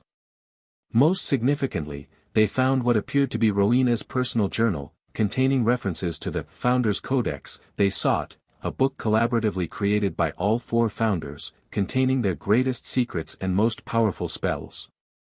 According to this, Hermione translated excitedly, the Codex was divided into 4 parts after the founders' disagreement. Each took their section to their private sanctuary, ensuring that only one who had access to all 4 spaces could reassemble the complete text. So we need to find Hufflepuff's and Gryffindor's secret rooms as well, Harry concluded. And each will contain part of the Codex. But why split it up? Ron wondered. Seems like a lot of trouble. To ensure that no single heir could access the Founder's most powerful knowledge, Seraphina explained when they brought their findings to the chamber that night. Only one recognized by all 4 founders, the Heir of Hogwarts, would be able to reunite the Codex. It was a safeguard against any individual founder's line gaining too much power over the others. The search for the remaining founders' sanctuaries became their project for the following weeks, conducted in careful secrecy between classes, Quidditch, and normal student activities. Their efforts were complicated, however, by increasing concerns about the Philosopher's Stone. Snape had volunteered to referee the upcoming Quidditch match against Hufflepuff, which Ron and Hermione saw as further evidence of his suspicious behavior, despite Harry's insistence that Snape had been trying to protect him during the previous match. Even if he wasn't jinxing your broom, Hermione argued, he's clearly interested in the 3rd-floor corridor. I've seen him limping, Harry, as if he was injured by that 3-headed dog Hagrid accidentally mentioned. Harry remained unconvinced but agreed they needed more information. Using his growing connection with the castle itself, a development he still hadn't fully explained to his friends, he was able to sense the general nature of the protection surrounding the stone. Multiple chambers, each with a different magical challenge, designed by different professors. It's a gauntlet, he explained one evening as they huddled in an empty classroom. A series of obstacles, each playing to the strengths of the professor who created it. Sprout has something involving dangerous plants, Flitwick some kind of charm-based challenge, McGonagall likely a transfiguration puzzle. And Snape? Ron prompted. Something with potions, obviously, Harry confirmed. Plus whatever Quirrell contributed, probably something with dark creatures, given his supposed expertise. And Dumbledore's protection would be the final, most powerful defense, Hermione concluded. It seems quite comprehensive. Maybe, Harry said thoughtfully, but think about it, each challenge is designed to be potentially overcome. They're tests, not absolute barriers. Why design a security system with built-in pathways to success? Ron frowned. You think Dumbledore wants the stone to be reachable? That makes no sense. Unless, Hermione said slowly, he's setting a trap. Not just protecting the stone, but deliberately creating a path to it to catch whoever is trying to steal it. With me as bait, Harry added grimly. My presence at Hogwarts, the same year the stone is hidden here, it's too convenient. Dumbledore must suspect Voldemort is involved somehow, and he knows our histories are connected. This darker interpretation cast a shadow over their research efforts. If Harry was indeed being used as bait in an elaborate trap designed by Dumbledore, what other manipulations might be at play? How much of his Hogwarts experience had been deliberately orchestrated? The Quidditch match against Hufflepuff provided a temporary distraction from these troubling questions. Despite Snape's biased refereeing, Harry caught the snitch within 5 minutes of the starting whistle, securing another victory for Gryffindor and strengthening their position in the Quidditch Cup standings. The victory celebration was cut short, however, when Harry, slipping away from the crowd to return his broomstick to the shed, spotted a hooded figure hurrying toward the Forbidden Forest. The distinctive limping gait identified Snape immediately, and on impulse, Harry mounted his broom and followed at a distance. Hovering silently above the trees, he watched as Snape met with Professor Quirrell in a shadowy clearing. Though he couldn't hear everything, fragments of their conversation drifted upward, Snape questioning Quirrell about his progress in breaking through magical defenses, threatening him, demanding to know if he'd found out how to get past that beast of Hagrid's.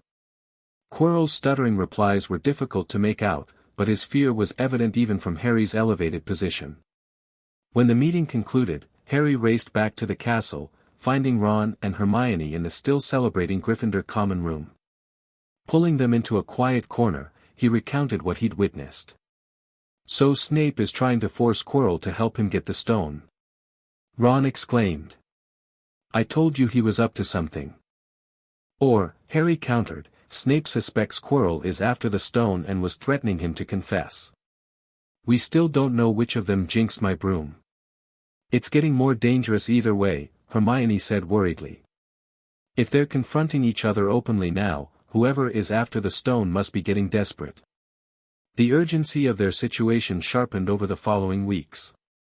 Harry's nightmares increased, visions of hooded figures and flashes of green light, interspersed with images of a glittering red stone and whispered voices he couldn't quite understand.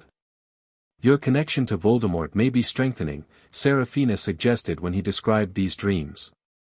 The proximity of his servant, and I believe Quirrell is indeed that servant, could be activating the link forged by your cursed scar. This theory gained credibility as Harry's scar began to pain him more frequently, particularly during defense against the dark arts classes. The pain was worst when Quirrell's back was turned to the class, which seemed odd until Hermione made a chilling observation. His turban, she whispered during one session, as Harry rubbed his scar discreetly. You never have pain when you're looking at his face, only when the back of his head is toward you. What if there's something hidden under that turban?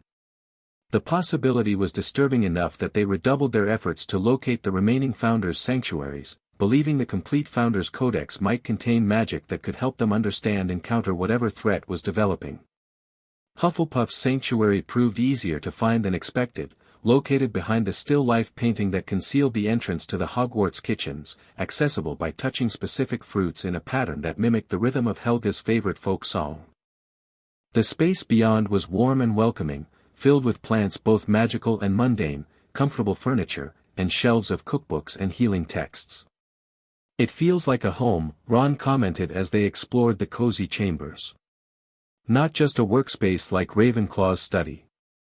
Hufflepuff valued community and comfort, Harry explained, recalling Seraphina's teachings. She believed magic flourished best in environments where people felt secure and welcomed. The Hufflepuff portion of the Founders' Codex lay in a simple wooden box on a central table, as if Helga had expected and welcomed visitors who might need its wisdom. Gryffindor's sanctuary, by contrast, proved the most challenging to locate. Unlike the other founders, Godric had apparently preferred to hide his private space in plain sight, a concealed room directly off the Gryffindor common room, accessible only when specific stars aligned in the enchanted ceiling of the Great Hall, reflecting a pattern that appeared in the common room fireplace. Unnecessarily complicated, Hermione complained as they waited for the precise astronomical configuration on a night in late March. What if someone needed access during the wrong season? Godric believed that timing was an element of courage, Harry explained, reciting Seraphina's words. Knowing when to act is important as knowing how. When the pattern finally appeared, a section of the common room wall dissolved, revealing a space that perfectly embodied Godric Gryffindor, part armory, part trophy room, part strategic headquarters. Maps covered one wall, weapons of both magical and mundane design lined another, and a massive round table dominated the center, its surface enchanted to display three-dimensional tactical scenarios. The Gryffindor portion of the codex was secured in a ruby-encrusted chest that opened only to, one with the heart of a true Gryffindor, a test Harry passed by instinctively stating his willingness to sacrifice himself to protect his friends and Hogwarts. With all four sections of the Founder's Codex finally assembled in the Chamber of Secrets, Harry, Ron, Hermione, and Seraphina gathered around Salazar's ancient worktable for the moment of truth. Each section appeared to be merely a quarter of a book, useless on its own, with partial pages and incomplete spells. The ritual to reunite the Codex is simple but specific, Seraphina instructed. As the recognized heir of Hogwarts, you must place the four sections in their proper orientation, then speak the school's motto while channeling your intent through your wand. Harry arranged the four fragments carefully, guided by intuition more than logic as the pieces seemed to call to each other. When they were properly positioned, forming a square with their broken edges facing inward, he raised his wand and spoke clearly, Draco Dormiens Nunquam Titilandus. A flash of golden light erupted from the four fragments, momentarily blinding everyone in the chamber. When their vision cleared, a single, complete book lay on the table, ancient but perfectly preserved, bound in leather that shifted through the colors of the four houses, its cover emblazoned with the Hogwarts crest. The Founder's Codex, Hermione breathed, her academic excitement palpable. Possibly the most significant magical text hidden from the wizarding world in 1,000 years. And potentially the key to whatever's coming, Harry added, carefully opening the cover to reveal the first page, written in four distinct hands, the personal inscription of each founder to the future reader they had anticipated finding their greatest work. For the next several days, they devoted every spare moment to studying the Codex, taking turns reading sections aloud in the chamber while the others listened and took notes. The book contained not just spells and potions beyond anything in the modern curriculum, but philosophical discussions about the nature of magic itself, historical context for the founding of Hogwarts, and personal insights from each founder about their hopes and fears for the wizarding world's future. Most significantly for their immediate concerns, the Codex contained a section on magical connections between individuals, including detailed information about curse scars, magical resonance, and protections against mental intrusion far beyond the occlumency techniques Seraphina had already taught Harry. According to this, Hermione said, looking up from a particularly dense passage, a curse scar created by a failed killing curse could potentially form a direct magical link between the caster and the survivor, a kind of unintentional soul resonance. Soul resonance? Ron repeated, looking disturbed. What exactly does that mean? It means, Harry said quietly, his hand rising to his scar, that there might be a piece of Voldemort connected to me somehow. That could explain the dreams, the pain when he's near. This aligns with certain dark magic Salazar documented but refused to practice, Seraphina added grimly. Soul magic, specifically, the deliberate fragmentation of one's soul as a means of achieving a twisted form of immortality. Horcruxes, Hermione gasped, pointing to a passage in the Codex. That's what they're called. The text says they're the darkest of all magic, requiring murder to create, splitting the soul and anchoring the fragment to a physical object to prevent death even if the body is destroyed. Harry felt a cold weight settle in his stomach. You think that's what Voldemort did? Created Horcruxes? It would explain his survival after his body was destroyed that night in Godric's Hollow, Seraphina confirmed. And given your scar's unusual properties, we must consider the disturbing possibility that you yourself may carry a fragment of his soul, an unintentional Horcrux created when the killing curse rebounded. The revelation hit the group like a physical blow. Ron looked horrified, Hermione on the verge of tears, while Harry felt strangely calm, as if some part of him had always suspected this truth. "That's why he wants to kill me," he said flatly. "Not just revenge for defeating him, but because I'm connected to him. I can sense him, just as he can probably sense me. And that's why Dumbledore brought the Philosopher's Stone to Hogwarts the same year you arrived," Hermione added, the pieces falling into place. "He must know or suspect Voldemort is trying to return to physical form, and he's using the stone as bait, with you as the detection system." "The question is what we do now," Ron said, displaying the strategic thinking that made him so valuable to their trio. "If you know who is using Quirrell somehow, maybe even possessing him, and he's close to getting the stone. We need to act," Harry decided, newfound determination replacing his initial shock. "Not just to protect the stone, but to prepare for a direct confrontation. The Codex contains magic specifically designed to counter the kind of dark arts Voldemort would use, protective spells, purification rituals, even ways to detect and contain soul fragments." Over the next few weeks, they prepared intensively. Harry mastered several advanced protective spells from the Codex, while Hermione researched purification rituals that might help with his scar connection. Ron developed strategic scenarios for different possible confrontations, using Godric's enchanted tactical table to model various approaches to the third-floor corridor and its defenses. Meanwhile, Harry's connection to the castle continued to strengthen. He could now sense not just the general layout of the Philosopher's Stone's protections but the presence and movements of individuals throughout Hogwarts. This developing ability revealed that Quirrell was making regular visits to the third-floor corridor, apparently testing the defenses but not yet making a serious attempt to breach them. "He's waiting for something," Harry concluded after one such observation. "Some condition or moment when he thinks he'll have the best chance." "Dumbledore," Hermione suggested. "He's waiting for Dumbledore to be away from the school." This theory gained credence when, in early June, Harry overheard McGonagall and Flitwick discussing an urgent owl the headmaster had received, requiring his immediate presence at the Ministry of Magic. "That's it," Harry told Ron and Hermione that evening. "With Dumbledore gone, Quirrell will make his move tonight. We need to get to the stone first."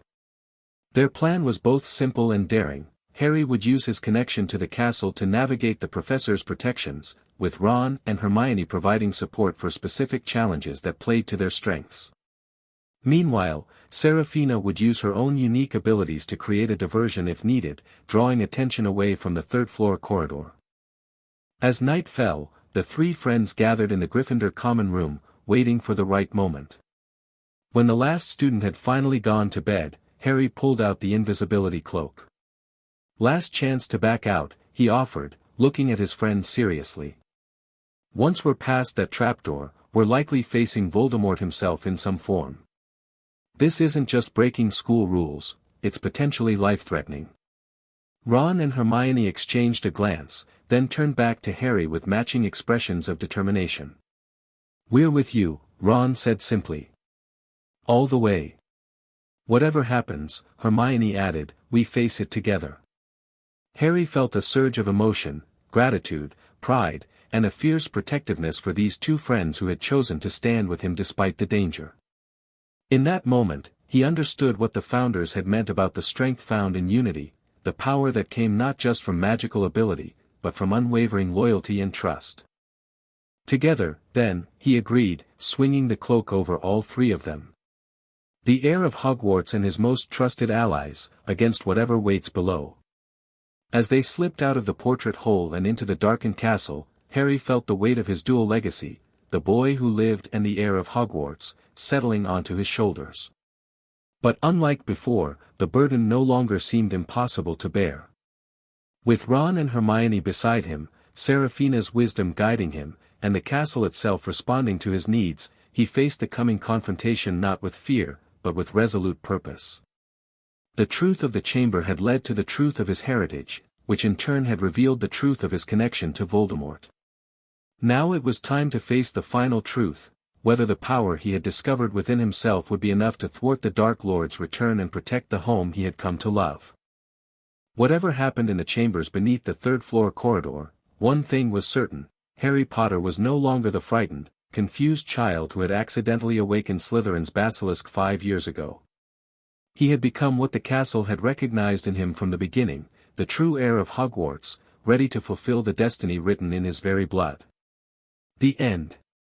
Thank you for watching this video. Please be sure to subscribe to our channel and like this video.